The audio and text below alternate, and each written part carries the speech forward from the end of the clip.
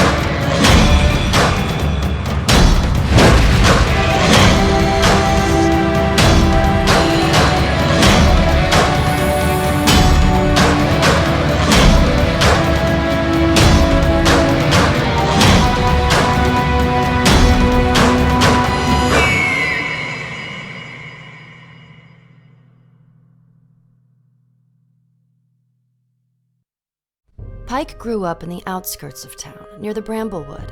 Her ancestors were a family of deep gnomes with quite an unfavorable reputation. Thievery, destruction, and trickery left them with the curse of the last name, Trickfoot. Sarenrae, the goddess of healing and redemption, had other plans for Pike's great-great-grandfather Wilhand, who left his family at a young age after a dream that changed the course of the Trickfoot family. Wilhand devoted his life to Sarenrae and pledged from then on that him and his family would live a life of service and devotion. As a child, Pike seemed to have an affinity to heal. Whether it was animals, people, or even flowers, she felt she had a purpose in making things whole that had once been broken. She studied and learned the ways to heal through divine magic. She lived a peaceful life, quiet and simple, until one day, Wilhand was captured and almost killed by a group of Goliath barbarians. One of the Goliaths took a stand against the murder of the innocent gnome, and he himself was beaten, bloodied, and left for dead, abandoned by his herd. Wilhand went to Pike for help. She prayed and healed this barbarian as best she could, bringing him back to life. When he awoke, she discovered his name was Grog Stonejaw. After that, they were the best of friends, a rather unlikely pair. Little did she know that in a few years' time, Grog would soon return the favor and bring her back from the clutches of death. After being killed in battle, Pike felt angry. She wanted to be stronger so that it would never happen again. She spent 4 months at sea, training with the men and women aboard a ship called the Broken Howl. Gripping her holy symbol in one hand and her morning star in the other, this time, Pike is ready. Right, listen up. If you have ale, then you have a friend in Grog Strongjaw, a Goliath of towering height and size. This barbarian has an appetite for the two great loves in his life: combat, women, and ale. Wait.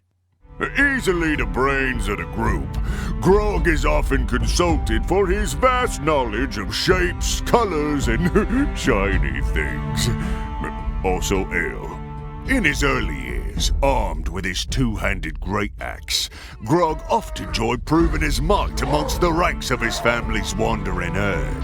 But after coming upon an unsuspecting elderly gnome in the woods, he objected to the killing of such an innocent life. A creature of impulse, Grog felt only pity for this terrified little thing. His disobedience cost him dearly. Beaten bloody and banished by the herd leader, his uncle Kevdak, Grog was abandoned and left to die. Exiled from his herd, it was then that the relative of the very gnome he fought to save saved him. It was the kindness of a gnome cleric named Pike that healed Grog, bringing him back from death's edge. and they have remained close friends ever since. Most nights, Grog can be found challenging entire taverns to wrestling matches, or accompanying Scanlan to the nearest house where you pay for lady favors. Also ale. A first impression of Keyleth would leave you with little information on the half-elven druid. You might even think that her social awkwardness due to her sheltered upbringing is kind of sweet. Of course, it would be unwise to underestimate her based on first impressions. Under that unintimidating petite frame is a vicious beast waiting to be unleashed, whose natural powers have made even the fiercest of champions pee their pants. Literally. Born to the air tribe of the Ashari people, Keyleth was raised with a deep love of nature and the elemental magics. It is her people's inherent duty to protect the delicate areas in Tal'Dorei, where the 4 elemental planes begin to bleed with this realm. Since she was a little girl, she had quite a knack for air manipulation and beast-shaping abilities. Well, if you consider kittens and flying squirrels to be little beasts, which I do. Anyways, it wasn't long before the headmaster of the tribe, her father, Corin, realized her true prodigious abilities, and she was inveterated to succeed him as the next headmaster.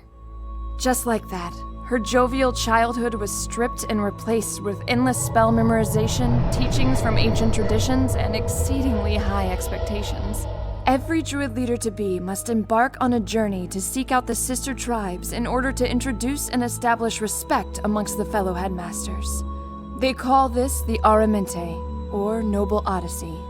When her father felt she was ready, he set her on the path to truly discovering herself, not knowing when or if she will ever return.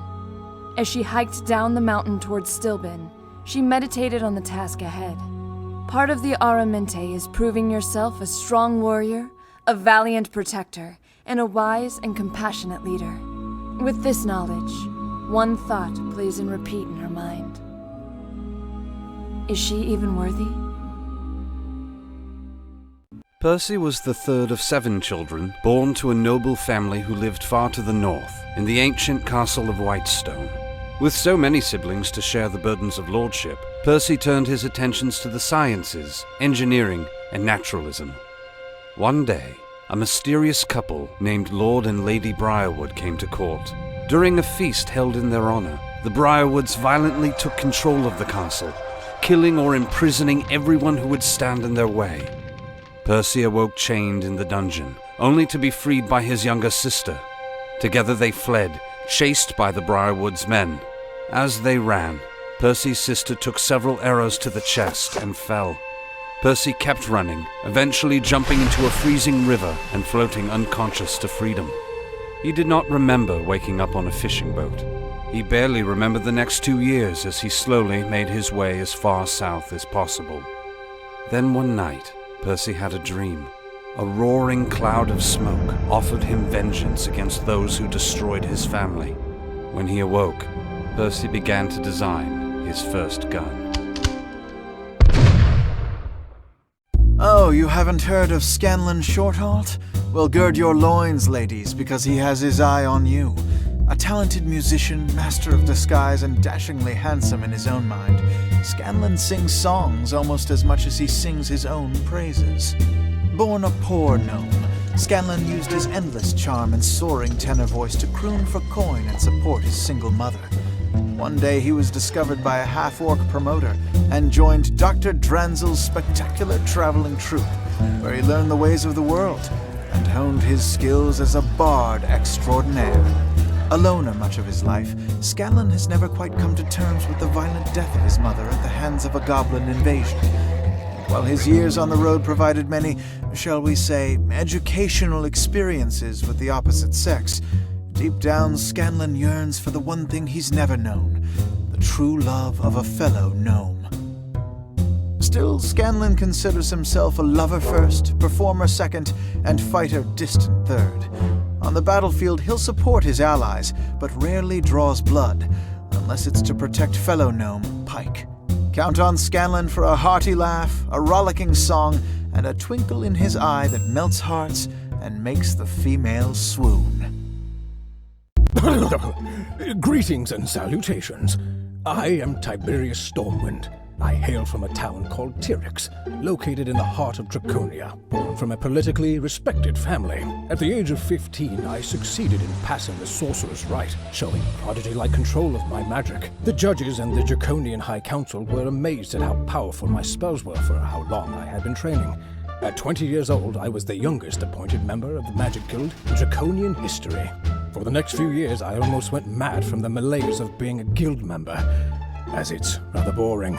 However, one day I happened upon a chamber unused for quite some time. In the room were stacks of books and maps of the surrounding cities and areas around the known world. For months I would frequent the chamber and learned of artifacts from legend. After a long period of research, I made a list of artifacts that caught my eye. I brought these findings to the High Council and was told that all of the information in the chamber I stumbled upon was either believed to be fiction or unsolvable mysteries, and hence were lost forever. I found those answers to be unacceptable. A year later, I devised a ruse and managed to convince the city council to lend support in me leaving Draconia on a mission of peace and diplomacy for the surrounding kingdoms, going from town to town and making friends and allies in and for the name of Draconia. Being a red dragonborn, I had quite the task on my hands in that respect, but it was exactly what I needed so I could explore the world and find these artifacts, as I felt the truth was out there. Some may describe me as buffoonish, but I say poppycock to all that. I am much sharper than most give me credit for. I just don't pay attention to things sometimes.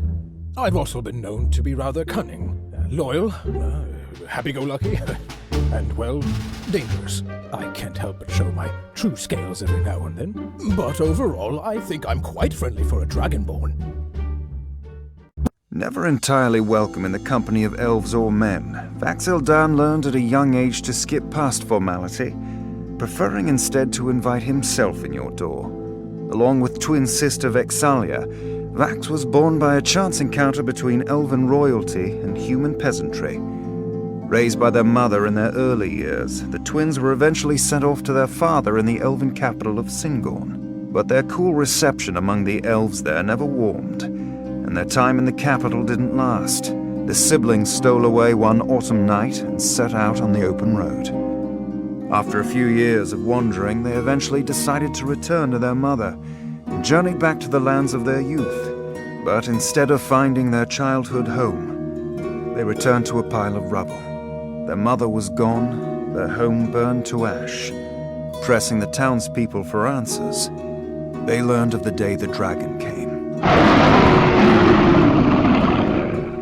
With their ties all severed, Vax'ildan and his sister set out to find their fortune together in Taldore.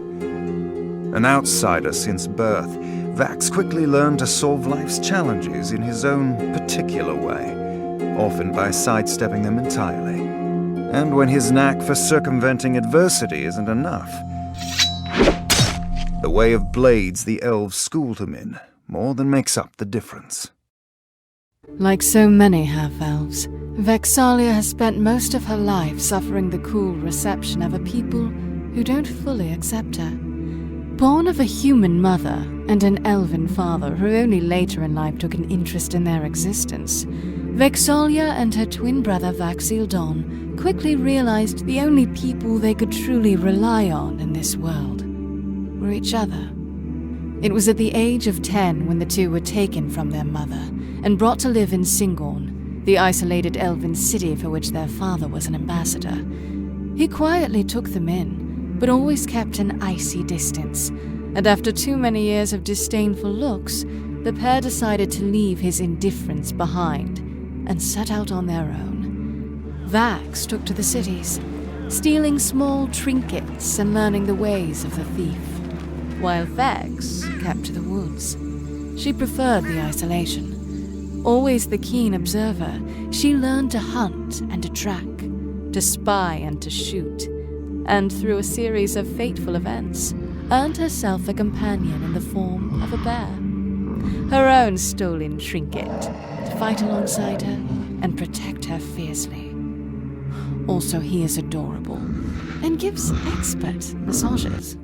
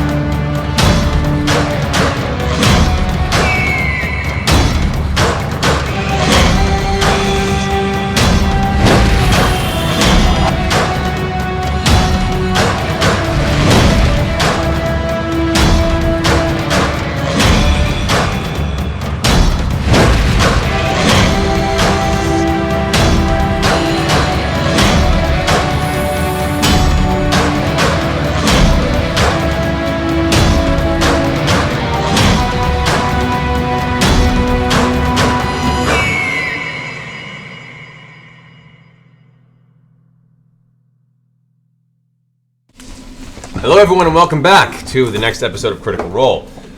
We unfortunately are down one grog this evening, as I mentioned before. However, we're missing him terribly, so we'll see what terrors will transpire in his absence. However, though, we do have some fun things to announce real fast. First off, we're still giving away promo kits for every 50 subscribers we get, so we'll be having those randomly drawn from everyone in the chat room every time 50 subscribers are joining the channel, I guess you would say.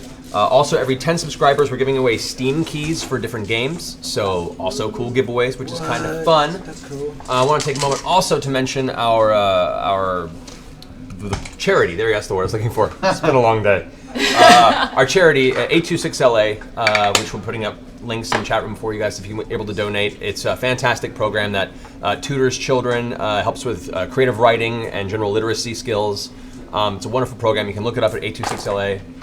Just Google it, find the website that has all the information you need, but it's a really great charity, and we're still pushing that through our show every week. So thank you for all who have donated, and if you have the opportunity to do, highly recommend it. Hells. Indeed.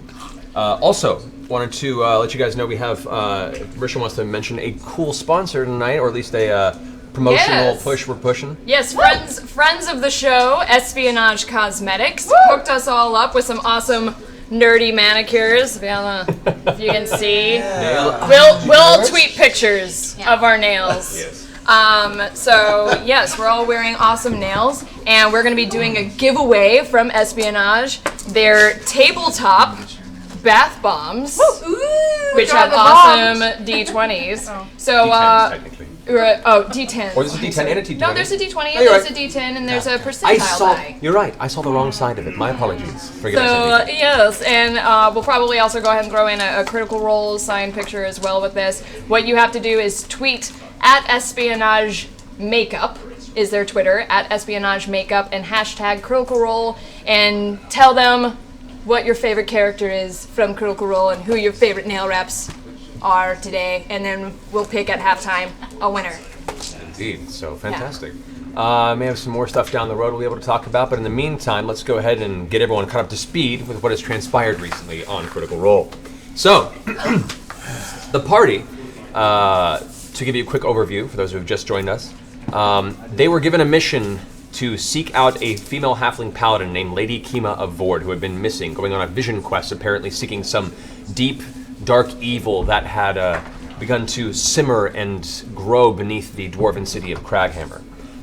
The party managed to make their way to the city, delve deep within its caverns, and discover an entire series of caves, and what eventually led to the Underdark itself, a subterranean landscape of terror and darkness.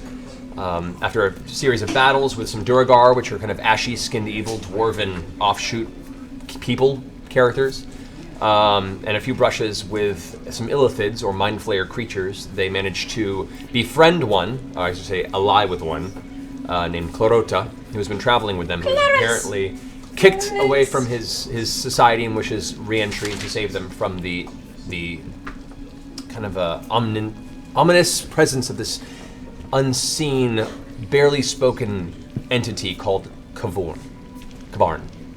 Long day. Long day. So, upon traveling deep into Don't worry, Matt. recesses... You just have to talk for 3 straight hours. I know. That's really... Our day's just getting started. I know. But yes, so they have now, after a series of battles, found their way into the magma-covered, kind of obsidian, jagged caverns where the Emberhold, the Duergar fortress, currently resides, where they believe Lady Kima was. Upon finding a way in, unfortunately announcing their presence to the fortress itself, they managed to find Lady Kima in a torture chamber beneath Emberhold, save her, slay her oppressor, and now they have, after a tenuous alliance was made, as Lady Kima and their mind flayer friend Clarota are very much at odds, a very tenuous alliance was forged, and they now journey back up to the main base floor of the Emberhold proper. And that's where we left off last time. So, hope you can absorb all that, guys. We are inside this fortress. Correct. We are moving towards the armory. We're trying to find the armory or something, is that right? You're trying to find, essentially, or Lady Kima has mentioned she wants to find the rest of her equipment, which she says is either an armory or she mentioned a vault. And also she knows. She mentioned something about vengeance to those who run the keep. And she stormed up. We're following her, right? You've followed her back up to the base floor of the Emberhold itself. You all currently are now back kind of where you started after you snuck into the side passage of the Emberhold. She said she would lead the way to the vault. Can we just sort of listen or sense, like be quiet for a second and see if there's any footsteps around us or guards marching around? Are we in immediate peril, or do we have a second? Everyone go ahead and make an immediate perception roll. Okay. Okay. So fast. The website went live. No, ma'am. If we want to announce that now or later. 2? No, 22. Oh, 22. 28. 13? 24. Fail. 10. That's a fail. All right, so gotta be ready. Ooh. 27. Okay. I'm sure he'll give you half of that. Nearly at the ready. All right. So as you all take a moment and kind of still yourselves, your ears perk up, and you can hear what sounds like echoes of distant footsteps down hallways far out of sight. You hear some movement across the stone ceiling above you that eventually comes to a stop. And you wait for about a minute, and the entire place is now in a very eerie silence. They know we're here still. But they don't know where we are. No. Maybe they went to sleep.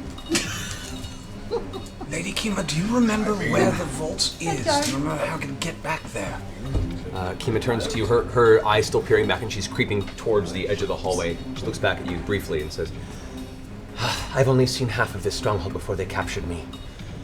As far as I know, it's probably somewhere on the second floor.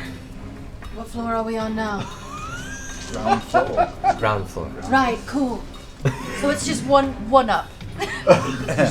one more. Apparently. Or double, if Were you'd there- like to think of it that Were way. there stairs, when we went down that set of stairs there, was there also Stairs stairs going up? going up right there? There or were no? stairs right there? No. Yeah. There were No. stairs going up in the first room you entered. Oh, Right. right. So we can Yes. go back in the little storage room We could. and go up. We should just spend the next 3 hours in the storage room. Let's go in the storage room Also and go fine. up. Up to you guys.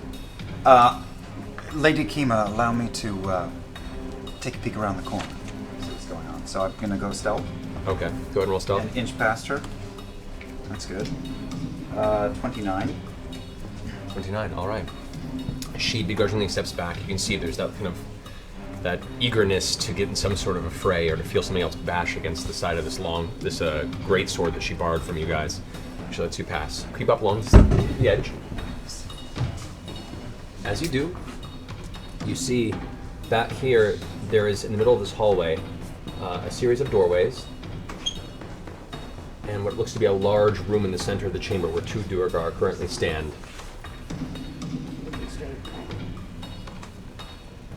Turn back to the group.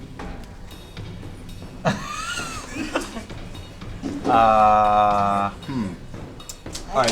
How about the other way? Oh, why don't we just kill them? Isn't that a corner, a dead-on corner right there? This is another hallway. Oh. Another hallway.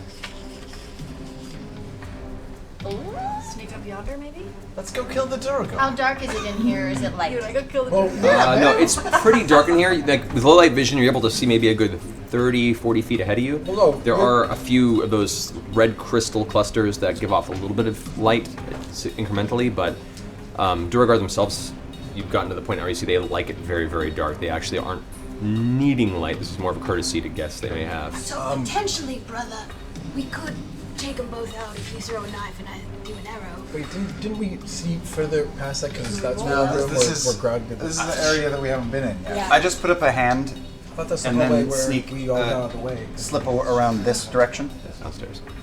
Slip down this second hall that you revealed. All right. As you step past, you do see this room here is a little ajar. Yes. The inside looks to be a storage room. There's just a series of boxes, barrels, and various. Maybe you can put yourself in a box and walk around. Yes, Metal Gear Solid it. I continue to creep away from my sister, specifically. All right. You glare down the side of this hallway. It leads to 2 other smaller rooms down the way with a split towards the back end. There does not appear to be anybody visible in that hall. Right, I got this. I'm gonna keep going. Wait, what about us? Why are you doing? Why are you doing this? All right, so you go past this way.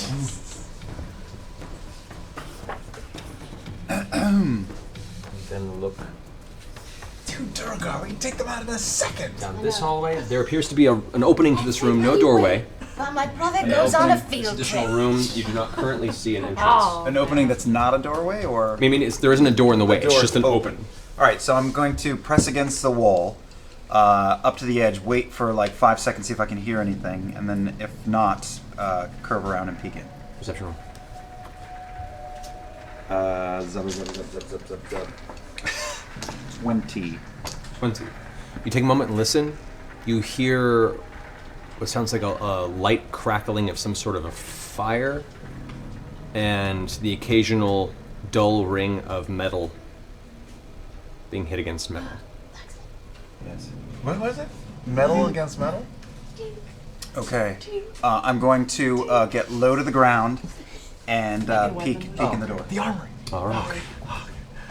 Peeking through, you Took me a do while. see, indeed, it is some sort of a smithy with two kilns or 2 anvils set up, a work table in the center, and there is one lone Duergar that apparently, in the middle of his work, has not been paying attention to any of the ruckus going on around, and is just in the middle of hitting some sort of long, thick piece of black iron, and just ting, ting, sweat dripping down the front of his brow. The room itself is, even into the corner of the doorway, you can tell the temperature is a lot warmer on the inside. And his back is to me currently? It's kind of to the side to you. He's currently working out the anvil. He's looking this way? Yes. But I see the door on the other side. So I take the Why don't you just keep earring, going forever? Yeah. Take the earring and I whisper it to my sister. I've been invited on the field trip, guys. Just you? Just me. Come on. Who else can stealth? I'm a stealthy cannot, panther actually. right now. I can turn What? invisible. I'm a stealthy panther right now. Do you want to be something and pop in my pocket? That sounded wrong. You haven't had a short rest yet. I was to say I'm You're still a cat form. Still a right? cat okay. form, but I can accompany you. That I should not go with you. I can't stealth for shit right now. I rolled a 7. Send Scanlan up. Scanlan, Huh? What? my brother's calling for You feel the oppressive force of Clarota's voice in your head simultaneously say, I can also accompany. Ooh. you. Good plan, Clarota.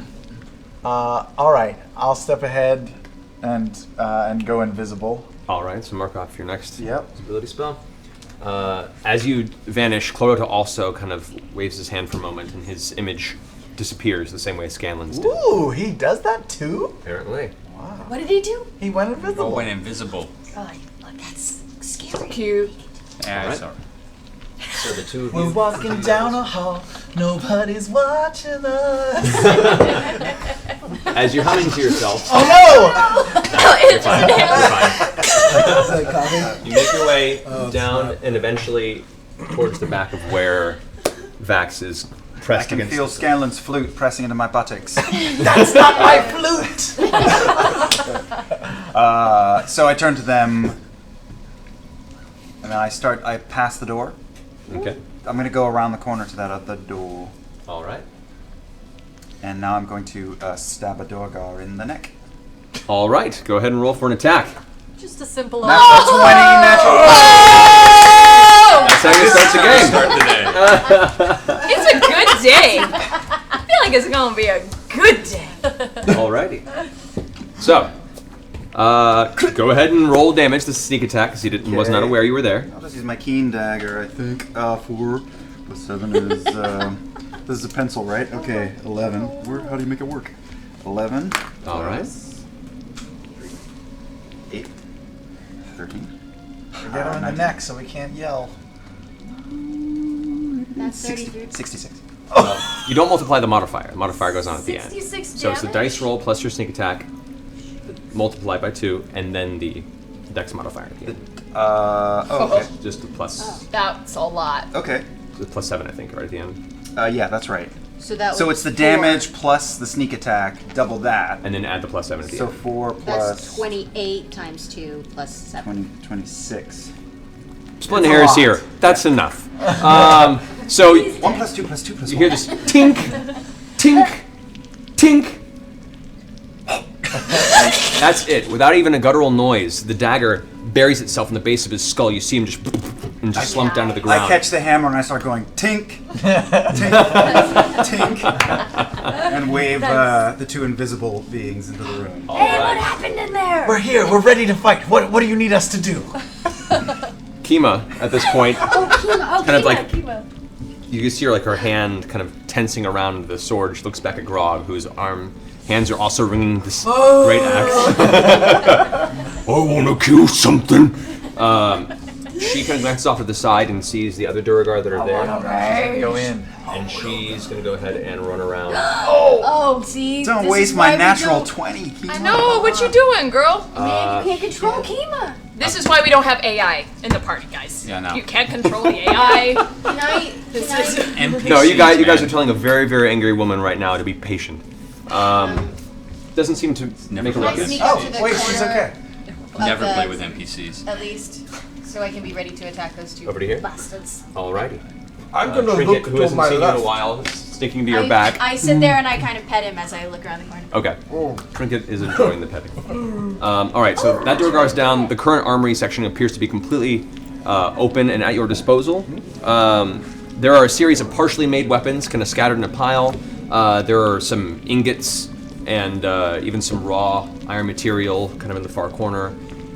Other than that, it just looks like your general smithing workshop. So there's no. Is Kima with us now? The weapons are. Kima is currently Our looking weapons around be the in the section. She enters the vault. room with you guys and like, Kima, do you see any of your equipment here that you wanted? she glances around, goes and like moves some of the piles by, turning over the room as quietly as she can. Not as quietly as you'd like, but quiet enough. No, nothing's here. Can't you just take one of these things and call it a day? She glares in the direction of your voice. I'm invisible. Right. This will do me just fine for now. Oh. But let's keep looking. Okay. She leaves the room. She starts heading down. Alright, I'm following after her, tiptoeing after her. Okay. We should go after her because Yeah. we're all gonna split up. Yeah, I think into we'll my try earring to I go say, around. zubba, zubba, zubba, zubba, zubba. Shouldn't we? And then I keep I going. guess let's all go in that back way and see if we can stealth around. Okay, for everyone else, stealth check. Oh boy. Let's just, Here we go. That would be a Yes! Natural 20! Yes. I know, The but- trouble. disadvantage on you, Pike, because of your heavy armor. So that means I roll twice. Roll twice, take the Yes. lower. I take the lower one. So as that happens, I want to cast Mage Hand, and I want to cast Light on it, and I want to slowly have it drift down They're the both concentration spells. You can have one or the other. And Mage Hand is an actual object, unfortunately. Okay, fine. Instead, I cast Prestidigitation, and I make a small little glowy orb, and it's like little flickery, and I cast it. I can maybe travel like 15 feet. Okay. And where are you casting it? Just in the middle of this hallway here? No, to my left. Here? He wants to see in the dark place. I want to see in the dark place. This, there is no entrance to this room currently, from what you can see. It's just a wall. There is a door on the opposite side. Now it's a well-lit wall. Alright, well, I follow after the band. All right. So, what was your stealth roll? Oh, it was 17. 17. Roll for trinket. Oh gosh. I just got what I got. Crap. Not what do good. I add to it? Nothing. The dex modifier. Trinket's Right. dex modifier. Okay. Hold on. Yo, good. 11. 11. All right. So as you guys are making your way down the hallway, slowly, I kind of clamp my hand over his mouth and tell him to shush. you guys make your way down here. One of the Duergar glances over, Oh boy. mutters something to the front of his side, and I begins. heard the bear. I start sliding my back down along Oh the wall. crap. I turn Dun, around dun, dun, dun. and notch my arrow for them. Okay. Trinket moves I past. hold everybody at the. I'm gonna walk up to the very, very edge of the hallway. Waiting. Hey, I'm behind the bear. Bring me right here. And I'm stabbing. Stabbing. Stabbing. Okay, holding right there. Stabbing. Matthew, Yes. I'm behind the bear. You move behind the bear? Yeah. All right. You are right there, and they both see you. No, the other bear. I mean, the other side of the bear. as you're walking behind Trinket, all this transpires simultaneously. So. No, the third So bear. they see I was you. moving with them. Right.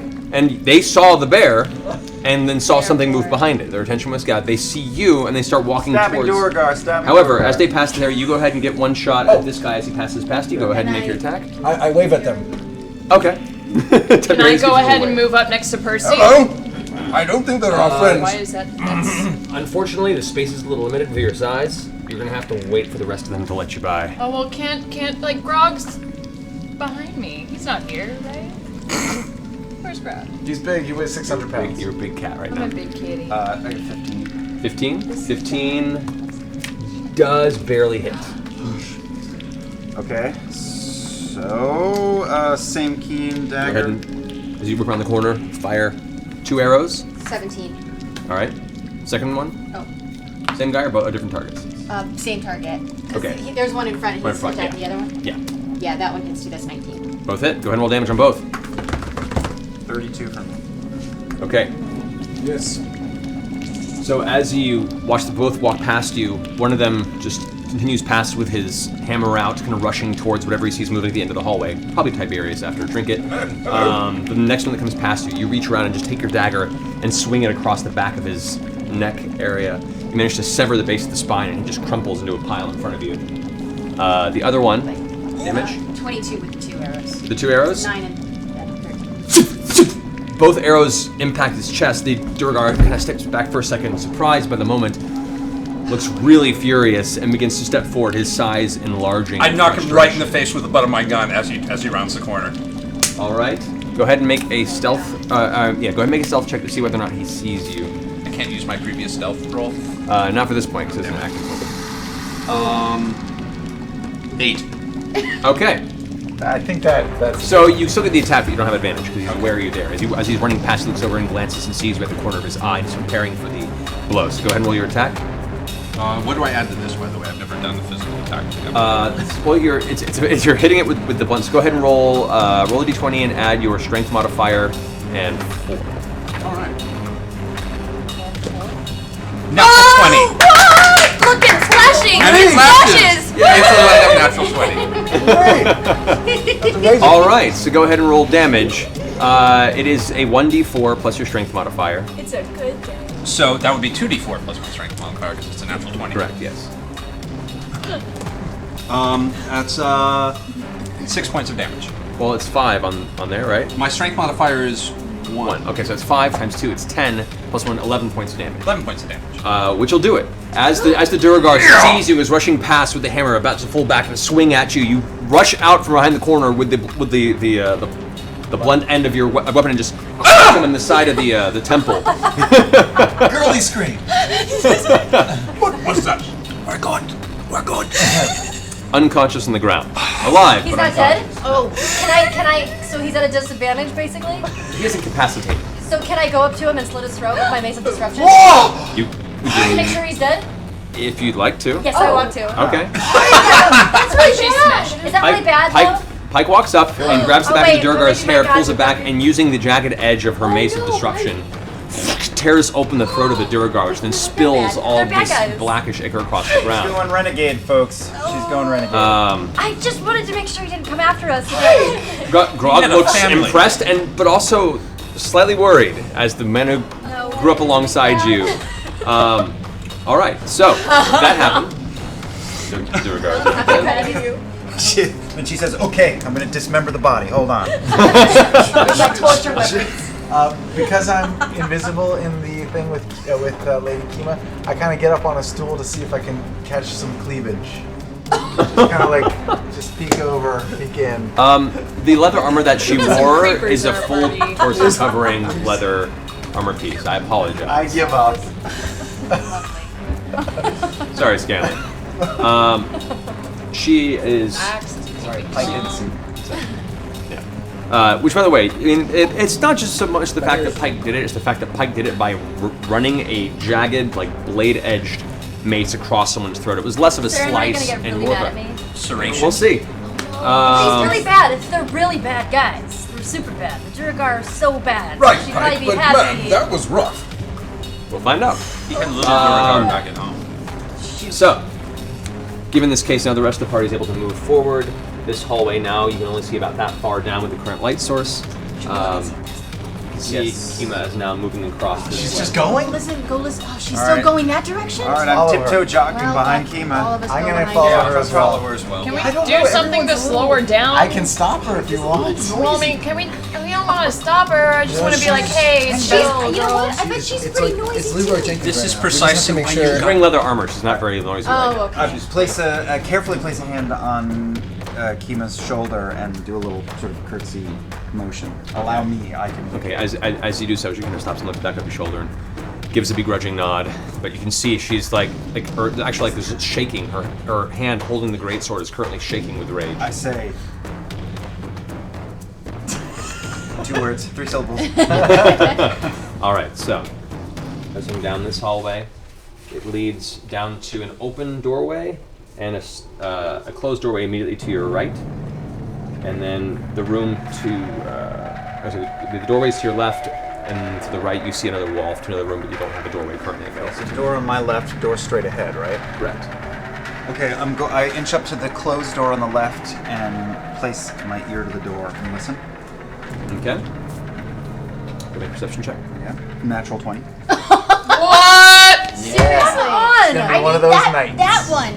Oh my god. Don't jinx I know, don't knock on wood. Don't. I'm gonna kill all you. That's No, This is gonna come back to haunt us. That's not funny. you put your ear to the side and you hear nothing. Okay. Do I sense any kind of... I'm checking for traps in the door. Okay. Yeah. Traps perception, right? 26? So the door itself does not appear to be trapped. It does appear to be locked, though. All right, well, I pull out my picks. And I get a 3 on that, so... That's okay. It's a really, really, really crappy lock. Oh. Actually, you notice that the door itself, it has a locking mechanism on it. It was kind of half locked, and as you push, it opens up into Shove a hot dog. a commode. Yes! Is there anybody? There is nobody in there. It is a room with what looks almost like a bench with a series of holes cut into the bench. It's a communal. I'm tempted to close the door for a moment, but I will press on instead. Check for loot. All right, so I'm going to inch towards that open door ahead of me. I'm See gonna what's follow, around the corner. I'm gonna inch up behind him as well. Okay. I'm still invisible, right? How long does that last? Staying back. It's concentration for quite some time. Just Actually, really quickly. Oh, do you want to go first? no, you go. Does anyone want to hide these bodies that we've just scattered about? Yeah, that would be good. Why? Inside the loo. It's a perfect Maybe we place can for them to hide be it. interred.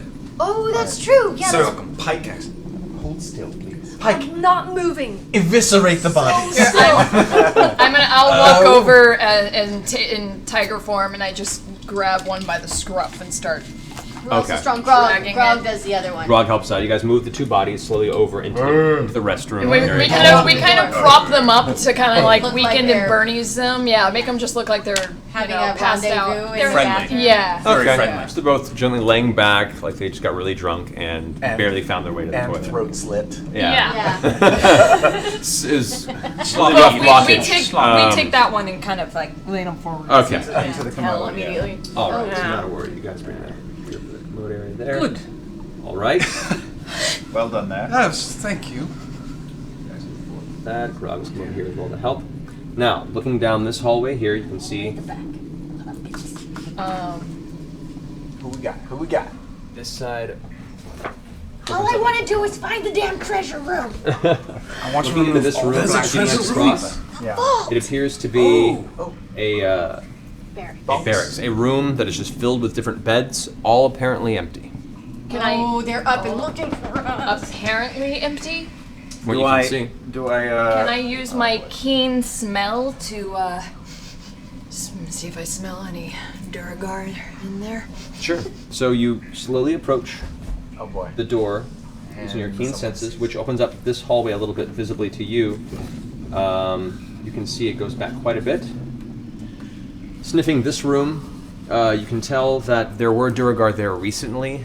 Apparently, at the moment, though, there is no immediate scent that matches a Duergar. So the room, for the most part, has been completely evacuated. Okay, I kind of, even though I'm not a dog, I'm a cat. I still kind of point, like go into pointer phase. Okay. Pointer phase? Like sure, yeah. Like pointer. Yeah, angling your nose forward. Right. I think Keyleth has to pee. I never had a cat. All right, I'm going to start sliding down that hall there, ignoring this other passage, and get up to the door, and again, place my ear to it. Okay, there's the front entrance. Yeah. As you look to your right, this is a large foyer-type area with 2 red carpets that are rolled on the sides of it that lead to the front of the main double-sided, large 10-foot-tall stone doors of the front of the fortress. To your left, there is a double wooden door, about 8 feet tall each side, about 5 feet wide. They're currently closed, leading into whatever this large chamber is immediately to your left. Can I hang a right and go down that other hall? We should check out what's in that other hall. Is there a door over there? There are 2 doors, actually. Closed? Both closed. I'm going to listen into those doors. Make a perception check. Natural 17. Yes! Gotta love that nat 17. There you go. Listening in, you don't hear any noise. That could mean Are nothing. you at the double doors with me? I'm to the right. I went the other way. Looking at that black. I'm going to listen at the big wooden doors. And I rolled, not that great, 17. All right, listening in. I scooch up ahead of Grog and like, excuse me. We're just creeping for 2 more hours. As you listen back, there is no noise internally, except for the slight squeak. As you put yourself against the door, it shifts a little bit, making no noticeable noise, but it appears the doors are unlocked. Or there is no lock. You're not from the inside of that one door you're at. Wait, I just heard a noise? No, you hear no noise coming from that room. Can I... Stinking cloud, can I go through doors, or do I have to see what I'm You have to have casting? sight, unfortunately. I mean, you can like peek very low and... I'm going to open the door and look. Okay. Because why not? You open the door. It appears to be some sort of a guest bedroom. It's a singular bed. It's much better condition than the barracks. It's empty. It's well made. It's more lit than the other rooms. It seems to be a room designed for either non-Duergar riffraff, or general soldiers, or guests or people that would come to the fortress to stay. So, okay. I'm going to try to peer into the door, and I haven't talked about this before, but I'm wearing a cloak of Elvenkind, which means I have advantage on stealth, and enemies have disadvantage on spotting me, so I'm going to lean my head in. All right. Do I need to roll for stealth, or am I already stealth? For this, you already stealth. I'm using the sample. So as you glance inside the room, you see what appears to be a great hall of some kind. There are large wooden tables. There is a fire pit in the center that has a number of mostly burned wood that is mainly just small darkened embers with a little bit of glowing yellow and red to it. There are stools scattered about the room. You can see there are remnants of some of a meal that hasn't been fully cleaned up yet on some of the tables, but the room appears to be empty. You do see a slight glimmer across the way in one of the tables. Oh, I'm gonna go check it out. Get the sparkly Yes. All right. Everyone else, what are you doing? I'm looking at... Can I look around the guest bedroom? Just kind of snoop around under things? Sure. Can I ask him? I'm asking you what you see in there. What do you see in there? I don't know yet. Hold on. Is it sparkly? I'm gonna try to sense for traps in this room. Okay. I'm gonna snoop in the barracks. You snoop in the barracks. 14. I'm gonna make my way around all this riffraff. Yes. Push your way through. Excuse me, pardon me. Pushing through everybody. I'm going to go past where Vax is, in the room down that hallway, and then I'm going to do my mage hand thingy again. What the? My prestidigitation. Oh. Down this hallway? Mm-hmm. Okay. And slowly, 5 feet by 5 feet. All right. You see, slowly as you move down this hallway to check it out, a secondary set of barracks that are also apparently empty. Where is everybody? Where are they? They're all There's our invisible. storage room, man. That's where we just were. You see a secondary commode that is open. And as you glance around the corner, as the light passes by, you see there are 2 Duergar currently coming down the hallway this direction. Oh shit! I stop it, and I creep back. Okay. As you creep back, you hear footsteps coming your way quickly. I'm going to the door. Then I can hear that. Yeah, I'll crest to Inside the door as inside well. the door. Oh, inside the door there? Yeah. Right Okay. there. I'm gonna stay actually right there, just right at the threshold. Okay, the rest of you guys? I Where do you wanna mean, go? I'm so far away. I can try to get up there, but You can glance. There's still a hallway around that way. If you want to okay, go. I'll go around the back way then. Okay, so you move around. Good trinket. Trinket follows up behind. Move your way up there. Scanlan, you staying in that room? I'm taking a dump on the guest bed. They don't see me, right? I like walk by the door and see that happening. I'm gonna get you in just a second. Okay, but also just covering it up with the blanket after. Yeah. I'm done. Oh. Well, you're in mid-process. This is all happening pretty quickly. I'll go around back behind where Trinket and Vex Okay, just went. because you're little legs, you get about that far. I'm invisible. It's Okay. oop. Ting, another leg's carrying you.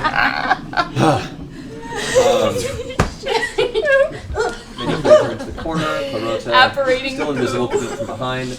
Grog is eager to. I'm staying in the hallway. I don't Scanlan's want to like, be I hate this Okay. mission. So, Tiberius, as you're backing up, both the Duergar turn around, immediately seeing you, and rear back with javelins. Throwing them right at you. I'll cast Blur instead. Okay, go ahead and roll initiative. Roll fast to see who gets off first. What? I'm not gonna count that. I'll count that. 19. Why didn't you count it? Because it flew out of my hand. I didn't roll it. Okay. Yeah. All right. All right. So. On camera. Playback. So you go ahead and cast Blur. You guys see as Tiberius comes running back, like, oh! He manages to cast a spell really fast as two javelins come flying towards him. His visual image begins to actually blur. The outline looks almost like there's two mirrored images of Tiberius in the same place that are both shimmering and preventing them from actually telling where he's actually standing. The first javelin. Okay, second javelin. All right. First javelin comes in at a 14. Nope. Second one comes in at a 17. 17. Yes. Actually, no. Sorry, it's a 4. This is disadvantage. Oh. So, both javelins just whoosh, whoosh, whish past. Look like they pierce part of that kind of shimmering, blurring form, but both just ricochet off the walls of stone and come clattering to the ground, kind of near back where Kima and Grog are, and they both kind of step out of the way as they land. Haha. All right, so that was your action. Who else wants to take the next action? I'm gonna hold. I can't see anything, can I, from where I am? It's kind of dark. You can see movement in the distance. Can I hop on Trinket's back and see if I can see higher? You can try. All right. So you hop on the back of Trinket, looking over the top, and Grog's kind of blocking part of your view, but you can see with your low light vision what looks to be Tiberius's form shimmering and two Duergar height individuals that are partially blocked by him. So they do have partial cover or 3/4 cover. Do you have the feat that ignores that, or? I don't know. I don't know. I don't know. I don't think so. Because you don't know, I'm going to say no. Okay. It would be called sharpshooter. Yeah, we call sharpshooter as the feat. Okay, no, I don't have that. Okay, yeah. So go ahead and roll for attack on one or both Duergar, up to you. So, But they are, 21 okay. and 23. Okay. The 21 misses. The 23 hits. Okay. Because they have cover and because it's so dark, it's difficult to make out their form. But you do manage to hit one with the arrow. Okay, I hunter's mark him. Okay. Okay. Next time, make sure you do that before you attack. Otherwise, Okay. it won't count for the attack. Okay. 13. 12. All right. Math. There you go. 12. Second school. And then add your hunter's mark bonus in that as well. Oh, good one. All right, gotcha. So one arrow sinks in the shoulder, but it doesn't appear to be stopping his angry advance towards Tiberius.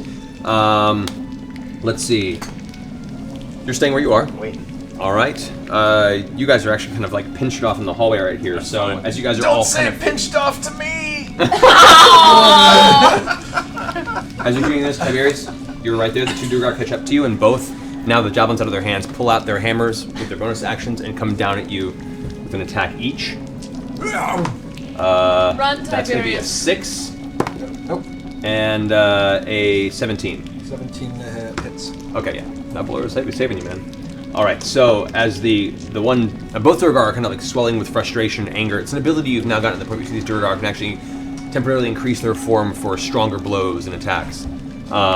comes and strikes you for 12 points of bludgeoning damage as the hammer comes cracking down, finding purchase on your torso, and it kind of pushes you back a few inches. Ouch. That's gonna bruise tomorrow morning. Can I do a combo move with Grog, assuming that he would agree with me that it's gonna be super cool? He'd probably agree with you. What do you want to do? Okay, thanks, Grog. So since Grog's kind of there, can we kind of arrange like a fastball special, almost?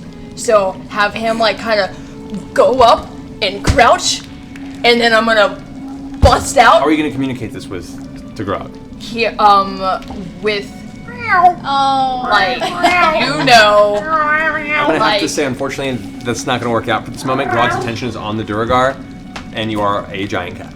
Hey, I'm gonna sneak behind Tiberius and stab that guy. It would have been so cool, though. Thanks. That would have been really cool. And since Tiberius is there, I can get sneak attack damage because of one of my allies. All right, just a second though. You're still holding. You finished Keyleth. So Keyleth, what are you doing? Well, I was gonna vault Kill off it. his What are you back. gonna do? Well, is Grog in my way? Grog is there. You can attempt to leap over Grog. I was wanting to vault off Grog's back, is what I was wanting to do. You can do that without asking him. Yeah, that's what I was wanting to do. No, you were saying you want to tell Grog to do that, but yes, you can still do it. So go ahead and roll an acrobatics check. Well, no, you asked how I was No, you said you were. Just do it. Do it, Do it. Let's do it. So I'm gonna come out and I'm gonna like vault off his back and try and do a pounce, like over top of Tiberius for that Duergar. Okay. That's like closest to you. Gotcha. What am I rolling? Acrobatics? Is this Yes. an acrobatics thing? Come around the corner, you pull back, you leap up, jump onto Grog's back, and attempt to spring off of it. 11. 11. Okay. All right. So you jump off of Grog's back. Grog, not expecting it, instinctively ducks down in the force you push off, as he's not aware that there's going to be a giant cat there. In doing so, it doesn't give you the momentum you need. You are able to jump over him and get kind of into the center of the fray, but you do not have the pounce attack, Okay. unfortunately. That's fine. But it gets you there at least. Oh, can I not attack? You can attack, yeah. Oh, okay. I'm gonna go ahead and do my bite attack. Go for it. I'm gonna go right for his throat. Still with the same intention that I had in mind. Okay, it's the one that took the arrow from. Okay, Laura. 17. 17? Yeah. That hits. Go ahead and roll for damage. That's 5. Where's my d10s? 10 damage. Piercing damage. 10 piercing damage. All right. So as you rush forward, you bite at him. You see he pulls back, but you get a big meaty chunk of his forearm and clamp down. You feel a snap of some sort of bone in the middle of his arm, and he gives out a horrible sound as he takes the butt of his hammer and hits you on the snout. Doesn't do any damage, but it's enough to get you to kind of let go of your grip a little bit, and he rips his arm out of your jaws, leaving that kind of nasty, irony taste of Duergar blood that you've now become accustomed to, unfortunately. And it's round now. Okay, you have Tiberius and a cat in your way. The doors go in or out that I'm by? The doors go in. In, so I'm just gonna go like this, and throw a dagger and say peekaboo at the same time. Okay. As you step out. That is a 29 to hit. That does hit. Okay. You do not get sneak attack bonus, unfortunately. Even though my ally is 5 feet away from him, I thought I remember that rule. You do if you're in melee with them. Like, you get the bonus if you're both, like, flanking them or you're, like, parrying them in combat. Because you're at a distance, you don't get the bonus. Okay, so that is 9, and then I'm going to follow the 9 in damage. All right. And immediately follow up with my other dagger, which also hits. All right, go ahead and roll damage on the second dagger. Which is 1d4 plus 1. 6. That's 9. 9, okay. So, after the guy rips his arm out of Keyleth's face, essentially, a dagger comes swinging out from behind the doorway, stabs him in the other shoulder. You see he looks down at it, confused for a second. As that dagger vanishes in a puff of dark smoke, returning to your side of your hilt, he looks up just in time to see the second dagger catch him right in the middle of the forehead, and he just falls onto his back at that point, unmoving. That Duergar is stripped. Who's up next? Who wants to do anything? Who hasn't done anything yet this action? Is there a door next to me? Or another room? You're just finishing. I'm just finishing. Okay. Sorry. No problem. It's okay, so Pike, you haven't done anything yet? Can I, is there a door there somewhere right there? You move around here, there is a door over here, yes. Do it, I Pike. can't really do anything. Yeah, unfortunately. Check it out. Yeah. All right. You can't the door is I can't stealth, so. secondary guest room. Alright, now poop on this bed. All right. If I do anything, I'm gonna make noise. That's why I hit something. It is a guest room of equal design and dressing as the one that Scanlan You are unaware is currently fouling. I don't know your. Indeed. Maybe I get a sudden urge for some reason to just poo on the bed. You can do what you want. Be aware. Pike as a character has her intent, Yes, I know. and if I'm the just more kidding. you stray That's from that, not the what more it'll have ramifications That's not what I for want her. to do. I was just had this feeling that Scanlan was doing something, and I felt She uneasy. can probably hear Okay. muffled from the I next can door. hear you. No. Okay, so I'll just. I guess I can't do anything while I'm in there. So can I just? That's about as far as you're able to move. You can still use your action if you wanted to do anything, but right now your vision is currently very well blocked by a woman on a bear and a man the size of a bear. Okay, so I'll just hang out there. Okay. So that brings us back to Kima, who currently doesn't have any sort of way of getting over there. Is kind of frustrating, kind of trying to find a way over. It's a narrow hallway. Clarota, who is still invisible, is just going to hold on that point. As everybody's doing this, I'm going, why are you blocking me? I'm not supposed to be this close to this thing! Keep going. Okay. Person. Stand there. All right, Tiberius, you're up. Oh, like I was saying. Well, shit. Can you just? Can I look behind my? Aren't you right next to the guy? Just like Kill flame him. hands. Take or it quick. I'm going to move to the next turn. Okay. I'll do I'll just lift up my hand and go, firebolt. Okay. Point blank firebolt. Go ahead and roll your spell attack.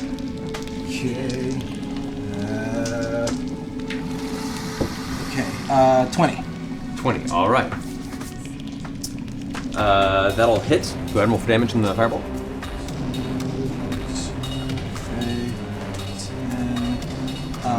18, that's 23.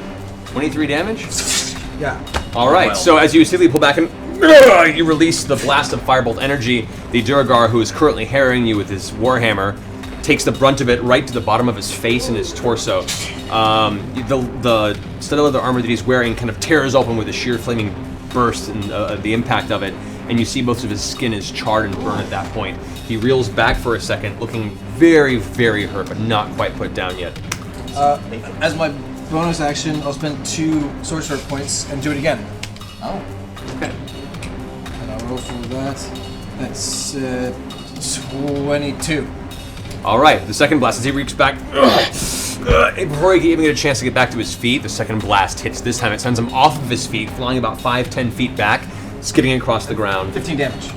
Yes. And that puts him still on the floor, laid out with a burning, kind of crippling, crispy scent in the air of what was once a standing Duergar, now dead and burning on the ground. So once again, I grab him by the scruff. We have a new bathroom. Take him and put him in the bathroom. There is. I give a couple of pats on Tiberius' shoulder and start to inch down the hole. All right, as you guys are doing this, Scanlan steps out of the guest room, getting his pantaloons back on. My invisible pantaloons. Yes. You hear the footprints of Scanlan. You being still invisible, you essentially just you phantom. I phantom pooped. Phantom pooped. Okay, so that's a thing. Did I find anything in there, by the way? No. You found Just a relief. You found a fun way to prank Duergar. Oh yeah, did I find anything in the barracks? Over there, no. Yeah. Did Liam find out what was? Hex find anything shiny in the room? The shiny. No, thing? I got interrupted. Oh well. Oh yeah, go get it. That's a good idea. Thanks for the reminder, Percy. You're welcome. Yes. I checked for traps before, but I can't remember what I rolled. I'm sure it was successful. Go ahead and roll again. 17. Okay. As you push the door open again and glance inside of the main hall, you don't see any traps across the floor. Okay, I'm gonna go check out the shiny thing. Okay. Everyone else staying out in the hallway? I'm coming with him. Okay. If I can get there. You managed to scoot through, dancing around, folks. People kind of let you get by. Anyone else? Yeah, sure. I like shiny things. I'm burying my shame. Again. I'll Burying go the in too. Why not? Duergar. I'll move up a little. Okay, so you're dragging the Duergar over into the. I'll go in too. Okay. I'll follow. We're all going. Everyone's it's a going big, into the happy room. room. Well, I guess I'll go So after say we I all. bury Duergar. Okay. Yeah, we're probably gonna get attacked in here. Yes, as you guys step in here, you move over towards the back corner where there's the shiny glint. Tiberius, you stay outside or go inside? I'm going to wait for everybody to go inside. Okay. Yeah, we'll be a team outside posse. Yeah. Okay, Tingle walks in. Grog goes to start making his way in. As he does, and you go over towards the glimmer on the table, you look, it's just formless in kind of this weird spark of light. It then vanishes, and the doors that you guys entered It's a trap! slam behind you. With Tiberius, Grog, and Keyleth all kept outside of the room. No! The rest of you guys, the flames go to darkness, and the entire room goes pitch black. Oh shit! Oh no, we don't have I light. motion to Grog. In the darkness, I say, "Fuck!" Stupid! I motion to Grog. I'm like, you know what to do, damn it! Grog's gonna go for the door. However, at this point in time, I'm going to ask Can for... we stealth? I guess we're all trying. Ask for. All right, so Roll for Deus Ex Machina. Oh, you're gonna ask the chat room something? no, I'm not. I'm working out what's actually going to happen here. All right, so suddenly there is a cacophonous bit of pain streaking through Pike. Let's see, the Pike, Vex, and Clarota. Guys, go ahead and make a intelligence saving throw. Intelligence. Yes. All of us? Some sort of mind thing. Crud.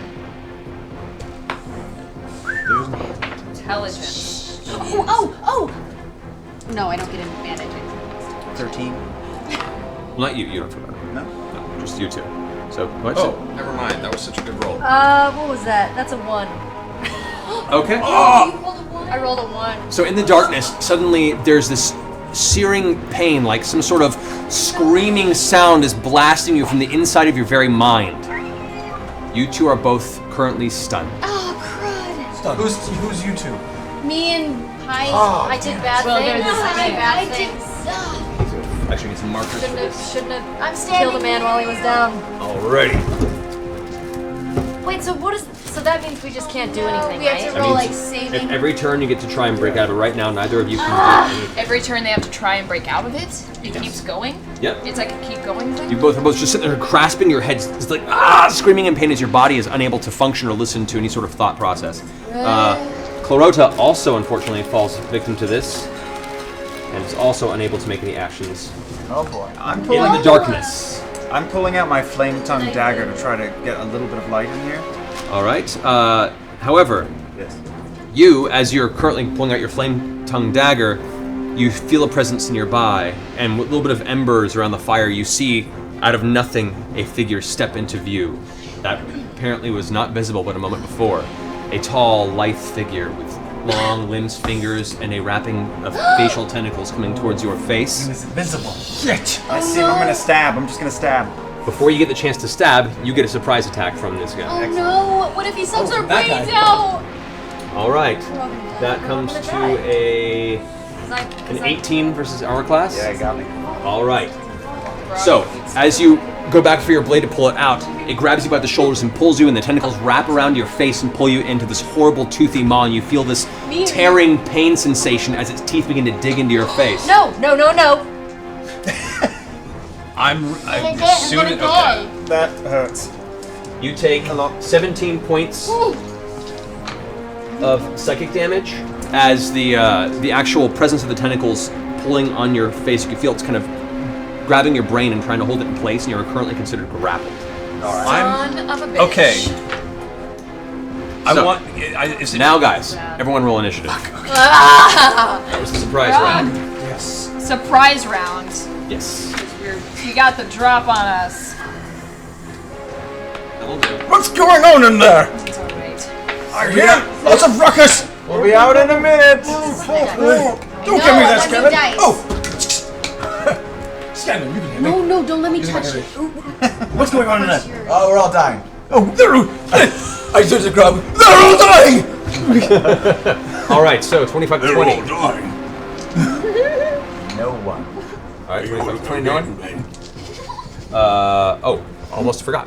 Go ahead and make an intelligence saving throw. Everyone does a Grog impression. Or they try to. Everyone tries really hard. Good. 23. 23. All right. You feel the presence of its mind pressing into your brain, and you manage to, through the pain of its tentacles pulling you towards its mouth, shrug off its current intent to push into your mind. I'm thinking of the middle finger. That's a good thing. Okay. So you're still grappled, but you're not stunned. Is he a piece on the board yet? Both of them are now visible right there. Oh, there they are. All right, so 25 to 20? Nobody. 20 to 15? 17. 17. 17, so 17 and 16? All right. Simpatico. Simpatico. So actually Grago is going first. All right, then Percy. 15 to 10. 10 to 5. Oh, wait. 13. Sorry, I was thinking about shit. That's okay. 10 to 5. 9. Thinking about shit. Saying about life and death. Word. All right. 2. Oh, so did I. Oh, Besties. almost twinsies. Bestie and a tiger. Gnomesies. I mean, I cannot be a tiger. But right now I'm a tiger. We're still at Mr. Dungeon Master, Would sir. anything be going better if you weren't a tiger? This is all the same day. I don't get any of my spells back. No, you guys have not rested. All right, so first at the top, actually, Kima is at the top of the initiative order. Get it. I cast 100 spells. I know. Get it, girl. Kima angrily leaps on top of the table and goes running down with an angry yell, and leaps down towards the one that's currently grabbing onto you with its grapple. Nice. As she's running, a little bit of light bursts as you can see this divine energy begin to burst and glow off the edge of the greatsword that she's holding. She leaps down, and with a giant arc through the air that lights up that portion of the room with a brief sweep, the blade comes down towards... Oh, that'll hit. Second attack also hits. Yes, go Kima. Come on, Kima. All right, so that comes to...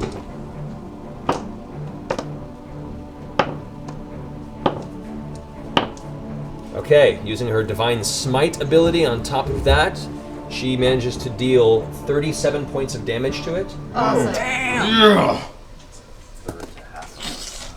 As she finishes both of her strikes simultaneously, the Mind Flare, however, does not release its grasp on you. You are still considered grappled. That ends her turn. Grog now is going to angrily attempt to bash into this door. He's going to make an Go, girl, go. actually, no, no athletics check. He's going to go into a rage. Yes. Yes. Getting away at the door.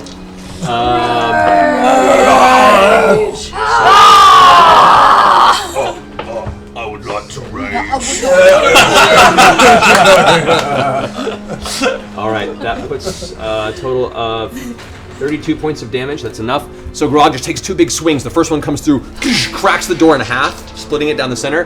Veers back the second time, cleaves through the door entirely. What little bit is left in the hinges, he kicks out with his foot, leaving now this side completely open to the interior. He then moves in around Clarota. That's about as far as he can get with this current turn, though. That brings us to Vax. What can I do on grapple? Nothing until I'm ungrappled? Well, no, you can try and make an acrobatics or athletics roll against them to try and break free. Okay, and then do I have an action once that's done, or that's the action? I'll let you use it as your move. So all right. So I'm gonna try to use, I guess, athletics is what I would do, or acrobatics, up to you, whichever's higher. Well, that would be acrobatics. Acrobatics. 27. 27. Yeah. That'll do it. Okay. You manage to, just in that moment of it being struck with the 2 blade strikes from Lady Kima, you manage to pull your head free from its grasp and just manage to right yourself now. The throbbing pain in your head of what you just narrowly avoided still there. Okay. Poison dagger in hand. Roll an 18. Okay. 18. Currently, that does hit, yes. I want to grab him by the calamari and stab him in the eye. Okay. Go for it. That's what I did. So, and then if I'm 5 feet, if Keem is there, I can sneak attack according to the rules. Correct. All right, so I'm gonna stab him in the eye. 1 plus the sneak attack damage is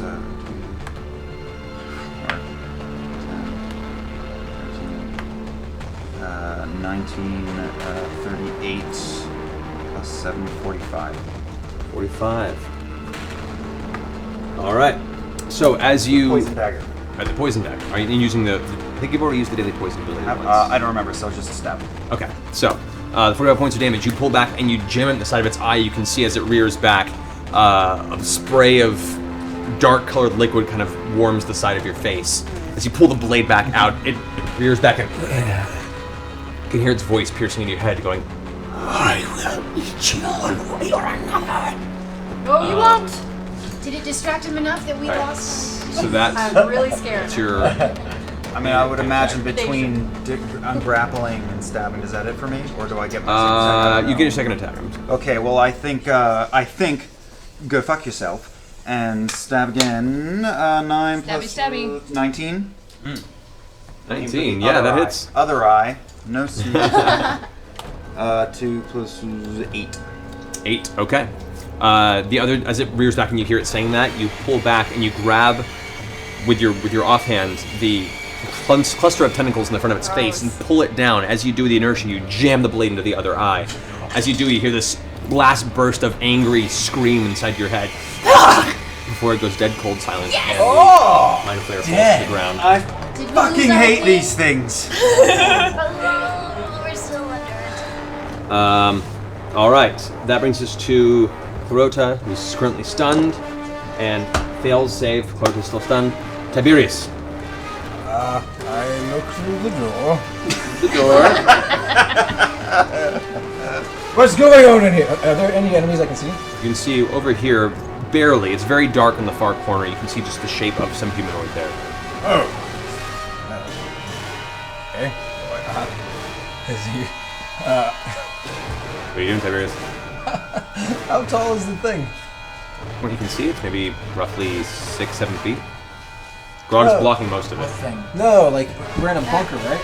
Right now, you're in this giant great hall with giant tables and stools everywhere. And the ceiling is like... You can't see the ceiling right now. There's no light. The room is near pitch black. Like, there's just a very little bit of light in there. I will waltz in behind Grog. All right. I'll cast light. Okay. The room all of a sudden bursts into view. You can now see the walls, the ceiling. It's a smooth stone room. There is a large chandelier currently hanging from the top of the ceiling.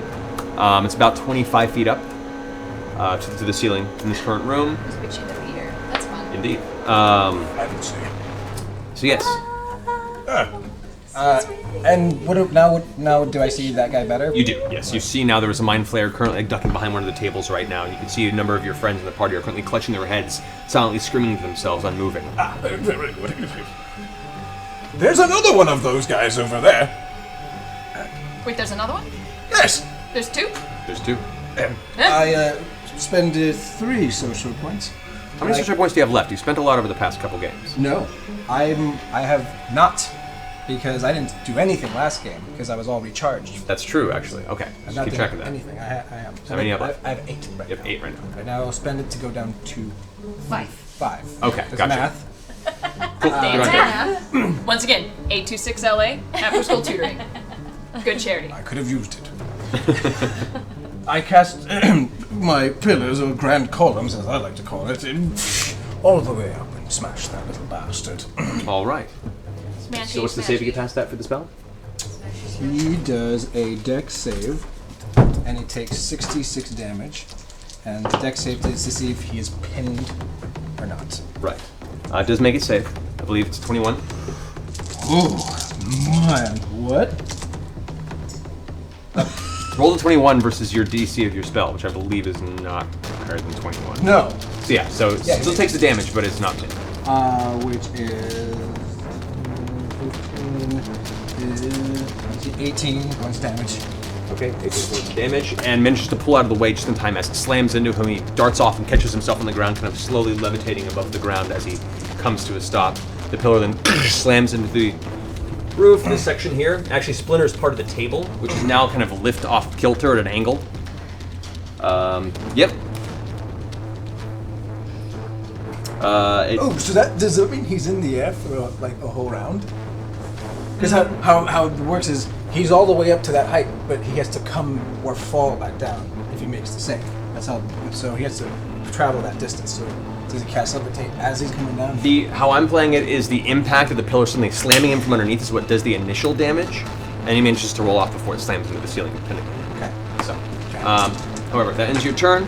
The Mind Flayer, now looking around and seeing the room lit up, seeing the entire group now in this room, looks around at everyone, puts its hands together and concentrates, and as it does, you see its form No! vanish.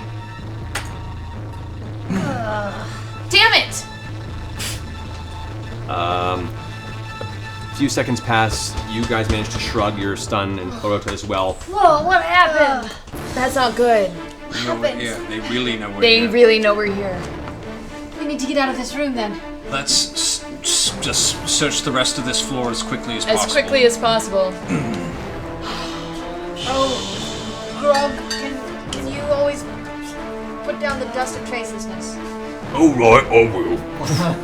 He's doing his flower girl moment. Flower girl. Passing on you guys.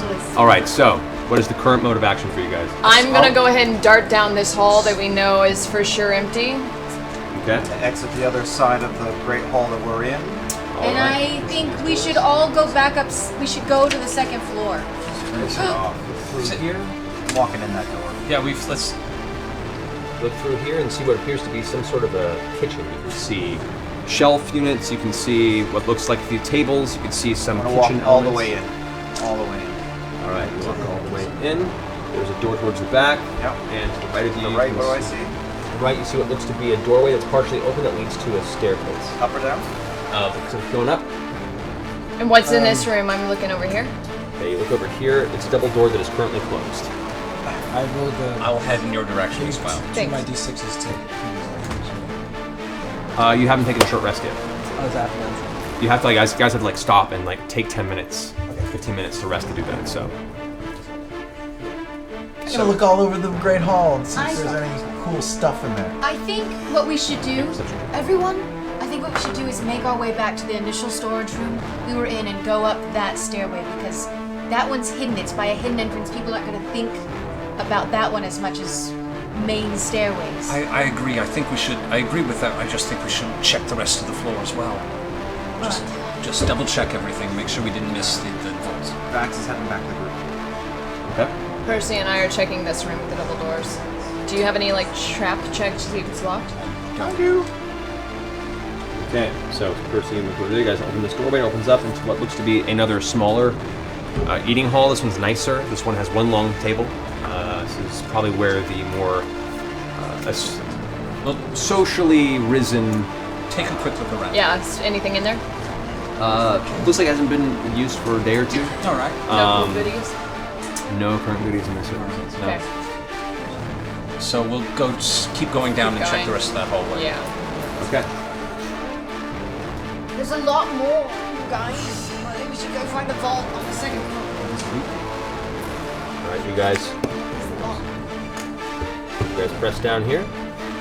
There apparently are now, you can see, there's another set of double doors. Vax is following. All right. Thank you. I think I should gather the group and try to make it back to the other storage room, just to get us out of this area. So you guys are all moving back with Is that cool? Vex to return to the previous storage room? We can do that, yeah, go for it. We can uncover it real quick. And you'll hear us if anything goes wrong. Yeah, just we'll power use through. your ear. All right.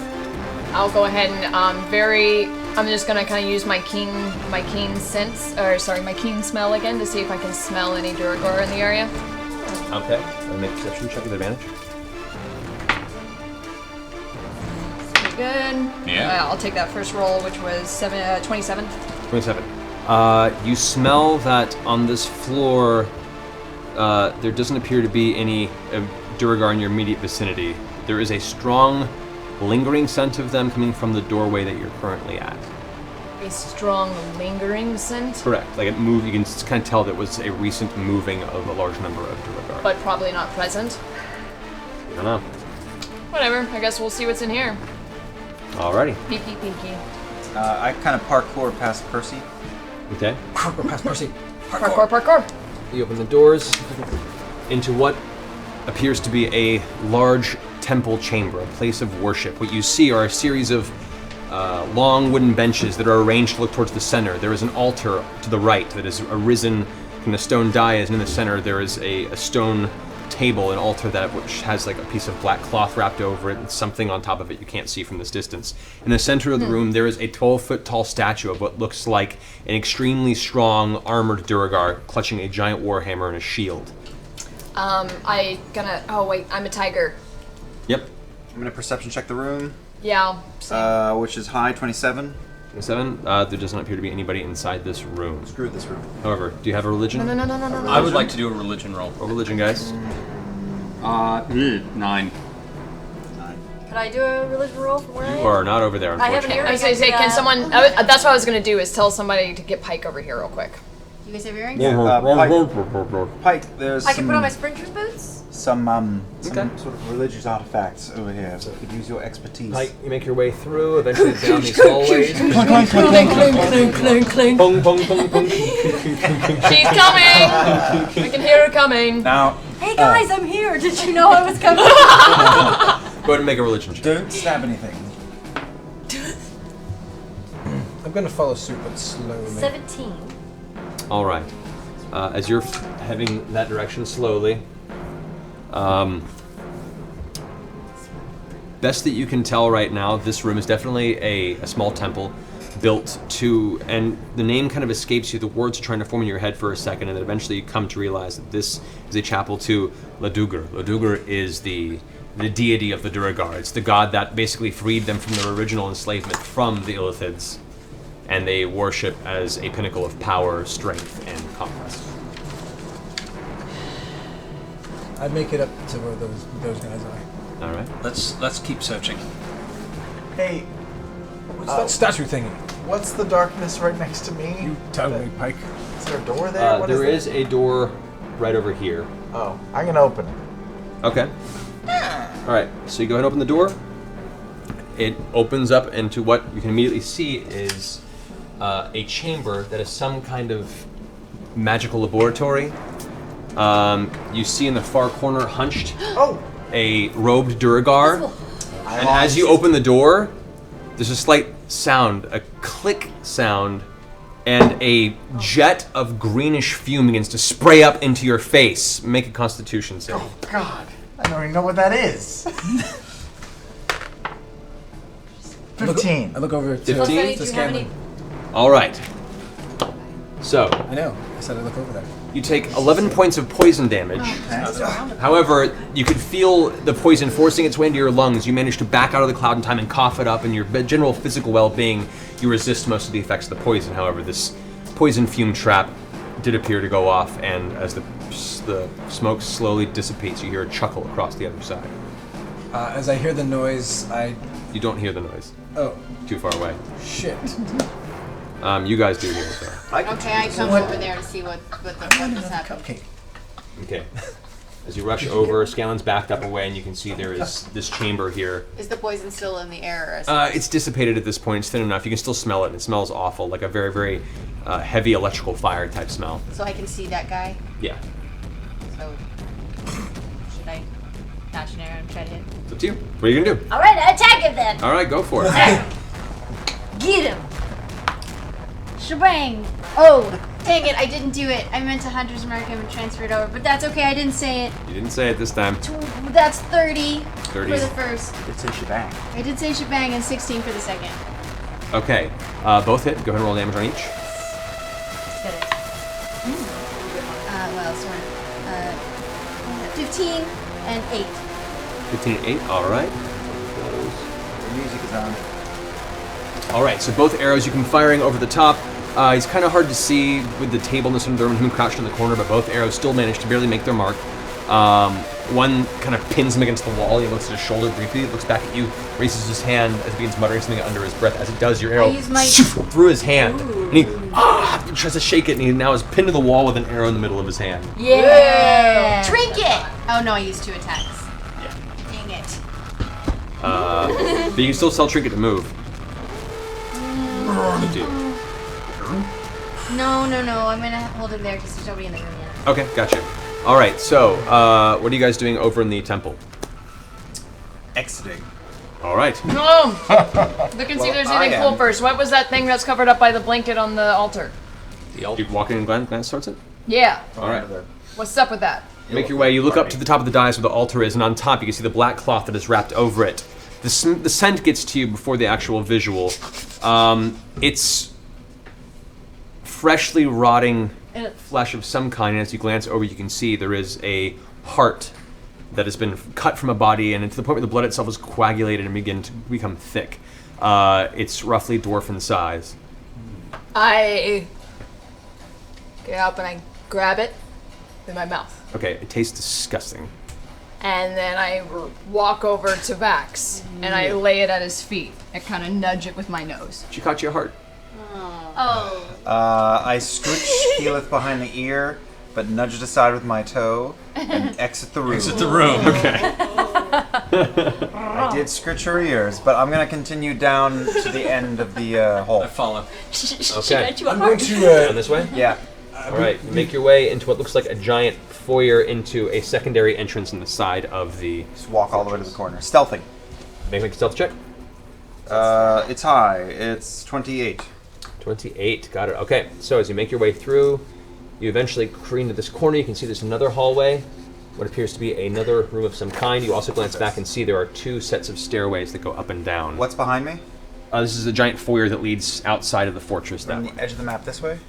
This way here? No, by the... Yeah, this way? This comes to an abrupt end at that point. So that's a wall. A rocky wall into the mountain itself that it's buttressed up against. Okay, I'm going to keep coming this way. Stealthy. All right. As you move through. What's happening with that dude are you doing all this while I just pinned a... Yeah, I don't know what's going on back So there. there you go. I'm just walking around. So you glance into this room. There's You doors. see there's the door. There's an open walkway and what appears to be another barrack section, also completely empty. Screw that. Do I see a door for this room that's still darkened out? If Not not, on I'm this- going to keep sliding along the wall. Okay, as you slide along here, you make your way around to a door there. Pressing my hand, seeing if I can check any for traps. Okay. 26. 26. All right. The door does not appear to be trapped. Gonna be heading in that direction anyway. so. Agreed. Same here. Okay. Would like to stealth through the door. Wait, before I leave, I carefully examine that statue. Okay. What do you examine it? The facial features of the god, the deity, right? Yeah. What he is, essentially? Yes. Okay. So you take a face at Duergar. You can see it's very, very old. It's very well crafted. You can see a lot of very meticulous craftsmanship went into its creation. It almost glistens with a perfection that is out of place in an area that is so covered in soot and various other volcanic activity-based mineral deposits. I'm gonna do a quick Arcana check, just to see if there's any kind of mystical thing around it or anything like that. Okay. And it's 19 for that. Okay. There is some sort of a hum to the air that has an arcane element to it, but you're unable to pinpoint what it necessarily means or what the source is. Interesting. Okay. Knowing that, I kind of gather my thoughts, and then I head towards where the rest of everybody else is. Okay. So while you're opening the door, the mage in the far corner kind of looks about sporadically and looks down at the arrow in its hand, at its shoulder, and just kind of fearfully looks up. Wait! Stop! Don't attack. Let's have a conversation. Speak fast before I kill you. Oh, snap. Leans forward, kind of pulling the arrow out of the doorway. And starts hobbling towards you a little bit. Can we go in the room and Trinket goes up next to him and gets all up in his face. Okay. Next to him. As you both enter, both of you make Constitution saving throws. Oh, as that two dick. more plumes of poison out of the ground as both you and Trinket walk in. Good. 15. 15, okay, and for Trinket as well? Oh, I should have been so smart, but I wasn't. 14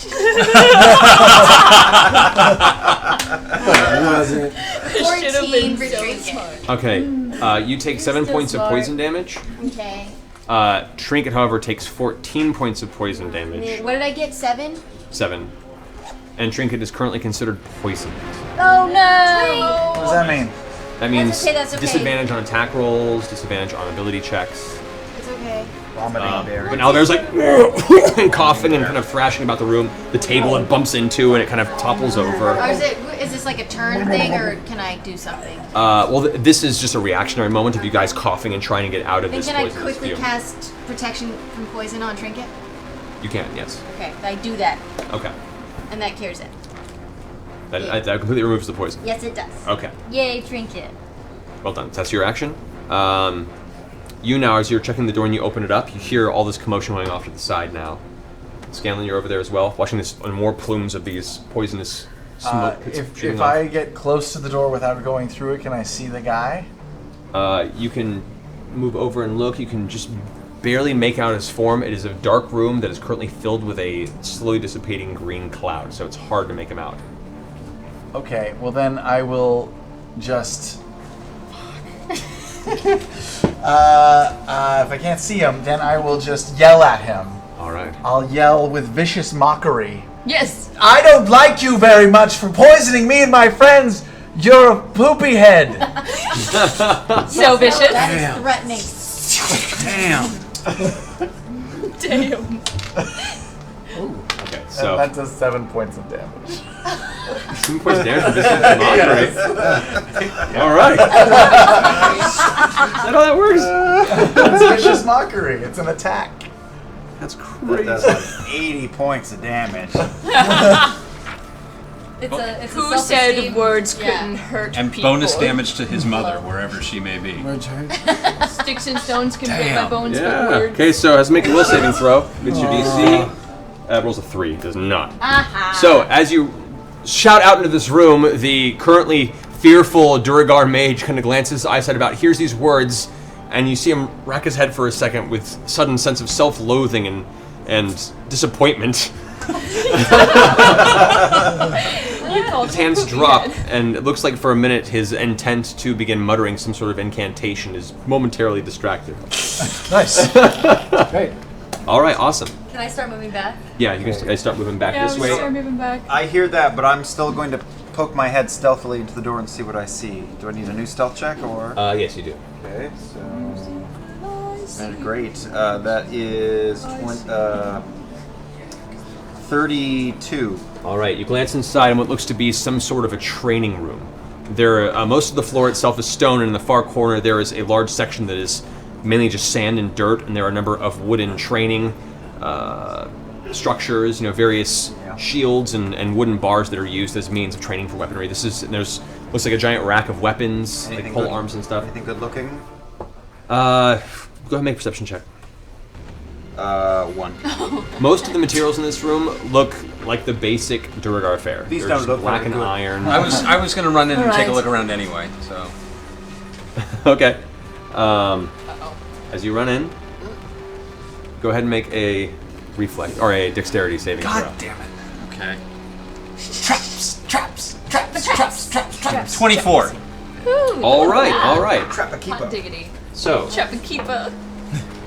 you take 10 points of lightning damage as you feel a tile on the ground trigger and then spring up, and as it does, you hear this sudden high-pitched whine as blue energy streaks up from the floor, runs through your body. Thankfully, you manage to dive out of the way and touch the ground to ground the energy, minimizing the damage. But yeah, you triggered a trap plate.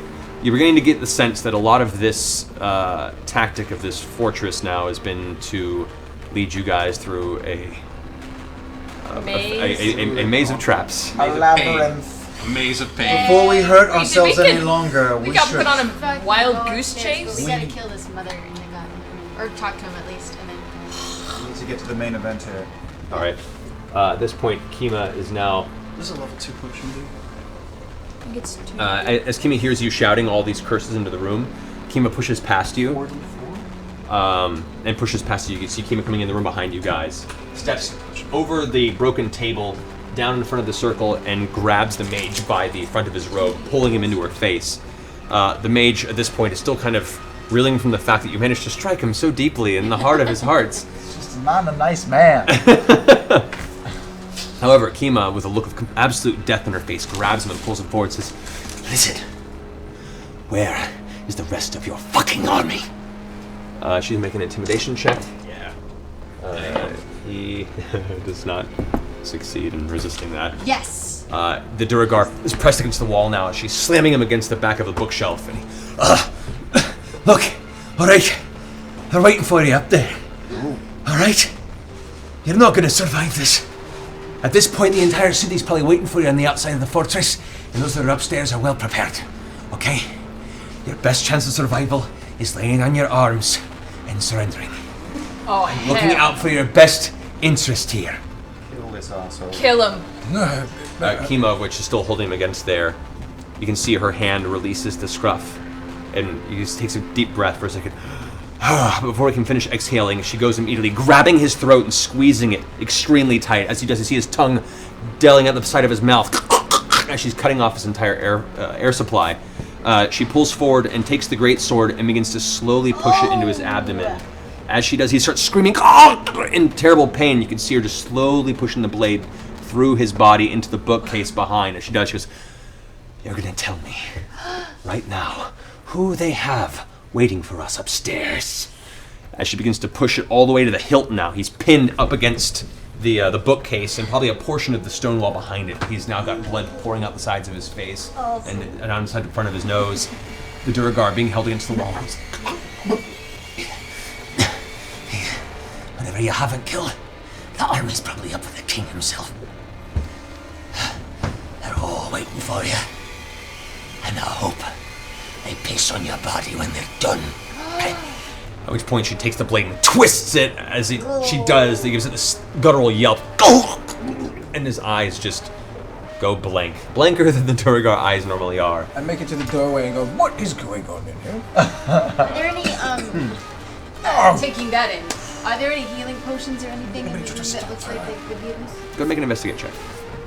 What's the effect of the Can weapons? I look at the door and see if the trap will go off again if we step through it again? Perception check. 20. Okay.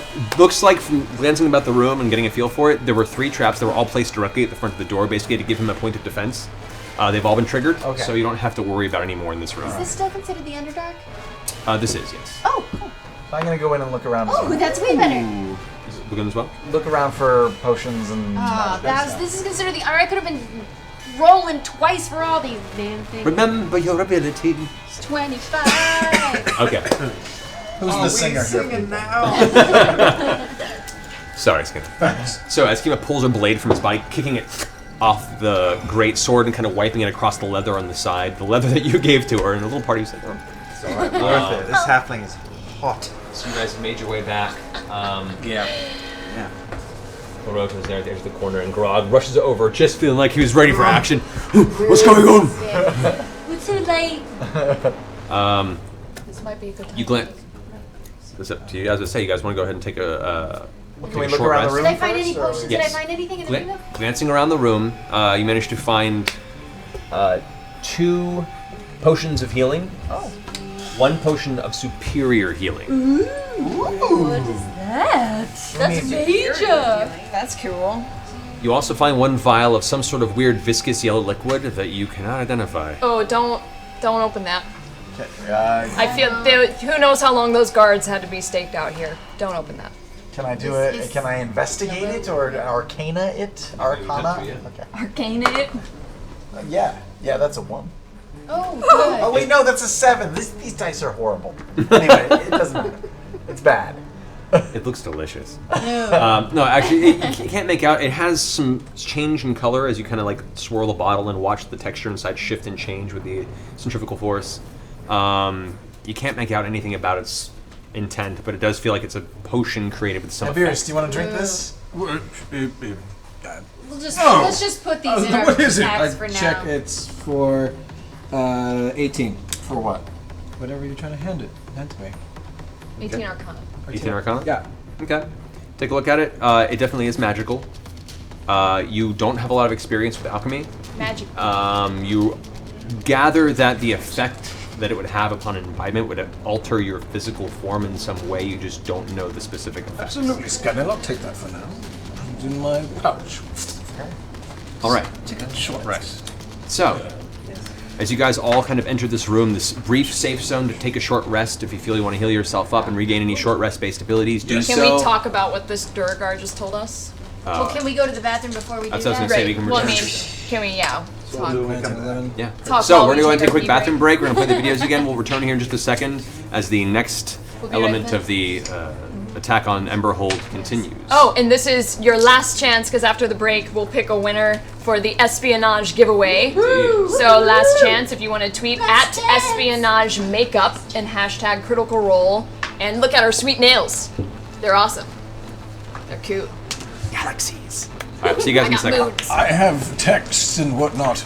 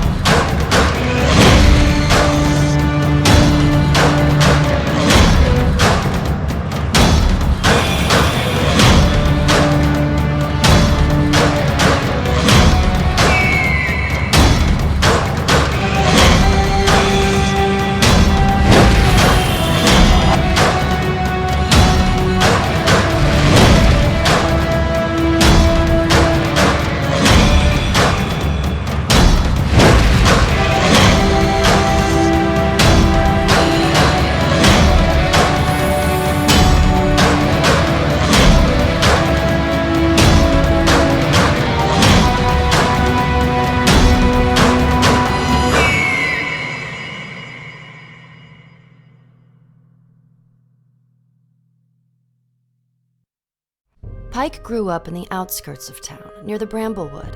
Her ancestors were a family of deep gnomes with quite an unfavorable reputation. Thievery, destruction, and trickery left them with the curse of the last name, Trickfoot. Sarenrae, the goddess of healing and redemption, had other plans for Pike's great-great-grandfather Wilhand, who left his family at a young age after a dream that changed the course of the Trickfoot family. Wilhand devoted his life to Sarenrae and pledged from then on that him and his family would live a life of service and devotion. As a child, Pike seemed to have an affinity to heal. Whether it was animals, people, or even flowers, she felt she had a purpose in making things whole that had once been broken. She studied and learned the ways to heal through divine magic. She lived a peaceful life, quiet and simple, until one day, Wilhand was captured and almost killed by a group of Goliath barbarians. One of the Goliaths took a stand against the murder of the innocent gnome, and he himself was beaten, bloodied, and left for dead, abandoned by his herd. Wilhand went to Pike for help. She prayed and healed this barbarian as best she could, bringing him back to life. When he awoke, she discovered his name was Grog Stonejaw. After that, they were the best of friends, a rather unlikely pair. Little did she know that in a few years' time, Grog would soon return the favor and bring her back from the clutches of death. After being killed in battle, Pike felt angry. She wanted to be stronger so that it would never happen again. She spent 4 months at sea, training with the men and women aboard a ship called the Broken Howl. Gripping her holy symbol in one hand and her morning star in the other, this time, Pike is ready. Right, listen up. If you have ale, then you have a friend in Grog Strongjaw, a Goliath of towering height and size. This barbarian has an appetite for the two great loves in his life: combat, women, and ale. Wait. Easily the brains of the group, Grog is often consulted for his vast knowledge of shapes, colors, and shiny things. Also ale. In his early years, armed with his two-handed great axe, Grog often enjoyed proving his might amongst the ranks of his family's wandering herd. But after coming upon an unsuspecting elderly gnome in the woods, he objected to the killing of such an innocent life.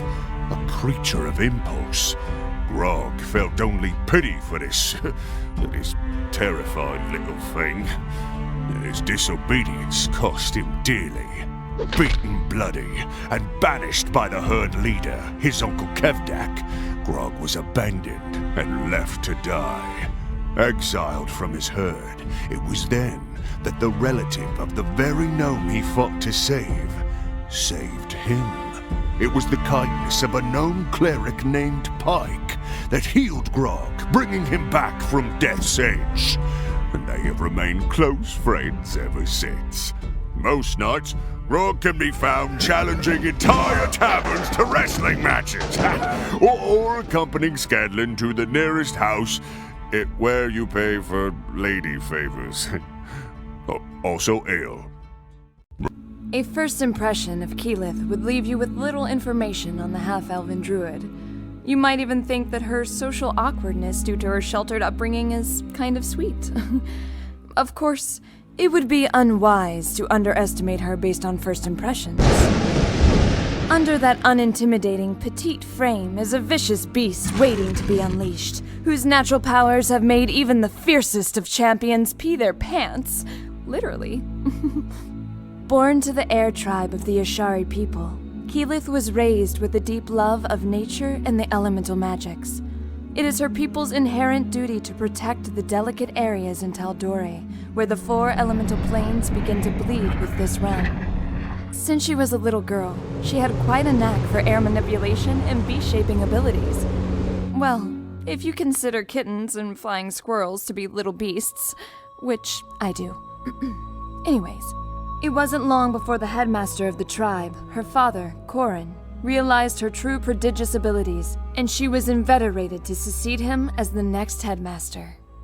Just like that, her jovial childhood was stripped and replaced with endless spell memorization, teachings from ancient traditions, and exceedingly high expectations. Every druid leader-to-be must embark on a journey to seek out the sister tribes in order to introduce and establish respect amongst the fellow headmasters. They call this the Aramente, or Noble Odyssey.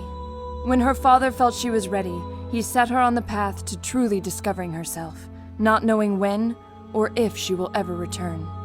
As she hiked down the mountain towards Stilben, she meditated on the task ahead. Part of the Aramente is proving yourself a strong warrior, a valiant protector, and a wise and compassionate leader.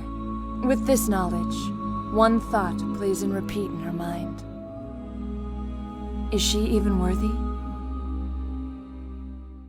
Percy was the third of 7 children, born to a noble family who lived far to the north, in the ancient castle of Whitestone. With so many siblings to share the burdens of lordship, Percy turned his attentions to the sciences, engineering, and naturalism.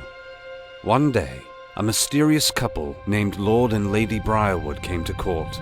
During a feast held in their honor, the Briarwoods violently took control of the castle, killing or imprisoning everyone who would stand in their way.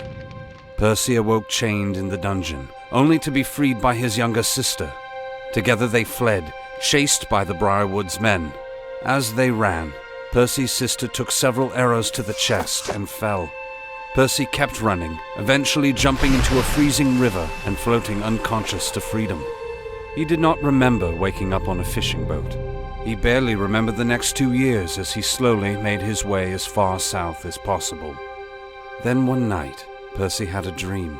A roaring cloud of smoke offered him vengeance against those who destroyed his family. When he awoke, Percy began to design his first gun.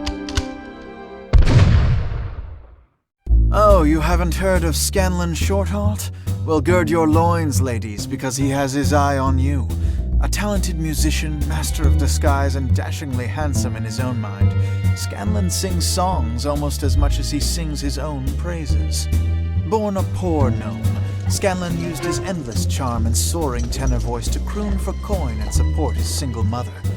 One day he was discovered by a half-orc promoter and joined Dr. Dranzel's spectacular traveling troupe, where he learned the ways of the world and honed his skills as a bard extraordinaire. A loner much of his life, Scanlan has never quite come to terms with the violent death of his mother at the hands of a goblin invasion. While his years on the road provided many, shall we say, educational experiences with the opposite sex, deep down Scanlan yearns for the one thing he's never known, the true love of a fellow gnome. Still, Scanlan considers himself a lover first, performer second, and fighter distant third. On the battlefield, he'll support his allies, but rarely draws blood, unless it's to protect fellow gnome, Pike. Count on Scanlan for a hearty laugh, a rollicking song, and a twinkle in his eye that melts hearts and makes the females swoon. Greetings and salutations. I am Tiberius Stormwind. I hail from a town called Tiberius, located in the heart of Draconia, born from a politically respected family. At the age of 15, I succeeded in passing the Sorcerer's Rite, showing prodigy-like control of my magic. The judges and the Draconian High Council were amazed at how powerful my spells were for how long I had been training. At 20 years old, I was the youngest appointed member of the Magic Guild in Draconian history. For the next few years, I almost went mad from the malaise of being a guild member, as it's rather boring. However, one day I happened upon a chamber unused for quite some time. In the room were stacks of books and maps of the surrounding cities and areas around the known world. For months I would frequent the chamber and learned of artifacts from legend. After a long period of research, I made a list of artifacts that caught my eye. I brought these findings to the High Council and was told that all of the information in the chamber I stumbled upon was either believed to be fiction or unsolvable mysteries, and hence were lost forever. I found those answers to be unacceptable. A year later, I devised a ruse and managed to convince the city council to lend support in me leaving Draconia on a mission of peace and diplomacy for the surrounding kingdoms, going from town to town and making friends and allies in and for the name of Draconia.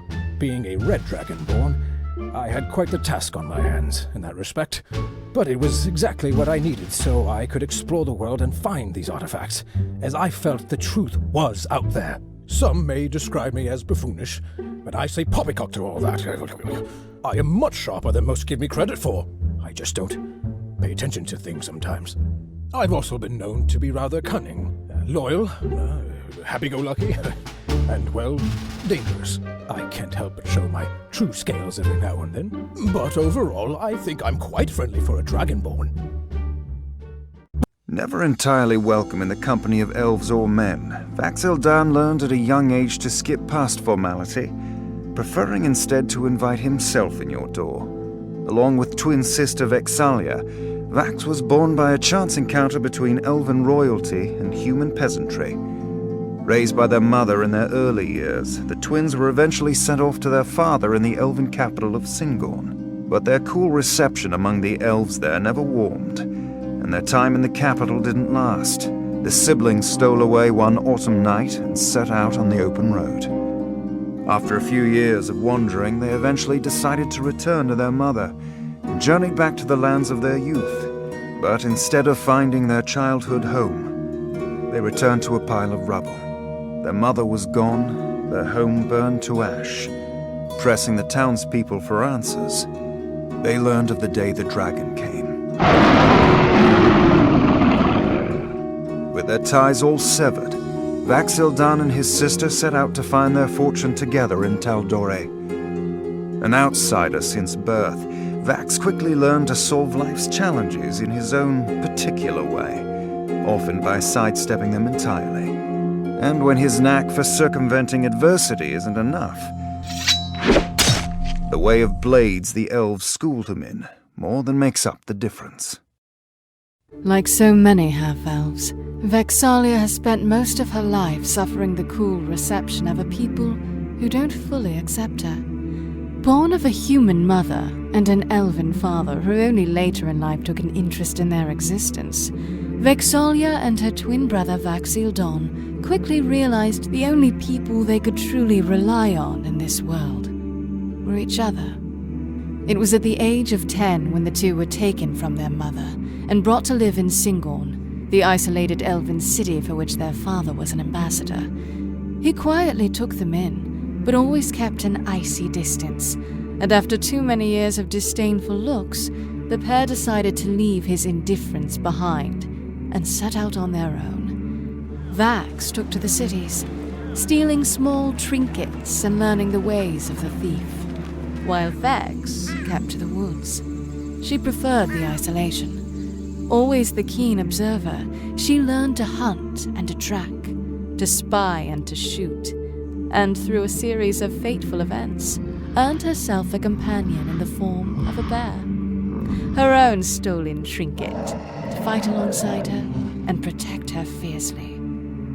Also, he is adorable and gives expert massages.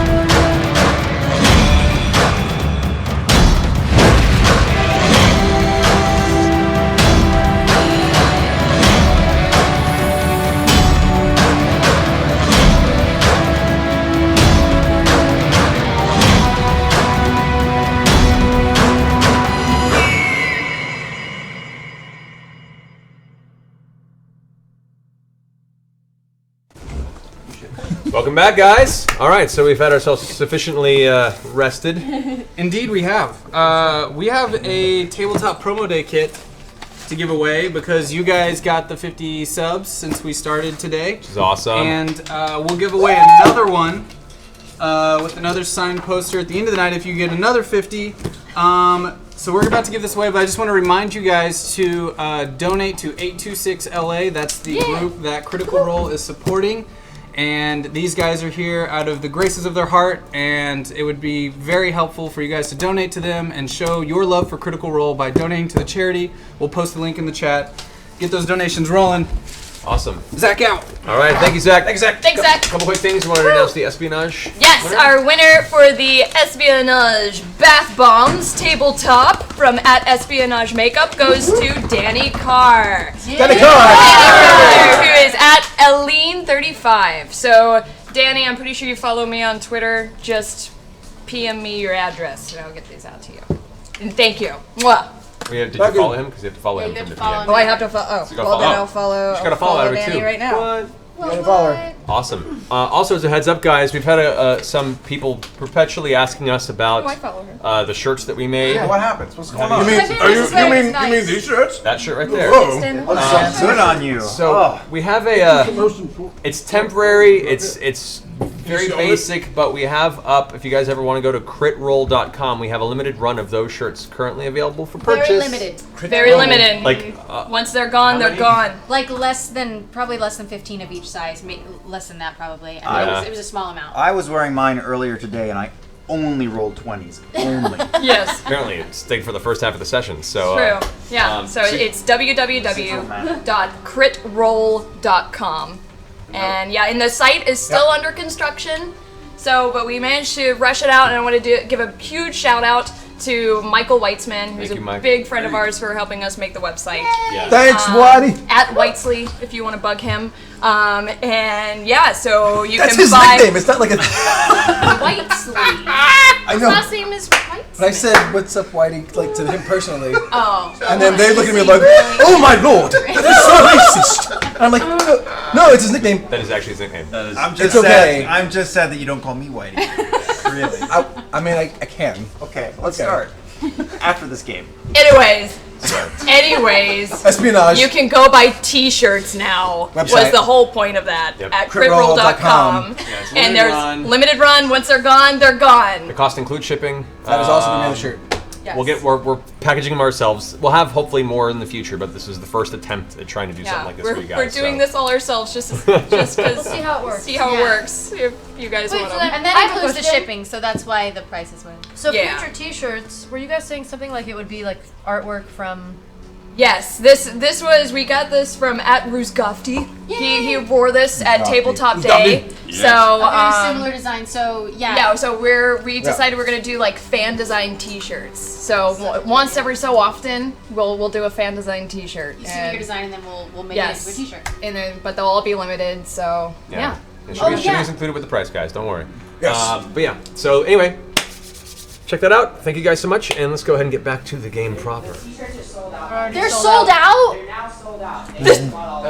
T-shirts are sold out! We didn't even finish telling you people. No, they're not. Let us finish our sentence first. Okay, so the limited run. Thanks, guys. Thank you. Thank you guys. 20 seconds. I guess we'll have to order some more then. Mental notes. Thanks, guys. So small. We didn't know! We didn't know! You do like 500. We were gauging interest. I We guess were there's gauging interest. interest. Okay. I'm sorry! Now I almost feel guilty. Congratulations to the 100 people who got them. Hold on. In general, Tiberius is going to work some magic and then try to conjure Oh my God, a you're- few more. Maybe we'll He do was one more. unaware. Maybe we'll do one. Of those. No, they're coming in. Alright. Okay, guys. All right. Well, we'll thanks, get, guys. Thanks, Thank guys. you very much. We'll Thank get you guys so much. we'll get more to you Holy very shit. soon. I don't know what to say. Less limited number Thank you. and more designs. Oh god, I'm like gonna cry. No. Yeah. Just hashtag them Critical Role and we'll... Oh, but if you're selling them already, there's somebody that's making really cool t-shirts on Redbubble, but if you're making them there, like, we can't print them too, so, like, just submit them to us and then we can... Try to do yeah, it. we can do it push ourselves. We'll figure it out. Yeah. Anyway, guys, thank you so much. Thank you. Let's get to the game. Cool. Guys, the chat room just solved the Israeli-Palestinian conflict. Thank you so much, chat. Thanks, chat room. How did you do that? Chat room. So fast. Jeez, chat room. We've got a box of stuff coming right for you right now. Natural 20. Thank you. Natural 20. Unbelievable. We have the best viewers. Yeah. Oh, thanks, guys. Oh my god, I'm like All right. shaking. I All right, here we go. So, for all you didn't get them, we'll have more soon, I promise. Do you guys like D&D? So, Right. We didn't know if people liked our show or not. so There'll be more of these. you've housed yourself into this enchanting room, this magical laboratory, and taken about a 15-minute rest. You're able to use any of your unused hit dice to heal yourself up if need be. Well, Any where's everybody at? Because maybe I can just do a... I just Free spent a spells? healing surge. He's, I mean, as far as health goes. I'm low, yeah, I'm pretty low. Yeah, what are you at? How many hit dice do you have left? I know, I don't have that many left. I'm at, like, I accidentally erased it, but I believe I'm at 30. Oh yeah, I need to. I'll get on that. Do you have any Anybody hit else? dice? Some. What's Not everybody a at? lot. Because I can sing to you and give you an extra little roll. I'd like you to sing to me, either in the game or on another day Are as you well. Vex or Vax? I'm Vix. Alright, I'll sing to you, and are you going to use a dice? Let me see should how sing some, I beautiful your song is. Heal the Vax, make him a better elf, for you and for me and the entire adventuring band. There are Duergar dying.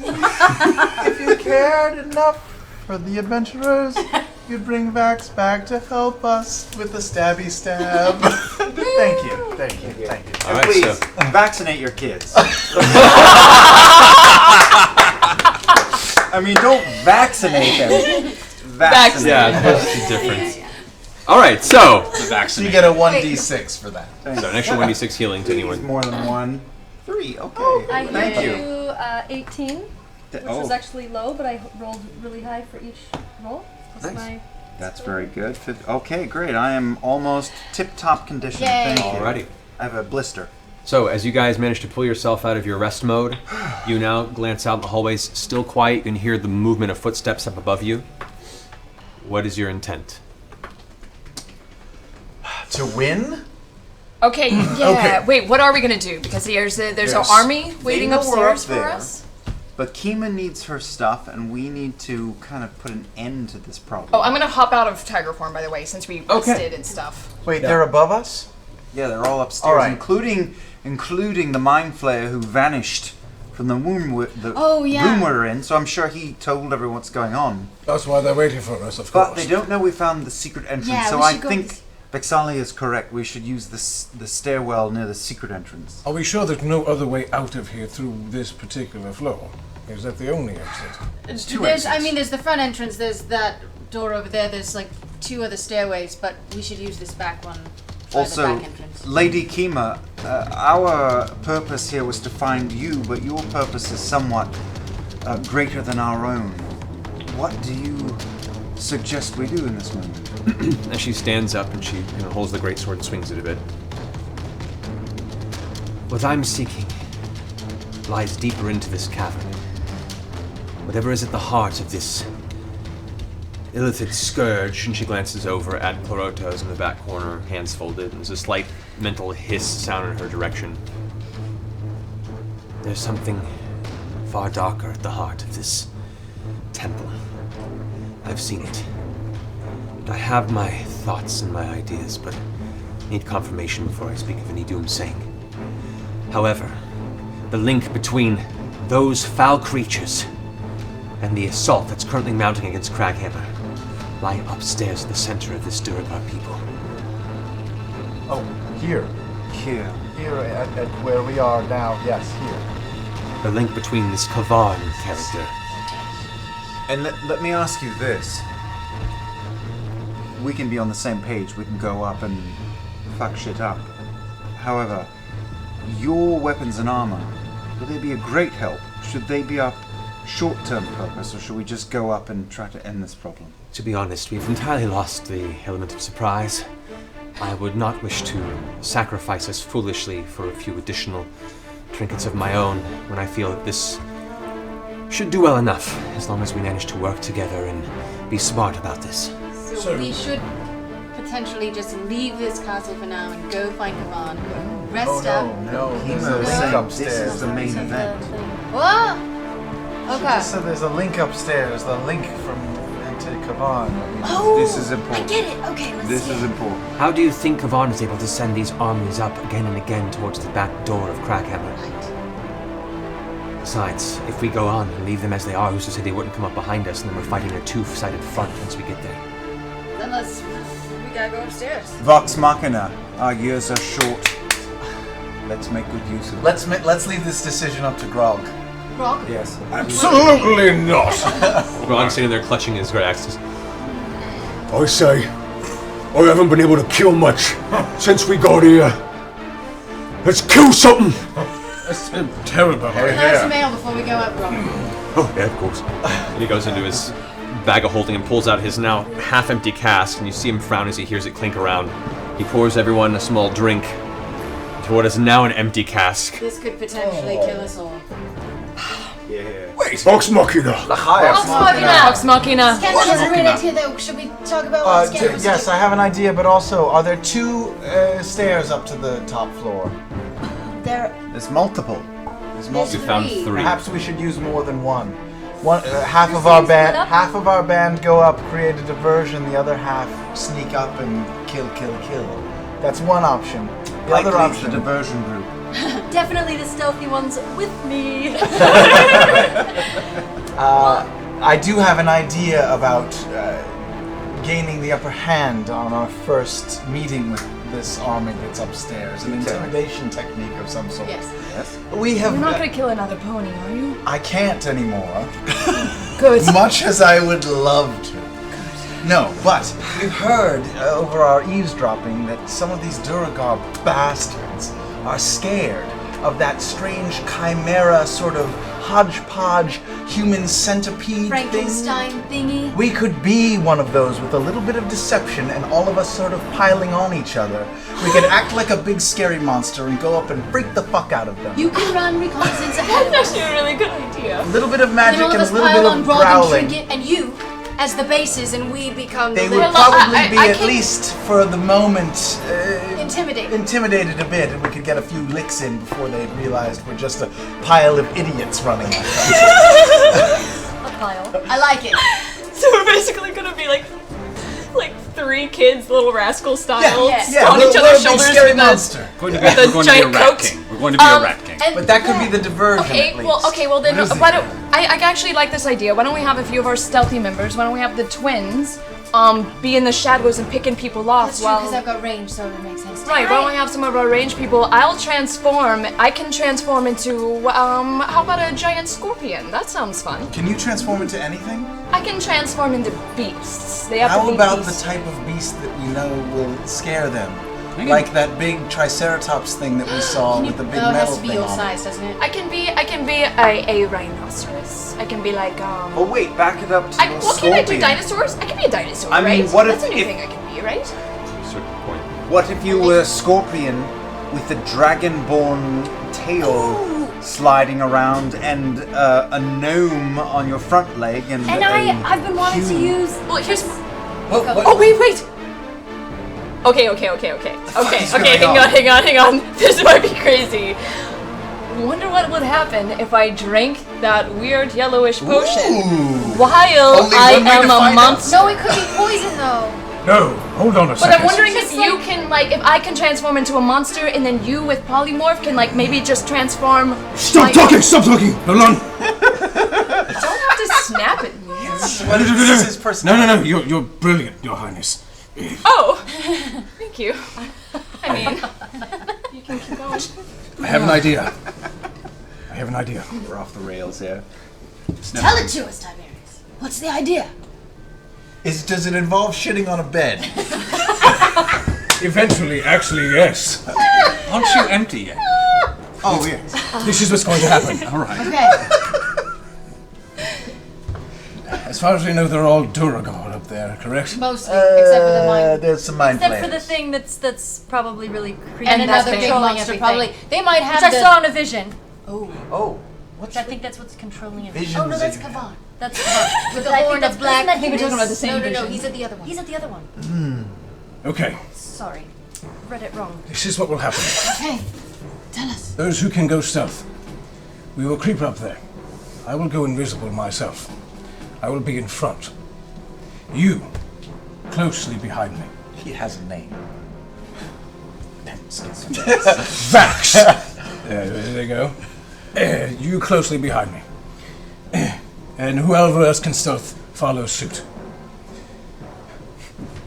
I will cast Alter Self and turn myself into their god. Their god?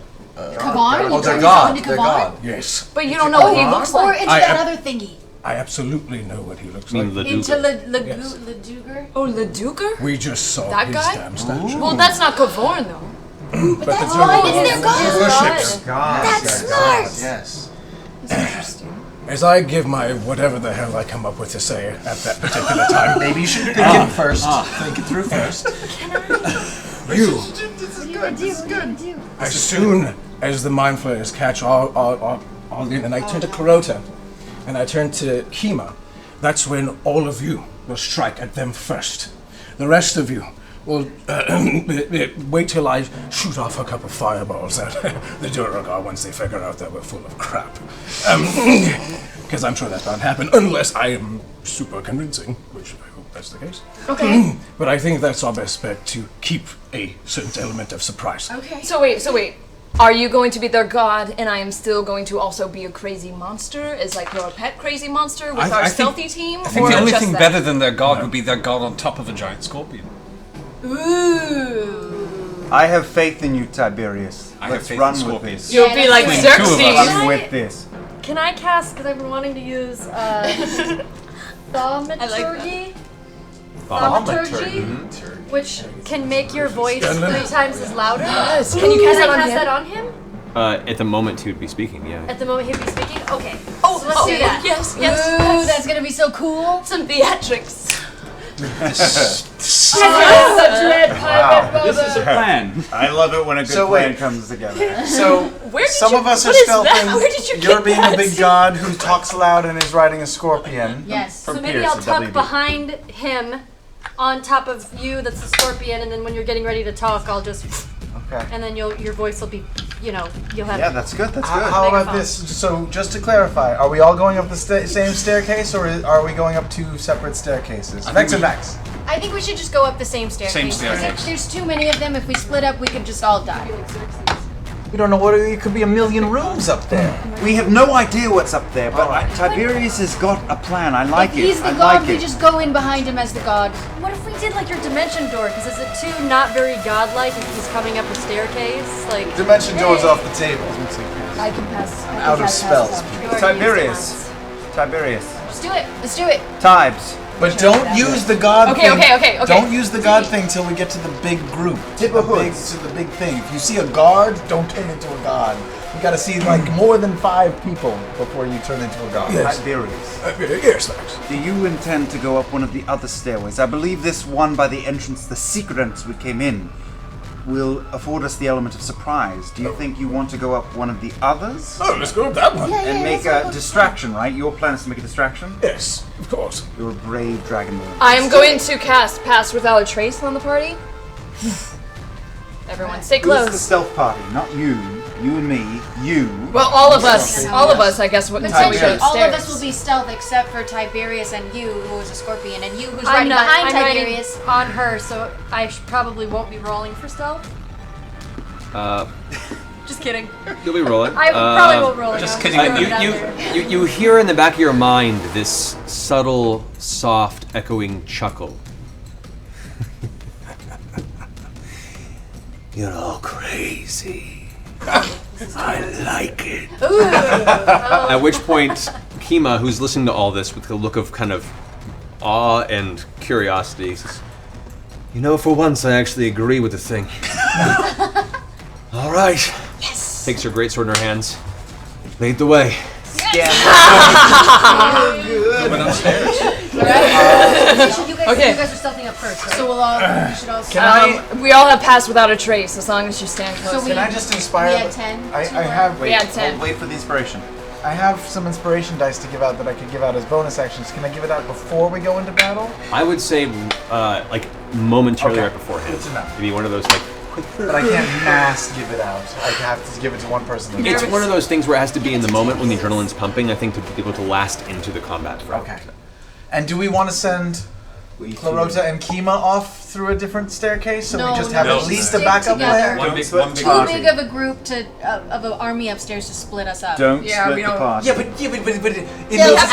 We have to 300 this. in We those gotta- action movies, when there's one guy who goes away for a while, he comes back at the end and saves the day. If we did that, no. Yeah, that's It's not gonna be us. We few. We happy few. We're about to go do something very stupid. Let's do it. All right, let's go. Oh my god, I can't believe You all are venturing up which stairway? The secret one, the one but in the storage room. All right, so you guys. We've got this. We've got this. Oh no, Grog fell over. Oh my gosh. Look at my hand. This is. The worst. It's been a good Here we day. go. Here we go. Here we go. We're good. We're good. What are you gonna say? Are you thinking about this? Think about so something. nervous. Okay. Start thinking about this now. Meditate on it. There are rooms up there. Oh, I'm just right. nervous Yeah, because you I should feel know like his I name. can It was. screw all of this up with my stupid. What's the name of the god again? Hang on. What is the name of the god? Tiny room. What's that? Leduger. Beware the construction paper. Leduger. Say it Can a I few take times. off my armor Say it again. right now, or? Your Say it again. armor class would go way are down. gone. You become a soft target. All right. All right. Not my strength. You guys all make your way up and you're all squeezing into this tiny, tiny room. You're all shoulder to shoulder, essentially. You come up to the top area, there's a small box, and there is just a single stone door. Check for traps. Excuse me. Sorry. This way. Sorry. Excuse me, Kima. Sorry. All right. My hands are on the Very door. crowded. I'm going to check for traps on this door. I get 21. Okay. You take a moment and you kind of place your hand along this stone surface. You find that there's a low kind of hum to it. Careful. And you can tell that there's a small, almost like a thin whisper of string laid across the very top of the stone where the wall meets. Of course I can. I'm going to take care of this. Hold on. Yeah. Is this Thieves' Tool, correct? Yes. 26. 26, okay. You come up and you find that this is a very, very fine hair trigger. This is actually a partial enchantment as part of a magical trap.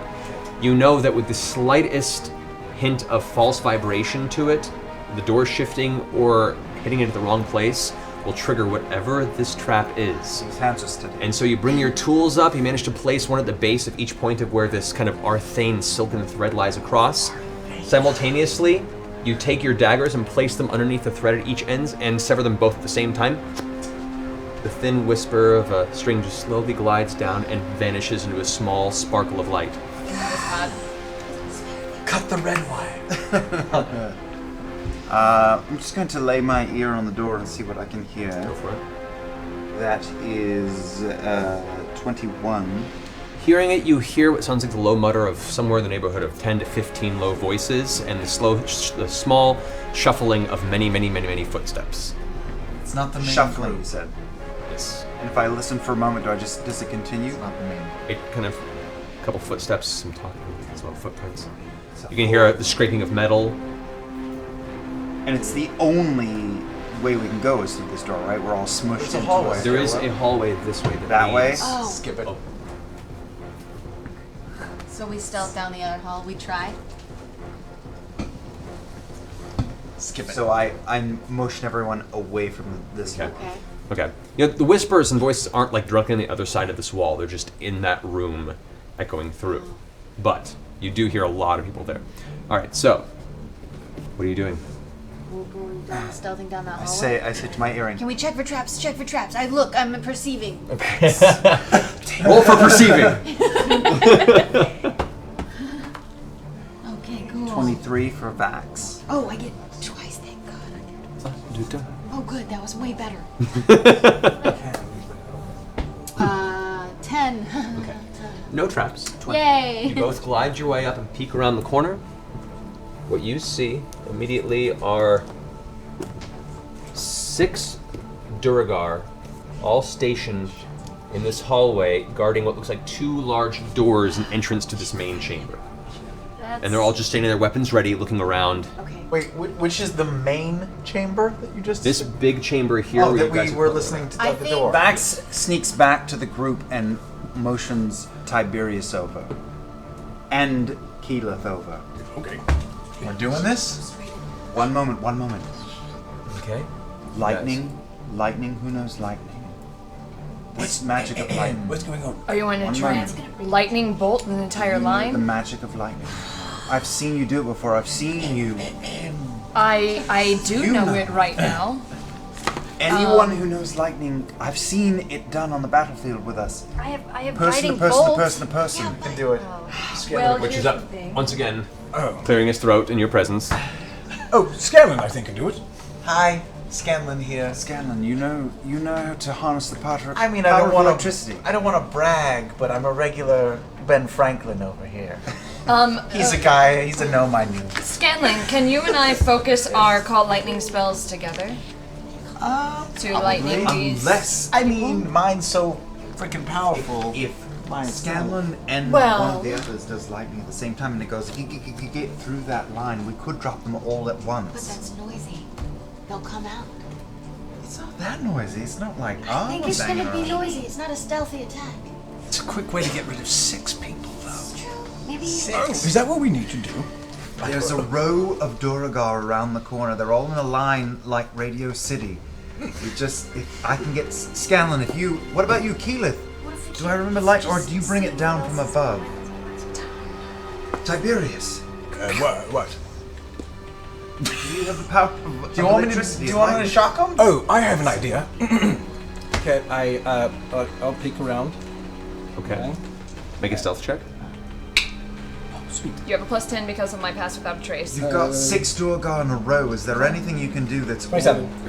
all down the line? That's when you see this long row of Duergar that are all kind of armored and ready, guarding the front of this chamber. I cast Watery Sphere at the end of the last guy and create a giant ball. Wait, you're doing it now? Okay. What does it look like, Vax? So this giant water sphere Scanlan appears electrified. on which side of the wall?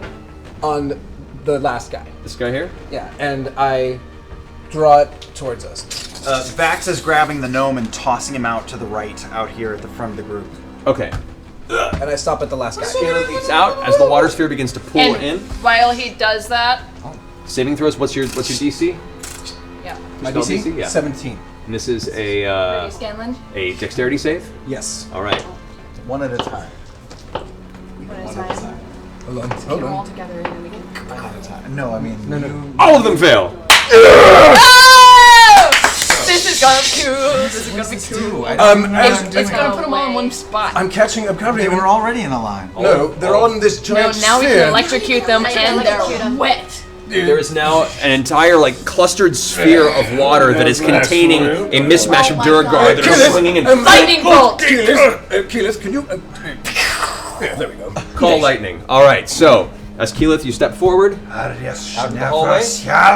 You bring your arm up, and there's this small cluster of dark clouds begin to form and swirl up in the top of the 20-foot hallway. As it swirls, you bring your arm downward, and there's a sudden crack of thunder, a loud blasting sound that echoes through the hallway. As the lightning strikes down in the center of the sphere, you see the water itself burst as the actual cacophonous blast of the lightning kind of loosely shakes up the aquatic sphere. However, go ahead and roll damage. Do I get any more damage? You do an additional 2 dice of damage to each one of the Duergar because they are contained in the water. Yeah. So 5d10. Correct. Woo! Wow. Do I roll for each one? D10? You just roll once, and that's across the board for all of them. And they are at a disadvantage at the same time because they are in the sphere. Oh, and they're at a disadvantage? Yeah. Yeah. Because I'm holding them up. All right. It's really funny because 2 of them roll 20s in a row, but they're disadvantaged. Nice, not too shabby. So we have 10, 19 plus 18, bringing it to 28 plus 3, 31 plus 1, 32. Okay, so the sphere explodes. The actual stone on the ground, you can feel shake and shudder with the impact of the lightning storm. All but one of the Duergar are blown apart and scattered across the wall, Akira style, just against the walls. All but one? Clumps. Well, one of them is still in the center of the sphere, now looking charred and burnt and eyes wide open with anger and frustration. Scanlan, go! I say, you ugly! You ugly! Your mama says you ugly! You ugly! You ugly! Your mama says you ugly! And I cast vicious mockery on him. Okay. Not much damage. Rolled a 14 versus the DC, which I think is 19. Right, how much damage did you do? Just 5. How much did you do? The total? 32 total. After that. Okay. Plus so 5. Somebody dies. Hold on. So, as the Duergar is currently held aloft in this aquatic sphere, half charred and burnt with pieces of his friends floating in the water around him, he hears through this kind of warbling sound, "You ugly, you ugly." And he sees everyone kind of step out in the hallway clapping with you, and he kind of looks around at himself, looks at his situation, and eventually just gives up and takes a big old gulp of water and drowns inside the aquatic sphere. Yes! I shamed him to death. Amazing. What a terrible way to die. Good news is, you guys royally screwed over 6 Duergar, one of which you shamed him to death. You have definitely, however, announced your presence at We all. should run back and go through the back. Let's do it now. Spanks Tiberius on the tail and says, "Get ready to deity." I say, get on my back, and I piggyback him. Oh, I You gotta get up transform?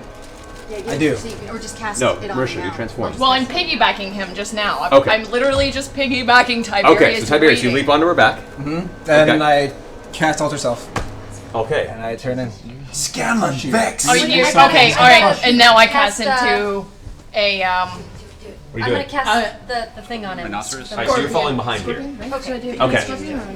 Okay, so you cast Thaumaturgy on him to give him a vocal emphasis, a roaring, booming voice. Do you stay with him or do you move back with the rest of the group? Pike!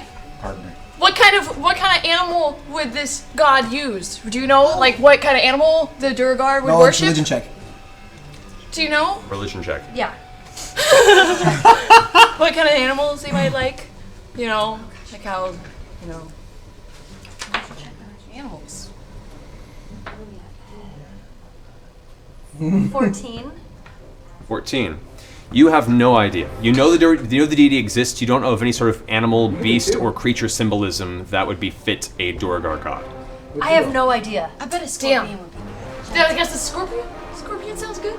Fine. Scorpion. He's a All right. Giant scorpion. Keela's form shifts as you see a bunch of arachnid-like legs sprawl out the side of her torso. Her form condenses into a dark chitinous shell as two giant claws form out the side of her body and a giant poison stinger curls up from behind. Tiberius kind of holds on during the transformation. I'm gonna go back because if they see me, then they'll know something's fishy. All right, the rest of you are here. So, you feel this kind of divine energy cascade around your throat, and you can feel like your vocal cords themselves are temporarily infused with some sort of divine presence. You've transformed yourself now into the visage of this Duergar deity, standing probably at a good... What height are you going at? How tall are the... Proportional to my... The Duergar are about 4.5 feet tall. So let's make him 6 feet tall. All right, 6 foot tall Duergar standing there. All right. The two of us get back by the other Twins are door going and backward. get ready to bust in that back entrance as soon as. I'm with them. We're the stealth party. I'm in fact nudging Grog away from this door towards the front, Like towards right- Tiberius. No. You should. This way? Yeah, he can come in and. Yeah, he needs to be ready to come in and... I don't know, they're not that strong. What are you doing, Grog? Which way? Which way do I go? Vax kicks Grog in the butt and sends him forward. Go help Tiberius. I'm gonna get you back for it. No! Don't do that. Not that far! Come back, go back, as if they see him. Dude, stay in the corner, Grog. Not at the door. Wait till I say, help me, and then come kill everything. Yeah, he looks like he's listening, mostly. Back him up. Back him up. Back him up. You hear Good job, shifting. Grog. You hear shifting in the doorway at the front. Some louder footsteps coming towards the front, where you guys are. Okay. What's the plan? What's doing what? Who's going in first? Well, Odds I'm a scorpion. Is this going to be the entrance for everybody's Yeah, you bust in and be a god. And then we're Oh, are we busting in? Bust in and be a god. All right. We'll go in the other way. Fuck if I know. That's your job. Bust the door open. All right, go ahead and make an athletics check. Oh my god. As a scorpion. I'm As a simultaneously scorpion. checking our door for... No, I already did. Yeah, so it's we can just unlocked. go It's straight in. untrapped. It's unlocked. Never mind. Giant scorpion athletics. Plus my dex, I'm assuming. No, this is strength. Oh, that's my strength. That's pretty cool though. 22. 22. Rolled a 19. All right, the doors splinter open. The doors are actually broken off the hinges. That's right. As that happens, I cast light, and I cast prestidigitation to... Yeah. Carpet of Concentrate. Yeah, don't lose Concentrate. Don't cast too much shit. I can't hear what's going on. I hear some annoyances Okay. in the background as I cast prestidigitation to make my voice louder. No, he. Because she's he doing already that did with Or she already did took it. care of it. Oh shit! It's 3 times louder than it normally would be. So just keep focusing on your light. Right. As you guys come bursting in. Holy shit! Yeah, there's a lot of them. And maybe do some prestidigitation where you throw shit around. What? Oh. Hello, everybody. I would like to rage. Oh no, basilisks! What? Those thingies. Oh, that's right. They have those pet basilisks. So, Remember? the doors So stupid. burst open, and you guys come through. All of the Duergar stand there with their weapons at the ready. You can see in the back on this raised platform where the cloth stops, there is 2 thrones in the top, 2 Duergar sitting in the thrones at the ready. You can see 2 kind of lizard-like creatures in the back on chained leashes. However, all the Duergar that are ready to strike as soon as you burst through take a step back, looking extremely confused about what's going on. Silence! Whoa. All of your silence! We weren't talking. Who knows who I am? Make a persuasion check. Get it. Stop it and go fast. Yep. Vax is quietly moving along the back wall. Where our door is open? Yeah, we're It is stealth- now. We're gonna try to stealth in and sneak attack one. 16. Taking out that one. Okay. The Duergar at the front take another step back. Looking both frightened and odd. The one nearest to you takes his hammer and throws it to the ground and takes a knee. Ooh. Yeah. Well, Well, it looks like there's one saved soul at this point in time. And At which point, two of the other ones nearby kind of look at each other and look back at the one who's on the ground. They put their hammers down and they kneel as well. At which point, in the back, you see the two throne figures stand up. One of which you can barely see in kind of the dim light side of your light spell that's currently gleaming above you. This long, almost touching the floor, black braided beard that drags right over this heavy set plate of jagged black iron metal. A giant sword in his hand. You're kneeling below this false idol. This silence! As I cast silence, as I say silence, I blow a big plume of fire out of my mouth, and I cast control flames. And so the light. I don't cast control flames. I just do the fireball. I just do the fireball for a fact. I do control flames because that's a concentration spell. Yes. All right. So you do the fireball. Where are you casting fireball, or just doing it? Plume of flame. Roll intimidation check. You guys, what are you doing right now? I'm moving along the back wall. 18. This way? I want that Illithid. Okay. Make a stealth check. Yeah. Who else is going in there with him? I go in and stand at the wall, like next to the door. 32. Okay. Your stealth roll?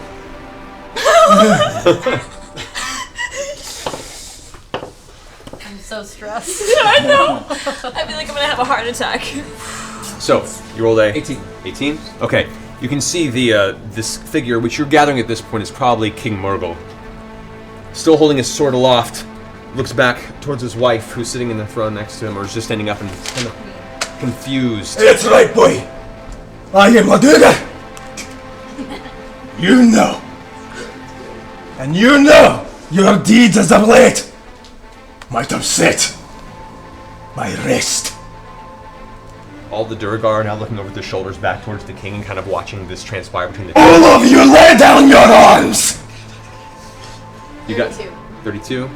Oh, you guys moving in? Everyone else staying in the back hallway? I'm not moving. Okay, back hallway. I'm like this. As you guys push in further and further, the group that are kneeling move back in sheer fear and horror. At which point, the king takes a step down off of the throne area onto the next platform. Good. Weapon still at his side and says, Men, I've trained you, I've raised you, I've fed you, and I've kept you alive. And I don't care for you to finish that sentence! I cast fireball. Right on him. On the king? Yes. Whoa. That's an attack right there. Of course it is! Alright. Yes, it is. So, What if he was gonna say? the blast hits him, the 20-foot radius. That will grab everything in that radius, including you. Oh no! I know it.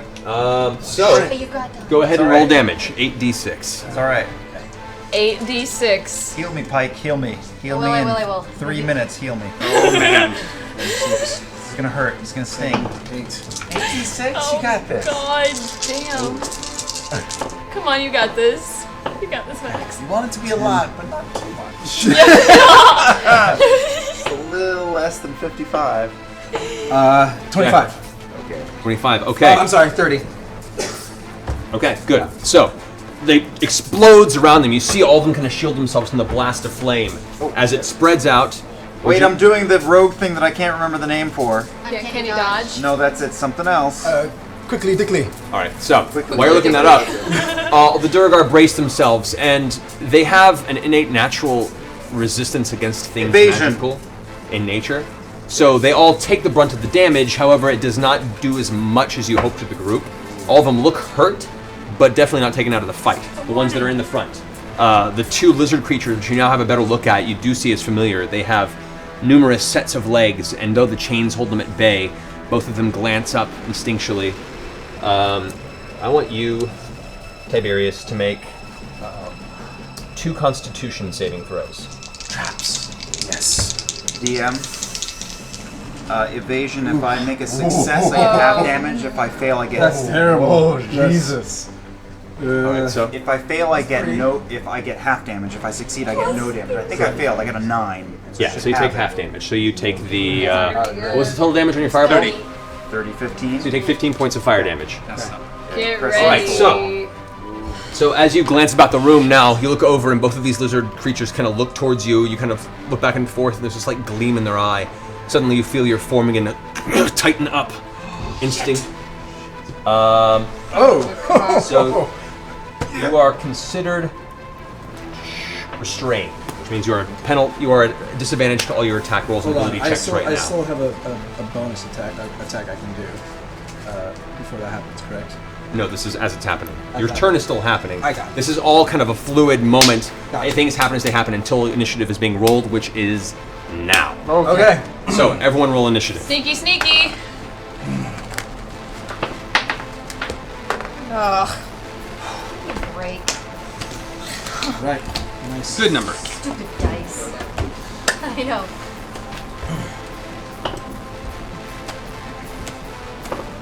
All right, so 25 to 20. Natural 20. What's your nothing? What's nothing for Dex? Okay. Oh, for Dex? You add your Dex to your initiative. That's nothing. Okay. So 25, 21? 23. 23? 21. All right. Yeah. Sneak attack. Alrighty.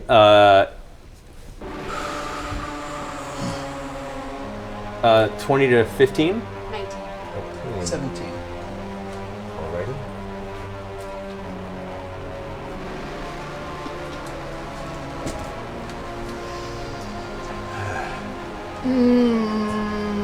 Alright. 15 to 10? I'm 9. 9? Oh, Leo, great. 5. 5 times. Not to brag. He did get one. Dog actually got Big Right number 5. right behind them. It's gonna be great. Alright.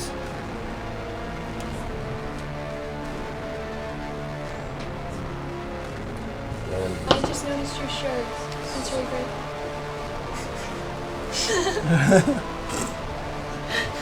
Okay. Guys, tune in every week for this kind of intense action. Unless we're all dead next week, in intensely. which case, Thanks Mama, for put watching the coins on my eyes.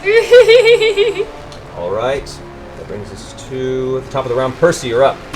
I'm gonna hold off until I'm actually gonna delay my turn until post Pike. Can I still Okay. yell out shit while this is happening? Or do I have to wait my turn? He's loud. I mean, you can yell out like one thing while other things I'm are loud and happening. I've got range, so I'm gonna let the room fill, and then I'm gonna come in and get Alright, some. Percy goes to the bottom.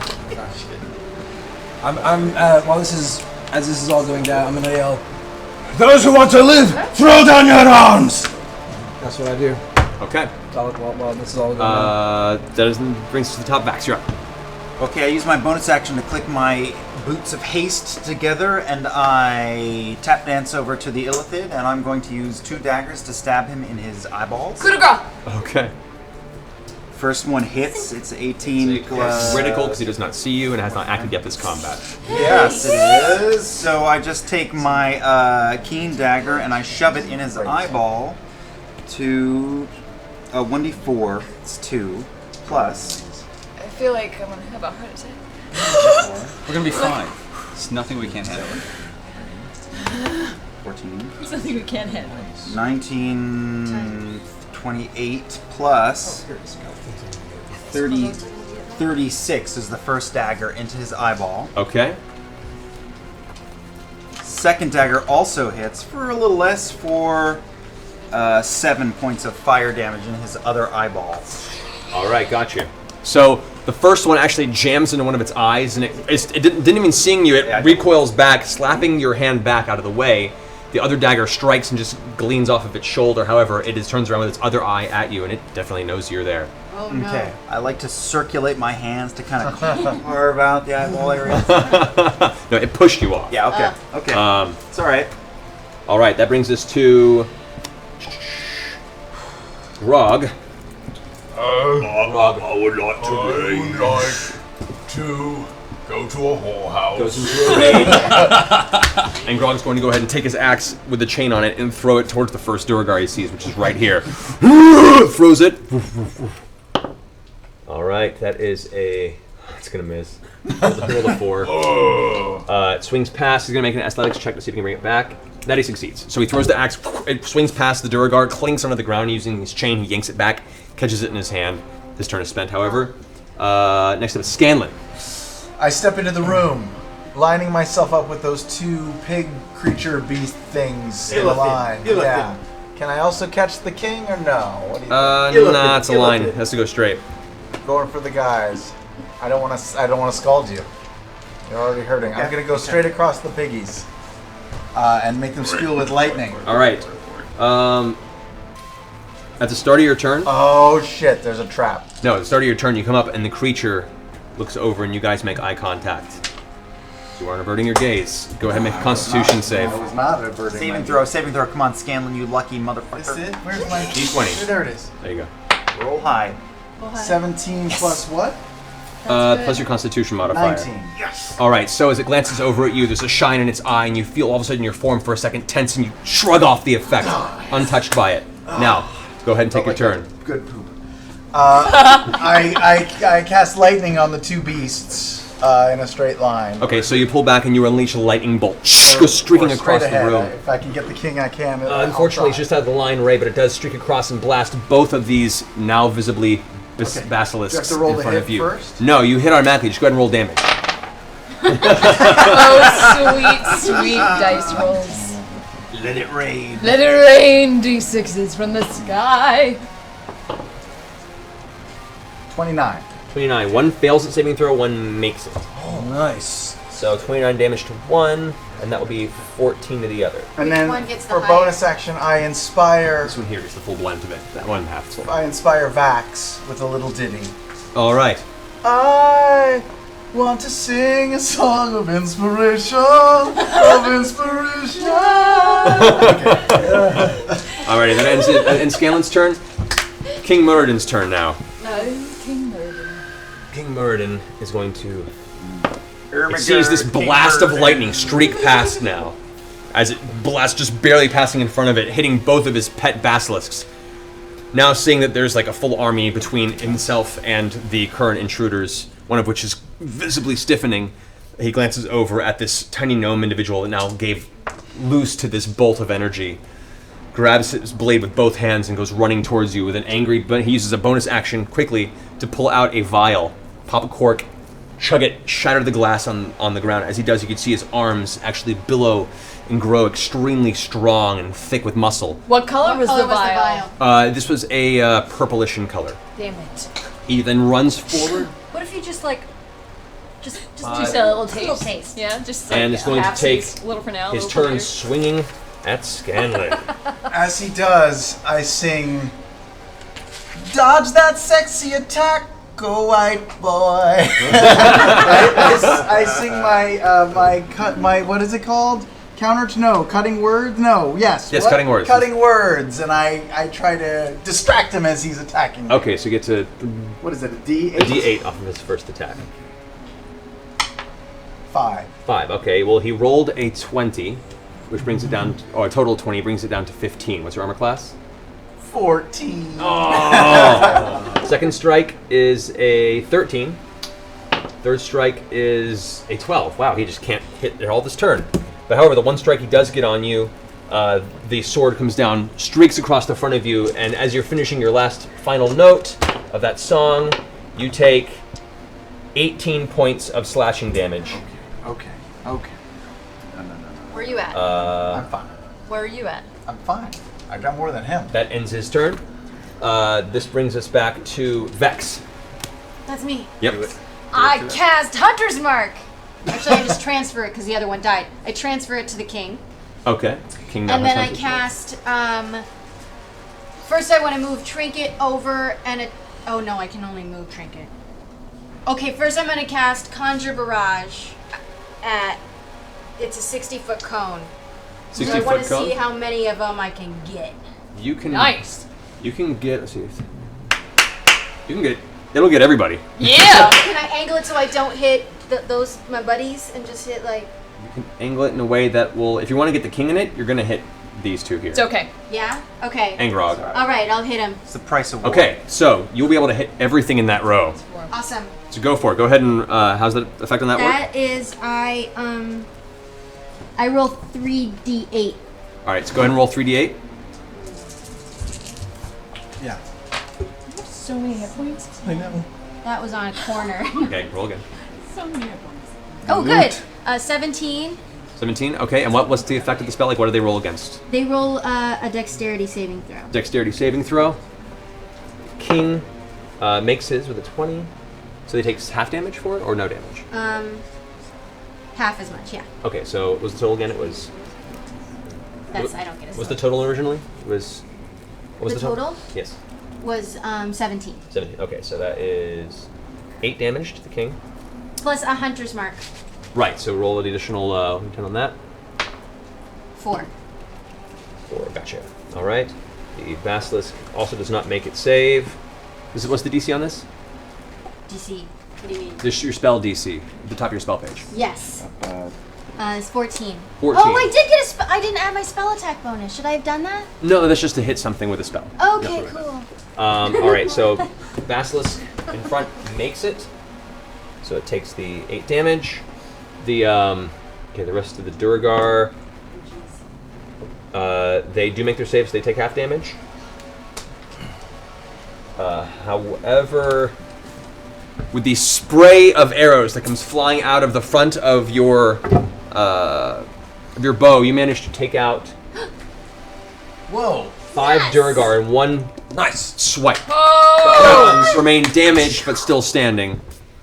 Also now, dexterity saving throw for you, Against 14. Tiberius, and Grog. Natural 20! Nice. 19. Nice. So both of you guys take 8 damage. Scorpion. Grog fails. Grog takes 7. Get over here! Sorry, Grog. It's alright. All right, Vex. Is that the end of your turn? I moved Trinket in, and Okay. I wanna. Is it 8 damage, right? 8, If I can get him to Illithid, I want to get Trinket close, like kind of Can't quite behind get the there. That's queen. about as far as. Okay. Basilisk. No, I want to get him near that way you can flank. Okay. All right. That ends your turn. It is now Lady Kima's turn. Ooh, I forgot about her. Kima rushes in angrily. She rages. She has to make a saving throw. Not to rage. Succeeds against the basilisk as it glances past. Rushes forward in combat with both King Murghol and the basilisk. However, as she goes in for King Murghol, screaming, the blade of the great sword arcing across the air with divine glowing energy. You see it aiming for the king, but then looks to her side and sees this dangerous lizard creature. Recognizing it in a moment, she changes her trajectory and swings next to the lizard with her first strike. That hits, and that strike does just enough damage. She cleaves that basilisk in two with her first strike.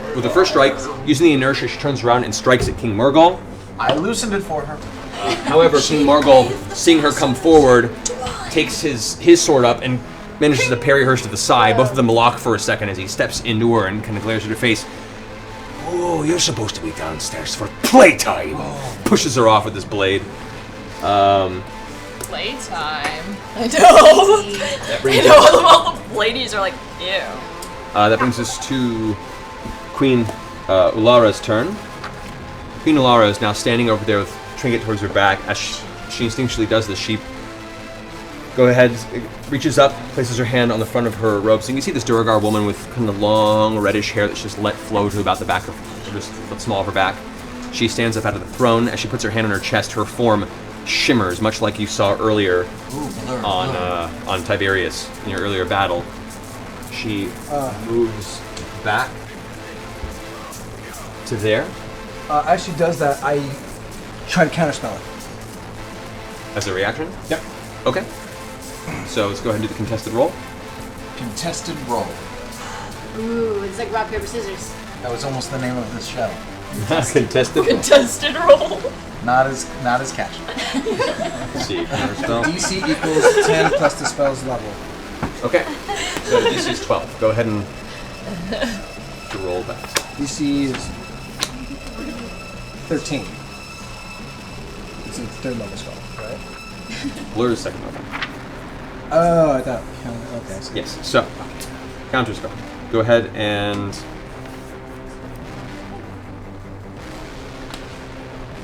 Oh, time to in the process of casting a spell. If the creature is casting a spell, the third level or lower, it fails and has no effect. So, Yeah, it just counters it entirely. So, her form begins to shimmer for a second. All of a sudden, Tiberius, your attempt to go ahead and counter the spell, that burst of energy you're trying to put through, the blur vanishes. She looks back at you. What do you think you're doing, lass? Still trying to do that. I'm in that form still. So with her sorcery points expended, on that quick cast, she turns around for her main action, puts out her fingers, and you see these blasts of blue energy begin to rocket out from her fingertips across the room in what is a chain lightning. Oh, boys. It's got So- the iPhone now. Okay, she's magic. She's Magic. So, this will be towards, actually, this will be towards you, Vex, Kima, and Scanlan. I know. Alright. Did you say Vex or Bax? Bax, right? Yeah, Vex and Bax, both. Vex and Bax. Yes. Wait, you're all the way You're over all the way there. over somewhere else, right? Over there, yeah. Oh man. Chain lightning, man. It's a I don't bitch. know what to do. All Wait, right. who's getting hit? Are we in the hit? Are they all No, getting they're hit? getting hit. All right, so Vex, go ahead and make a dexterity saving throw.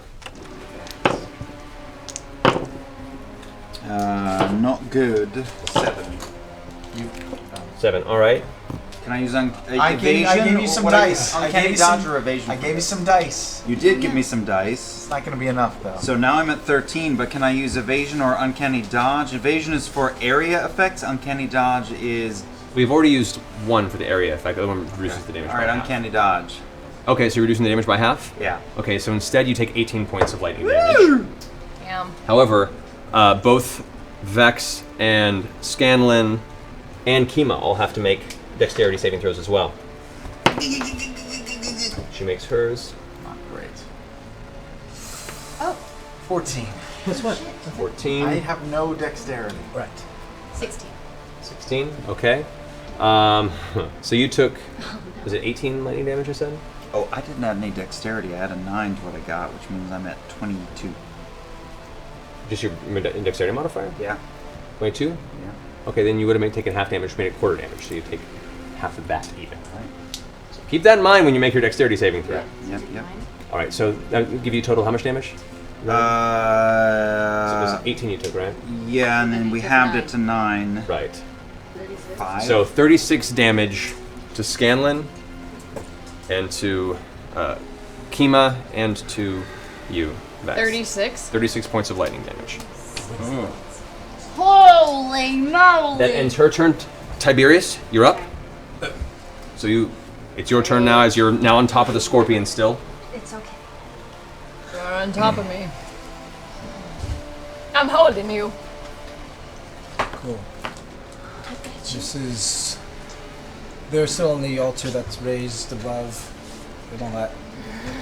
You've got a problem down there, to be fair. Where we at? You've got the witch problem to deal with. What do you got, Tiberius? Quick, before you miss your turn.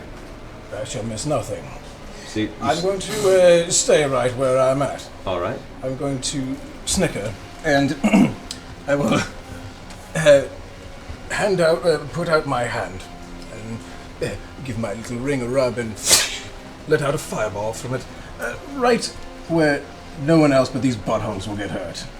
All right, so I'd say probably a 20-foot radius. We're gonna put it about there. What is the common word for it? Butthole. It's the official butthole. So as you polish off the ring and release it, the bead of red energy streaks across, blasts into the floor. The secondary explosion.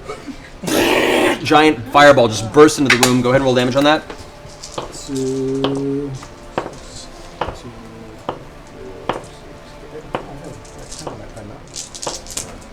No resistance. Okay. All right. Terrible. How many count?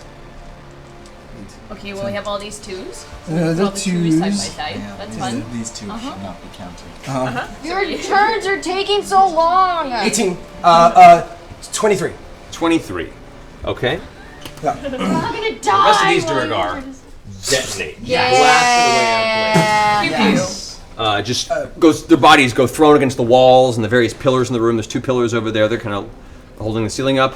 The rest of them just go thrown about the room. The queen takes a bit of the damage, but seems to shrug off most of it. I'm going to spend 2 sorcerer points. And I'm going to reach out my hand, and I'm going to form an ice knife. And where is the queen, actually? Right there. There. Very good. I'm going to throw the ice knife right there. In between them? Yes. Right there? Yes. All right. And I will cast it at level 2. All right. So you get to throw it at a target, though, right? Or are you just throwing it on the ground to do the radial? Okay, so you form the ice knife, you throw it, it streaks across, slams into the stone floor, and explodes, sending shards of ice out. Go ahead and roll damage. 3d6 because it's at level 2. Correct. Now. And you're going to throw... Much better. Good. 14 points of damage. Okay, both succeed for half damage. Okay, so so 7 points of damage to each. All right. Got it. Cool. That ends your turn, Tiberius. Clarota, now. Clarota! How'd you like them apples? Clarota steps forward. I'm on you.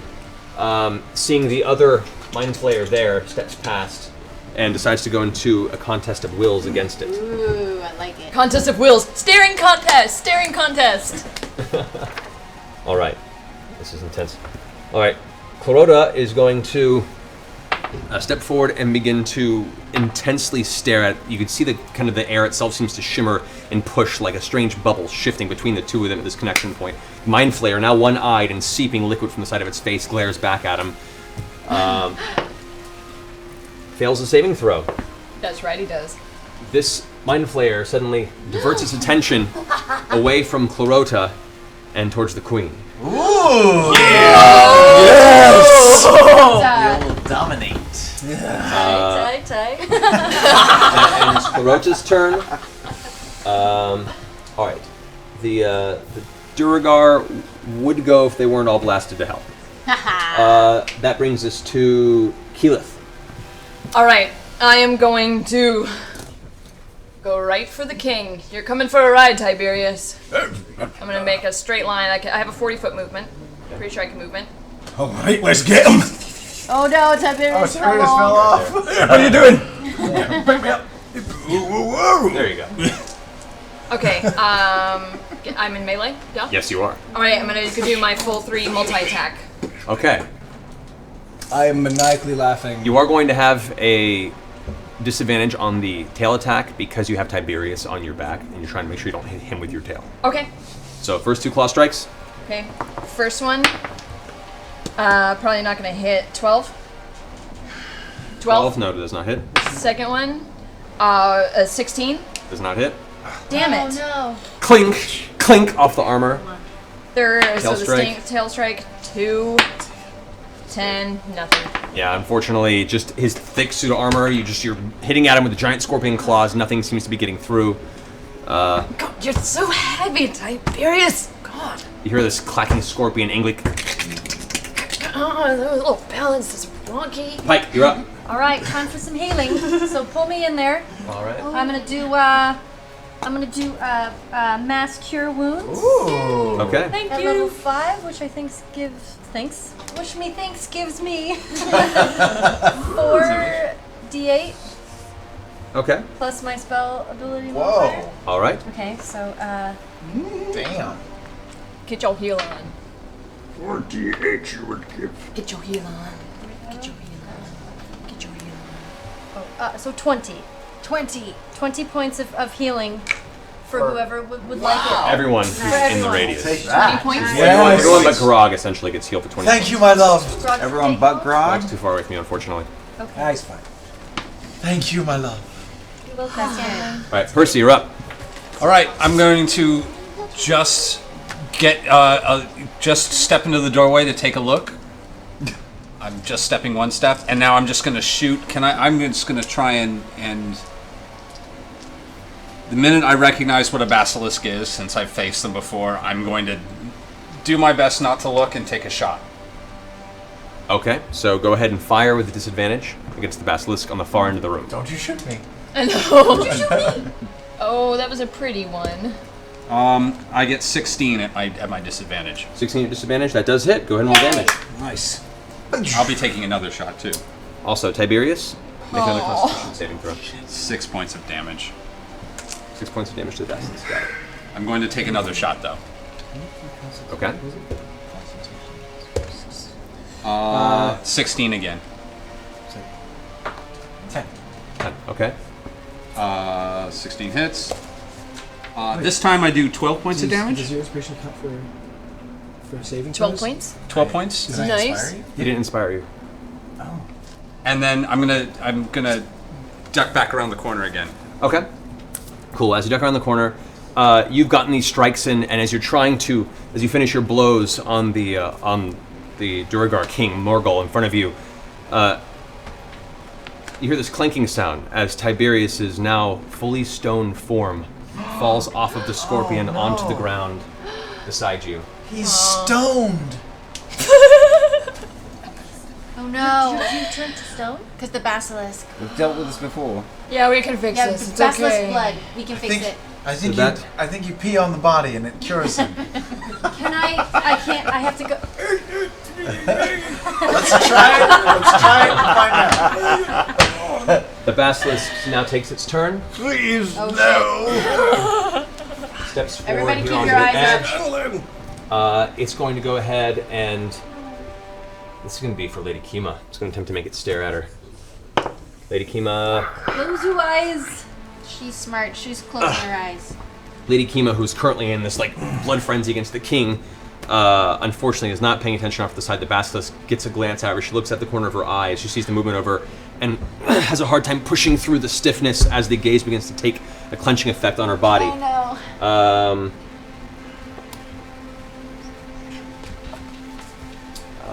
That'll be it for the All basilisk. set. Yes, Let's thank you. go. Let's do Let's that. go. Let's go there. Waves. Oh, Waves. What's up, Why is my waves? phone on? All right.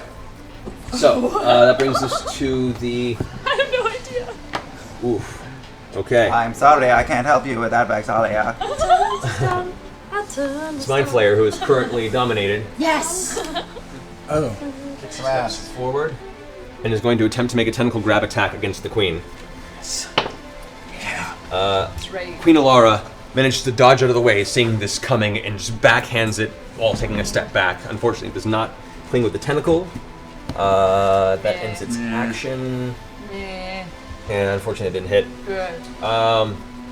All right, next at the top, that brings us to Vax. I'm hasted. I'm going to try to go stealth again from where I am. Okay. I'm stealth. 17 to 30. Yes, you are. Okay, I'm going to scuttle along the floor and leap on the back of the basilisk and try to stab it in the eye while looking at the ceiling. Well, at the start of your turn, Yeah. it's within 30 feet of you, and you can see it.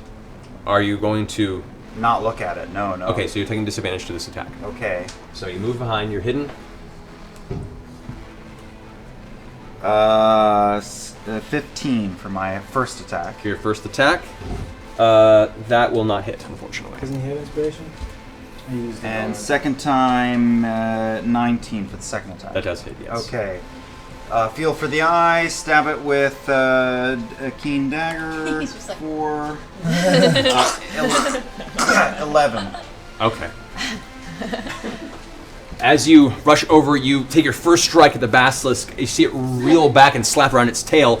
You barely just get out of the way, and as you see its head turning around to attempt to glare at you, you instinctually take your offhand dagger and just place it directly in the eye socket of the basilisk. It sinks past your fingers, and you feel kind of that warm rush of blood and gore against your hand. As you pull back, it just slumps to the ground dead. Yes.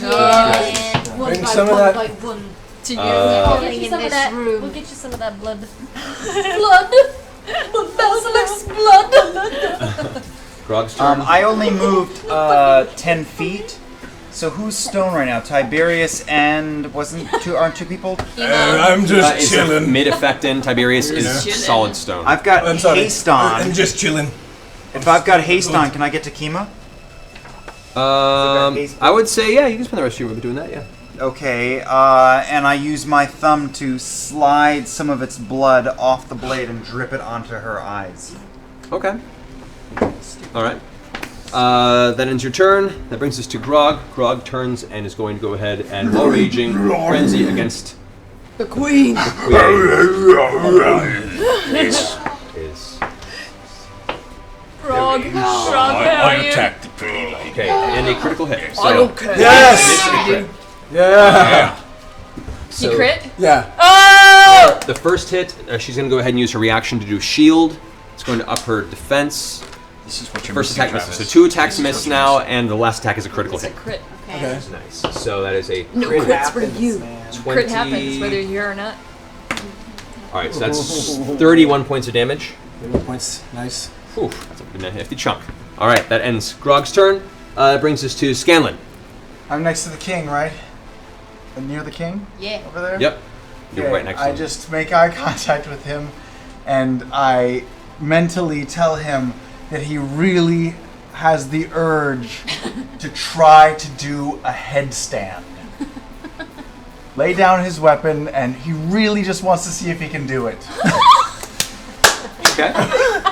Suggestion. Okay. What's your DC? No, this 19.19. Alright. Just through Sure, the handcuff? Through the handcuff. Through the handcuff. Okay. That will be a 20, unfortunately. Makes a saving throw. As he glances back towards you with a look of confusion for a second, looks at his feet, and like begins to reach forward, and then steals his mind and looks up at you angrily. Alright. Can I also, as my bonus action, who's around me? Who needs inspiration? Who needs inspiring? Who's up next? Oh shit. I'll give Pike some inspiration, because she's my awesome What do I sweetheart. get? You get 1d8. Hey, thanks, man. No problem. Okay. Alright. Take it. Next up is King Murden, who is furious now. Both of his beasts have been slain, and most of his men have been completely torn asunder by multitudes of arrows and fireball spells. He, now growing in physical form on top of already the musculature he acquired from that potion, is going to make his 3 attacks against whatever is nearby. That's actually going to be... actually, it's going to be 2 strikes against you, Scanlan, since you just now tried to tell him to stand on his head, and 1 against Kima. That is a 15. Hit. A 24. Hit. And against Kima is a 20, that also hits. So all 3 hits. Nobody puts baby in the corner. Aye, aye. Oof, alright. So this It's almost done. We'll wake him up. So the first strike hits you for 21 points of slashing damage. Still alive. The next one hits you for 23 points of slashing damage. No longer alive. No, you are. No longer alive? Are you out? Scanlan falls unconscious in the ground from the 2 strikes of the king. The 3rd strike back towards Kima, who's currently seizing from the effect of the spell. She's restrained, so he has advantage. But she's got the basilic blood in her eyes. There's a process. Or anti-fire. Yes, of course. You're the expert. To undoing creature turned to stone. Alright. To your knowledge, it does not seem to be having an effect. Oh shit. Wait, what you trying to do? Lady Kima takes Rub blood in her Nothing. eyeballs. 22 points Certainly of not damage. piss off the dungeon master. It's okay. Yeah. Alrighty. Yeah, that works well. That brings us to Vex, you're up. Oh, that's me. Every time. You're not. Okay, I'm gonna hail. I'm gonna Kill something. hail of air. No, yeah, hail of thorns at level 3 Okay, at who? at the queen and the Illithid. Okay. So I should have transferred my bonus action over to, but I didn't. That's okay.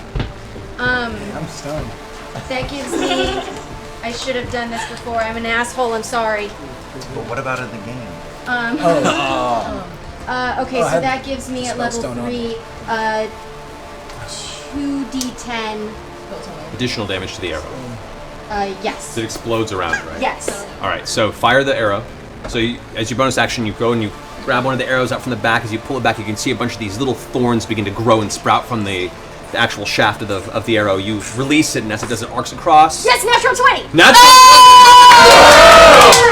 against the queen. All right, go ahead and roll the roll the damage for the arrow and the damage for the spell, and all that doubles. Oh, awesome. Oh my gosh. All that doubles is gold. Only shooting arrows. 26. No. Butthole. 28 plus 7 is 30. Yeah, all of it doubles. Is that The bonus at the end doesn't double, just the dice. Oh, so 36. 36 points. Plus 7? Or is that everything? That was with plus Okay. Yeah, with plus 7, and then My and then- second? and then it explodes. Yes. Right in radius, Yeah. and it does the dice damage, the 2d10. To everything within 5 feet. All right, so the mind flayer and Graw. Oh, right, yeah. I should have hit the mind flayer with that. Huh? No, it still would have hit Grog. Okay. Grog is a tank. Grog. They have to make a dexterity saving throw. Alrighty. Grog does not make it, and the mind flayer does not make it. Yes. All right, cool. All right, second arrow you can fire now if you want to. I'm gonna fire from my flaming bow. I go one shot on that left. Okay. At her again. All right. Yes. And that's a 28. That hits. Yeah, man. And that's 9 plus a 10. Where's my 10? There they go. That's plus 2. 11. All right. You see like flames begin to burn up along the side of her robe, and she's looking really flustered and frustrated at this point. All right, that brings us to Kima's turn. No. She's made a hardy stuff. Kima currently is fighting this, is going to go ahead and release all of her attacks against the King. Murghol is right in front of her. She has disadvantage on them, unfortunately, because she's restrained. She's going to make 2 attacks against him using Divine Spite, expending 3rd level spell. So that's 3d8 extra damage to each strike. So the first one hits. No. Both hit. No. All right. She's going to do it twice. So it's going to be 6d8 additional damage. Woo! That's hot. Ooh. Okay, so as Kima rears back, her first strike comes down and hits overhead into King Murghol's armor. As it does, it hits. The blade only goes about a few inches in, but then all of a sudden the blade heats up white hot and actually buries itself an additional 6 inches into his shoulder.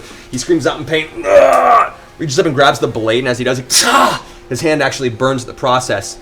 She pulls the blade out, around, and swings it down again, sinking another 8 inches into the side of his torso, this time with a giant arc of white divine light into the side. He looks like he's starting to bleed out from 2 of the wounds really heavily. The king is looking a little rough.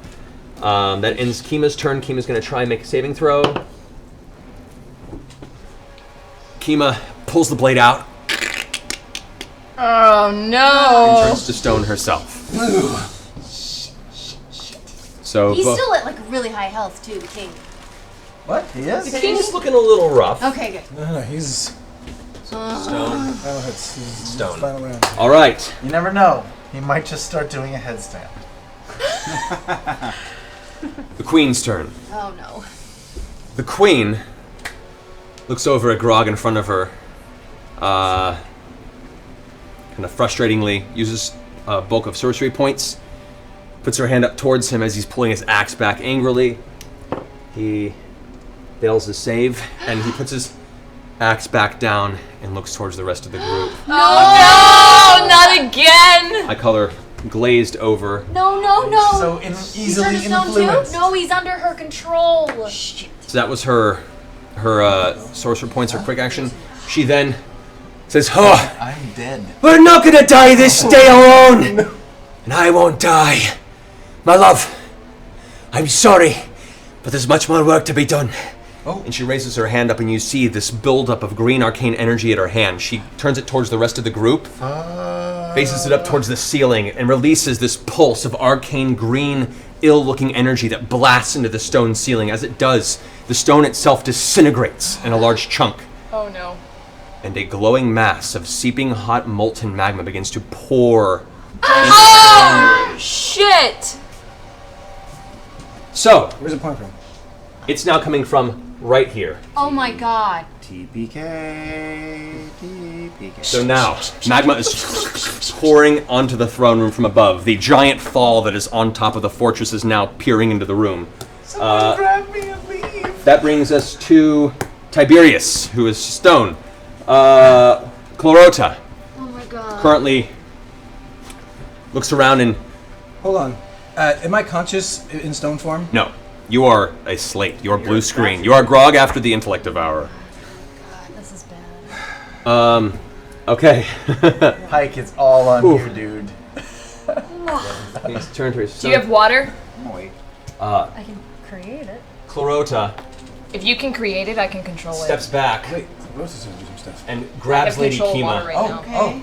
And begins dragging her To where we back can, like, through the maybe- doorway. Oh god, we gotta get out. That's The a lava? retreat. Like cool and freeze the lava. with Pulling her water. down towards the But I don't have stairway. water. That brings us to Trinket. Keyleth. Keyleth. Me. Keyleth. We gotta get out of here. Like a wall? Get us out of here. Like an umbrella? Okay. I come out of, Scorpion form. Yes, thank you. It's a bonus action, or it's a free action. Isn't there a dead basilisk right in front of us right now? There is a body of dead basilisk on the ground, yes. I'm gonna take Wind Wall. I'm gonna cast Wind Wall and try and like wrap it around the lava column and try and contain it within the wind wall, like cooling it down, like essentially making a tornado like vortex around the lava. Okay, for the purposes of this, I want you to go ahead and make just a basic religion check. Okay. Well, no, not religion. For you, it'd be nature.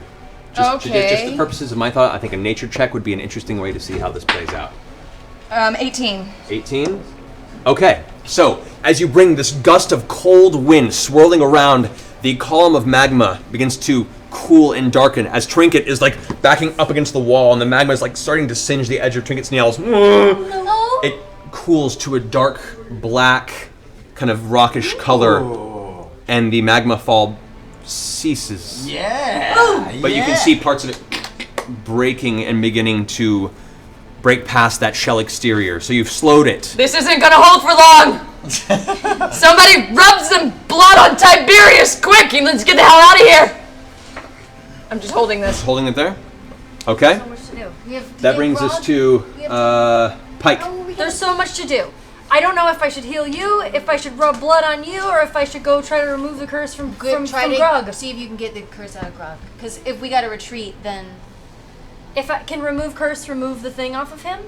From your knowledge, no, it is an arcane effect. It is That's not a an curse. arcane effect. Okay, so Grog might be on his own for a little bit. Okay, Possibly. so can I heal Scanlan and then also rub some basilisk blood on Tiberius? From your previous experience, it's not the blood directly. The blood itself has to be distilled into a specific alchemical form to reverse the effect. Wait, what did we do before? No, That's what we did just before. we just drank the blood last time. No, it wasn't drinking. It was after the battle. You guys took the blood, yeah, we did. prepared it, and then used it as part of the recovery. During the battle. Finish it.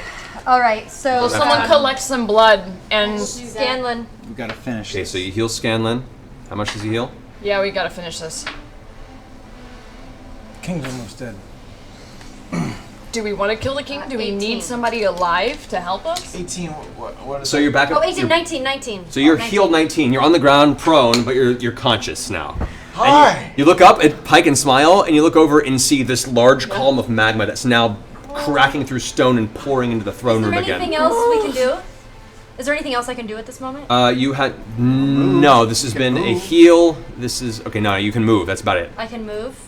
Can I take anyone with me while I move? I will say you can drag him. You'll be at Can I half try speed. to drag Tiberius away from the magma? You can try. Okay. Make a strength check. Okay.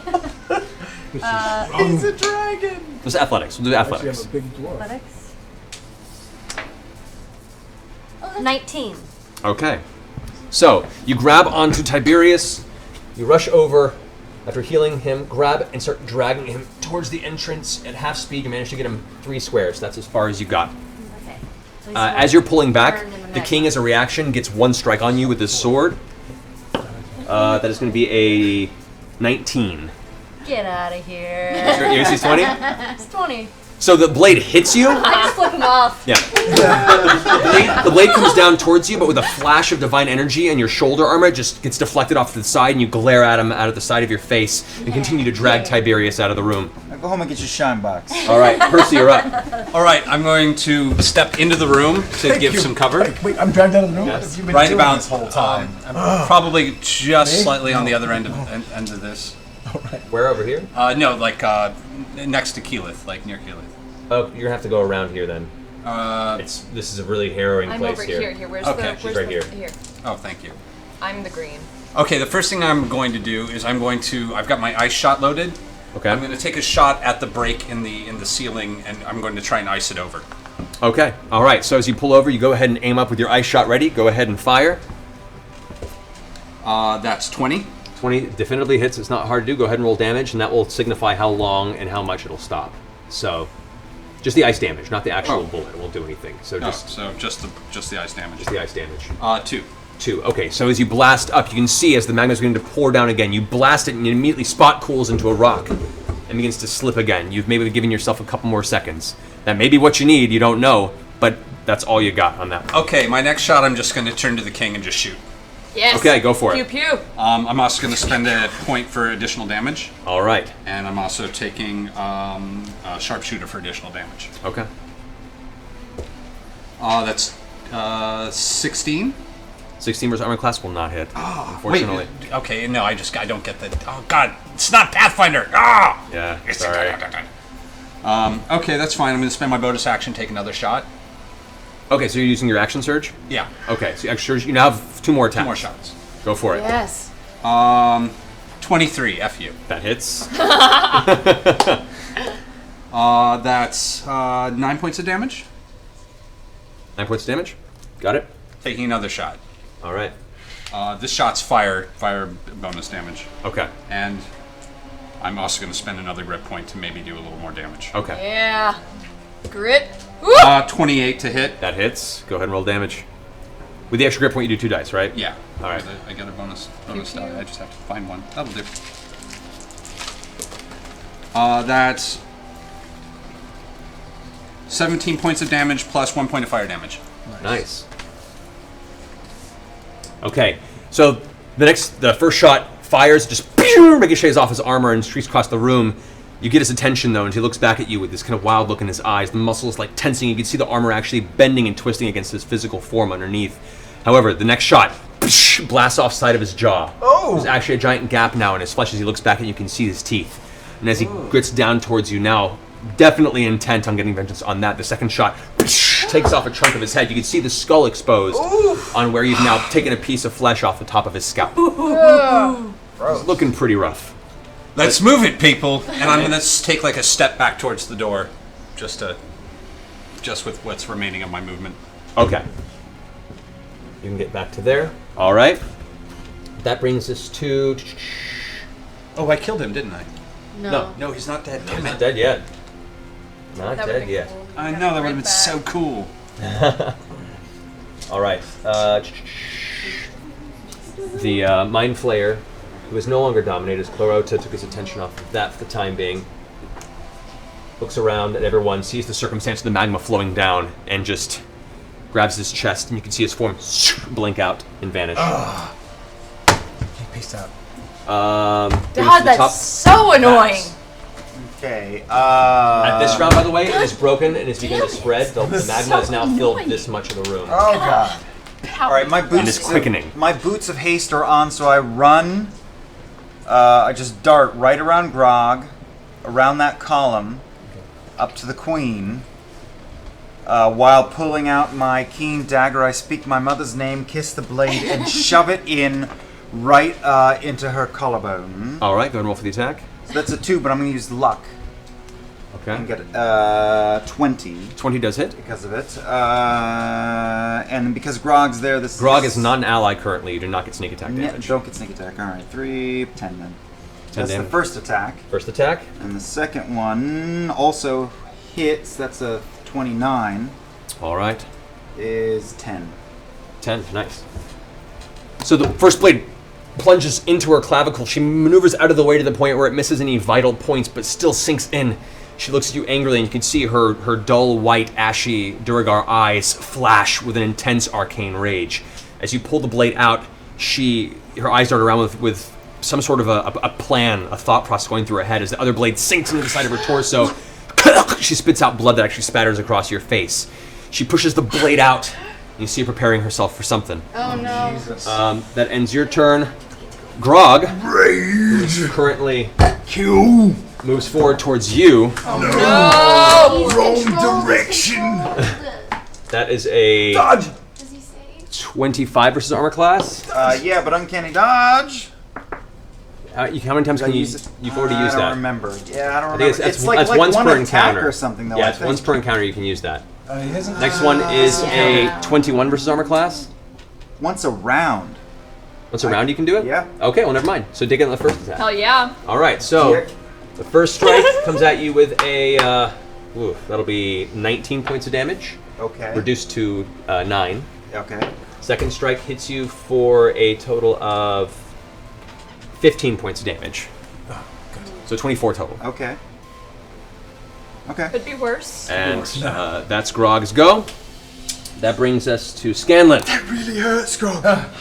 With my knowledge of the arcane arts, do I have any knowledge that using my dispel magic spell would work on Grog, or do I just have to try it? It's a possibility. You know the spell that's been cast on him. You use it. There is a chance, but it has to be a contested roll. You could roll a 20. So You could your roll call. a 20. You could roll a 20. Does it take my move to just No stand pressure. up? Yes, it does. Unfortunately. So it's your call. Instead of moving across But I the don't have space, to be you standing to cast a spell. No, but I would say it's gonna be difficult. It's gonna give. All right, I'll stand up. All right. You have a bonus action? I do have a bonus. Get back action, up. So no movement. I don't know what that really means. What are you doing? And I will. Jesus, it's better for me to get out of there. Get the king. Yeah, you Get the might be able to king. kill him. He's on his last legs, Yeah. probably. He's looking pretty rough. Yeah, but Keyleth is right behind him. Do it. Stab him. You can attack him with your sword. Hit him with a flute. I am It's a true, tiny boy. Do who it can only anyway. do- He's at his gonna last bip legs. him in the I can't nose. cure This This is gonna Grog. be epic, Scanlan. I What do will you got? say that. I can't. Come on, quick. Alright, Do it I now. swing my singing dawn blade at him. Dawn? All right. I have a dawn blade. Alrighty. It's a dawn. Dongle blade. blade. It's just so lame, though. It's Do so it. Do weird. it. It's really big and middle front. So go ahead and roll for attack. D20. A natural 20. We said he could roll a 20. We called it. Who called it? We called it. So roll the dice. That's amazing. He's gone. So that's 8. You rolled an 8. Times 2, it's Times 2 is 16 plus whatever the bonus damage is for the sword. Critical hit. Plus no. 7. Okay. Plus so, the so dawn blade gets 16. another bonus attack at disadvantage. It does. So you strike with the critical hit, doing, let's see, it's 8, 16 plus 7, 23 points of damage. Go ahead and roll for a second attack. I've never hit anyone with a sword before. 5. Can I give him a War God's Blessing and give him a plus 10? You can. All right, plus 10, so Well, 15. Well, what's your total? You rolled a 5 plus. 5 plus 10. I don't know, what am I adding? I've never Seven used a again, sword plus before. seven. Add your proficiency modifier, which is 4 plus your strength modifier. So it's 5 to that, which is 10. Makes it 20, which hits. Roll damage on the Boom. Oh my god. Bilbo. Kill him. Kill him. 6. 6 points of damage, or 6 on that. On that plus one. your strength, which is 7, plus the Dawn Blade, which is that's Wasn't it 8. 23 or So it's something? 8 Oh. damage on top of the 23. How do you want to do this? As I draw back the blade, I say, "Oh, you should have stood on your head," and I lop it off. So, as you say that, the blade itself vibrates with the sound of your voice, like the echoing of the song of Scanlan behind yours, and almost a chorus out of nowhere. The blade streaks through the air, coming down, slitting across the back of his Achilles tendon.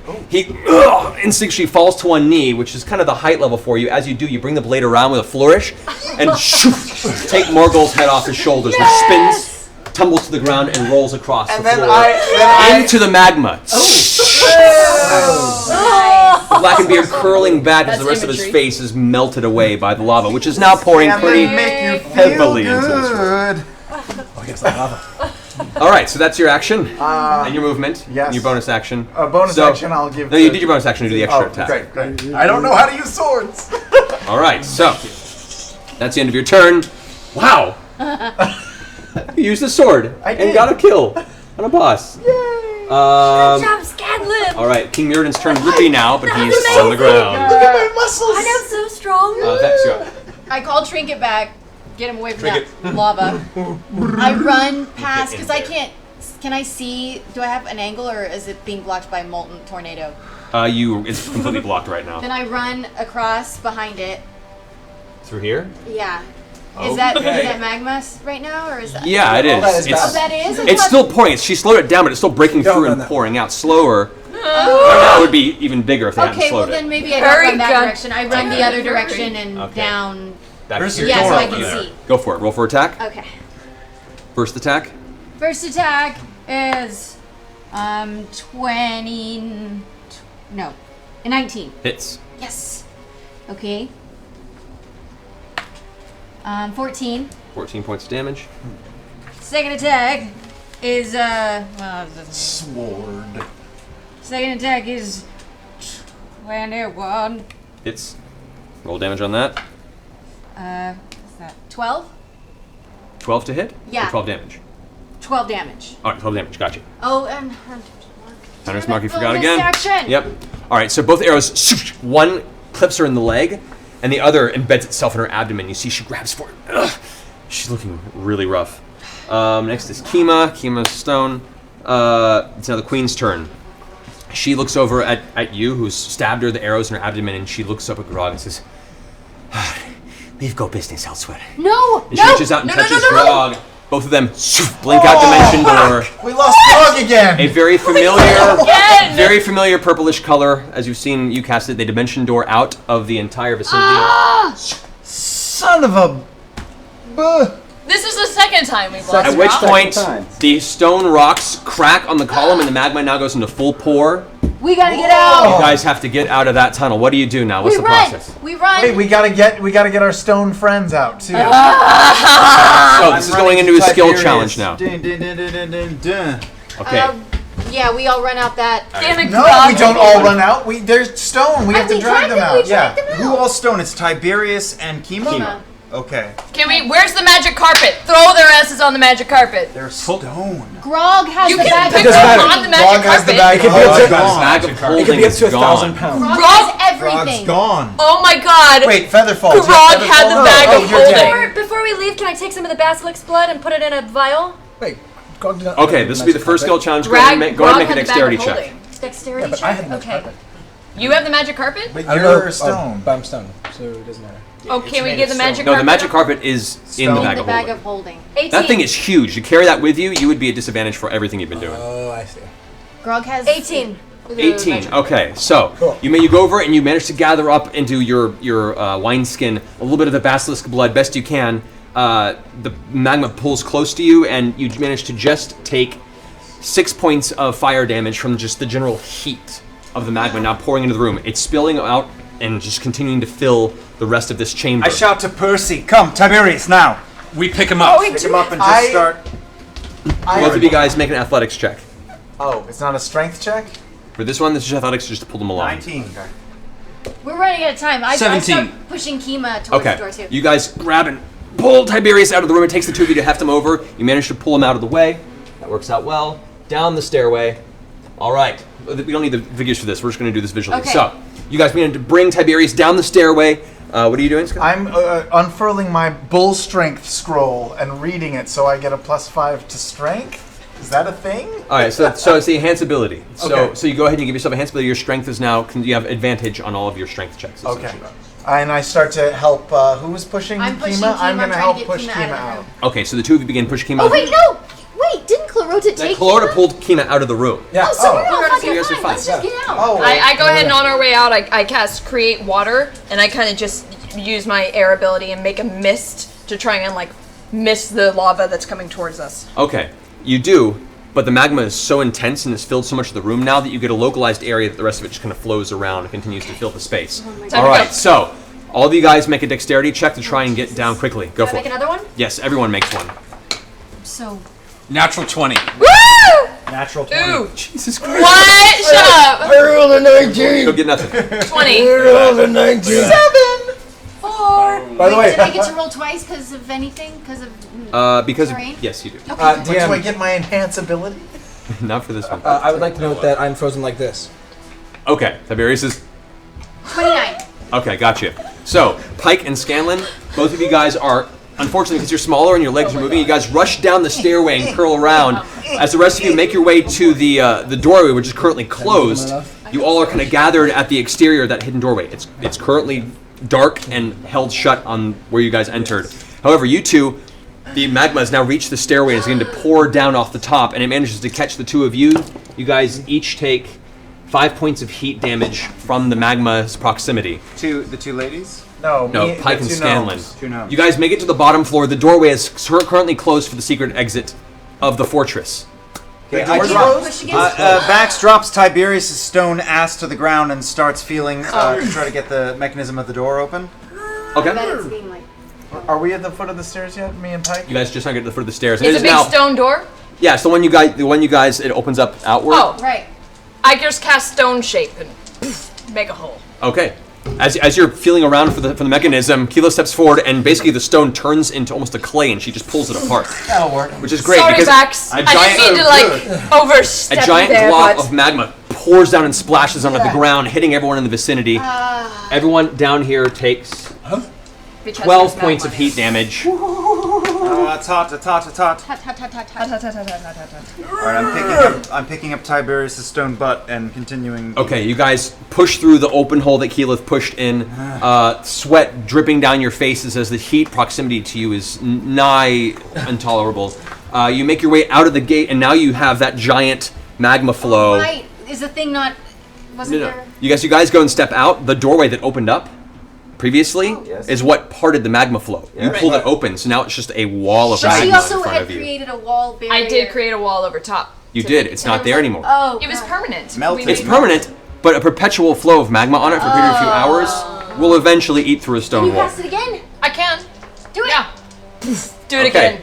Okay, so Bam. there's probably the last taste of that. You create a stone wall that juts out, once again blocking off the magma flow. You guys all step out of the room just as the main force of magma begins to fill the room behind you. Everyone make one more dexterity check to get out in time, as it's a small space and you're pushing out.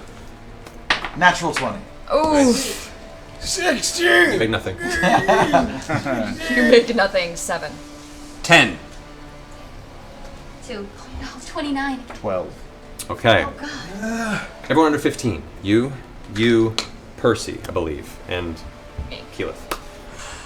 The magma now, as you're helping getting your friends out, you're pushing out, you push Vex out, Vex starts out, Scanlan manages to get out. As you guys are pulling Tiberius through, the hefty force of magma comes funneling down into the room and splashes across the floor. Oh, that's a lot of dice. There's a lot of dice. A lot of dice. A lot of dice. Oh, stop God, that. there's so many dice. That is 18 points of heat damage. Vax is unconscious. 18 points.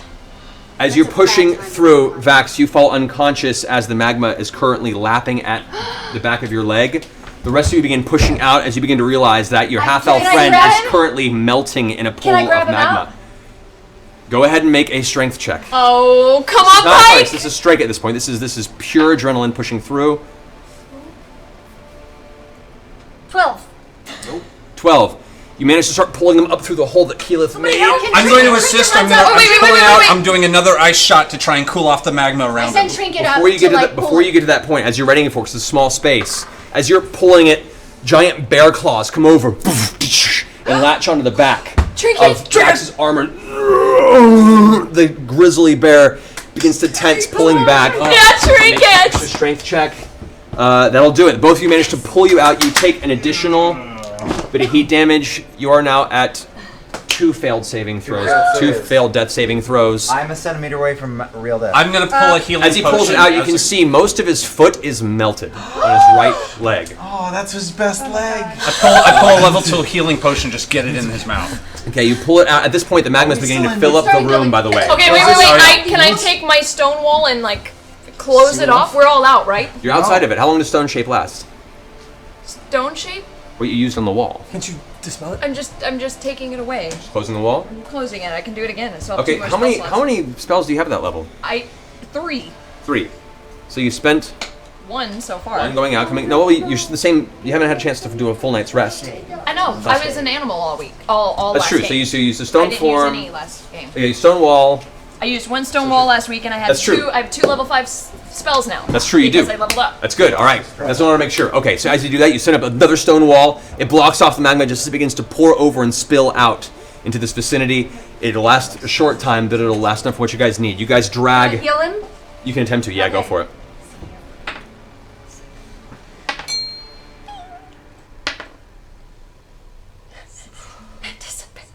know. Come on, Pike. 24. All right. Yay! Heals you.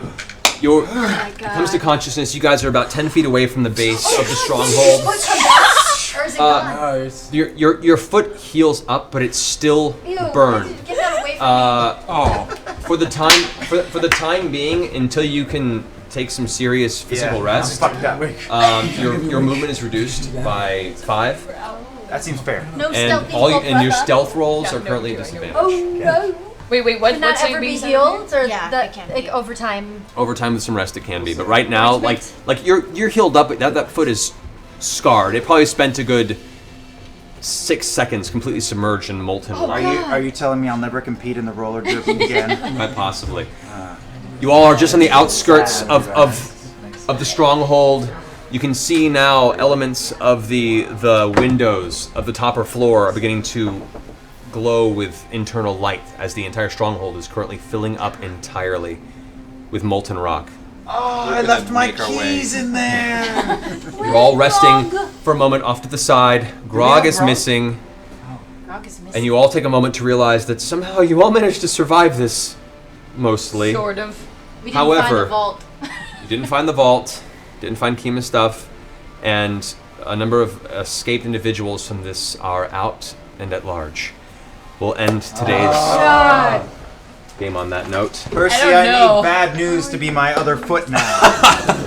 Are we going? Yeah, you need a sweet pimp swagger now. Yeah. So that went a little long, guys. Thank you for for hanging out, but that was an intense session. Yeah. Holy Climactic shit. moments there. Are you sure you guys don't want to send in a bullet right now? Yeah, or maybe a black ooze. You want to do that? Wow, guys. Wow. That was fucking intense. That was crazy. Guys, riveting. And exhausting. Are you guys tired? Yes. No dancing tonight, guys. Get over it. Sorry, we went late. No, yeah, went so late. Sorry, guys. No, they're happy that you went late. They want you to stay forever. That was nuts. So I wanted to make a couple My heart's announcements so of people that helped out tonight. Awesome, Not just donators. Oh, so I'm going to read off a couple people who helped out first, and then we're going to start reading off people who donated to the charity. Oh, awesome. If you want us to read off who you are and your message to the Critical Role crew, you still have time to donate because I'll start at the bottom and work my way up. So if the mods could post the link to, the command for Critical Role, and you guys will see there's a link there to donate. Donate to 826LA. Every little bit helps these guys a lot, and it would be really helpful to the stream and the show.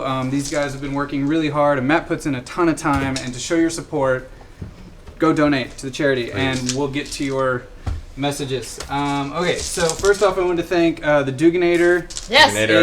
Was it the Duganator's birthday? Yes. Happy birthday, Johnny!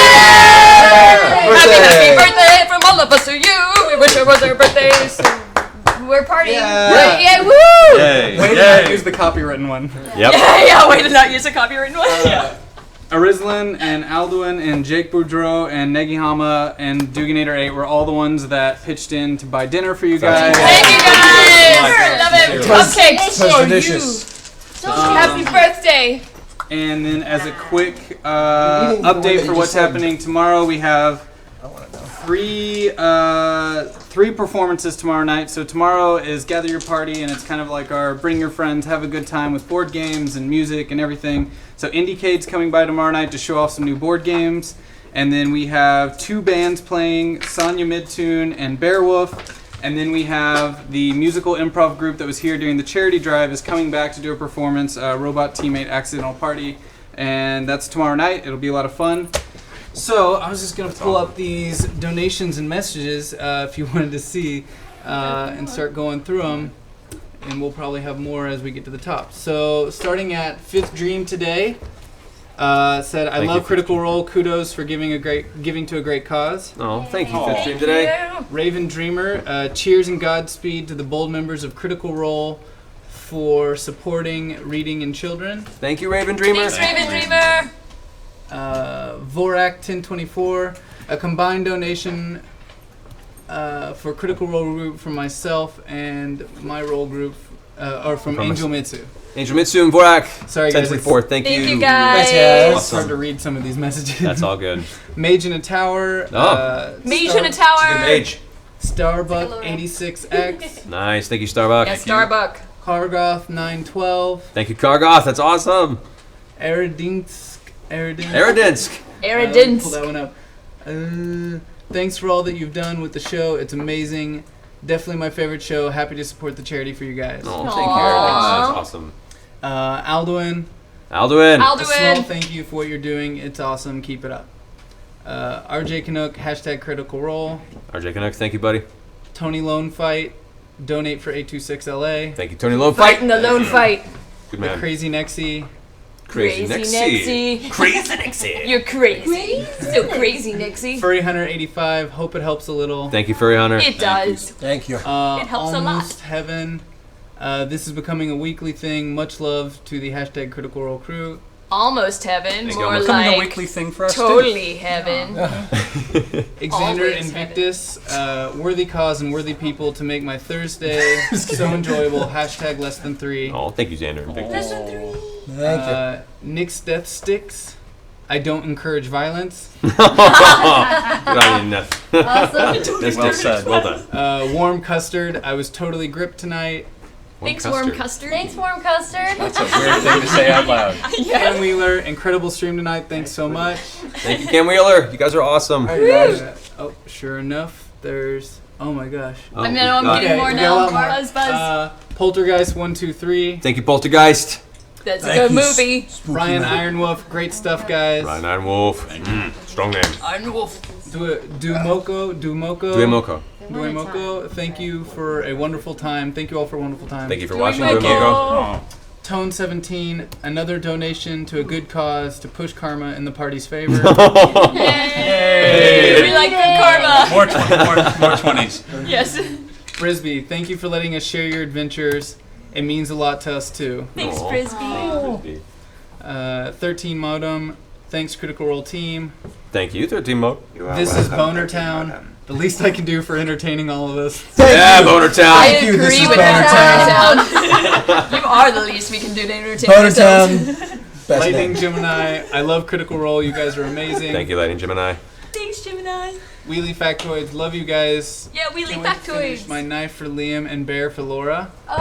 Wait, what? What? Sounds like they're making a knife for Liam and a bear for Laura. How do you make a nope? I encourage violence. That's awesome. Thank you so much, guys. That's awesome. I Sith encourage Wizard, bears. every kid should know how to read. I love Critical Role. Matt, go for a TPK. Don't listen to him. Don't try to. You know it's, from Zenjukin. You know it's good when you're worried for the characters on screen. Thanks a bunch and good luck. Thank you. That's awesome. Scavian, sure to riot. Thanks, Gavian. We're gonna get on that. Poke Blaster Fighter, I love you guys so much and you guys make me laugh every time. Thank you, Poke Blaster. Everybody. Dan Man Mountain, thanks Critical Rollers, great show tonight. Happy to give back. Hashtag 23FU. I saw it in the chat room. 23FU. Meet Boner Town. Hedinsk, Tiberius. Tiberius is the lad. Nice, thank you, Hedins. Fickle Pickle Tickler, hashtag Zach's Boner. Fickle Pickle Tickler, that's great. Hashtag Zach's Boner Jam. Thank you, Fickle Pickle Tickler. Also lives in Boner Town. You guys are awesome. Thank you so much, sincerely. And one more. This will be the last one. Silent Kagamusha. Critical Role is why I am now addicted to and starting my first game of D&D. Yes. Matthew Mercer is why I will DM, so I should help out. Yeah. Good on you, buddy. If anyone else donates after we go offline, I'll make sure these guys get the messages and that they're aware that you donated. Thank you all for tuning in. Thank you guys. Seriously. Killer, Thank you. Thank killer you. show. Thank you Amazing guys game, guys. so much. Thank you. You're all amazing. I love you for so watching. much. We're going to go offline and then come back birthday. up with the rebroadcast of Thursday, and you'll see this playing throughout the night and tomorrow morning, and it will be up on the website tomorrow. So Yeah. thank you guys. In the meantime, we'll see you next week. Bye.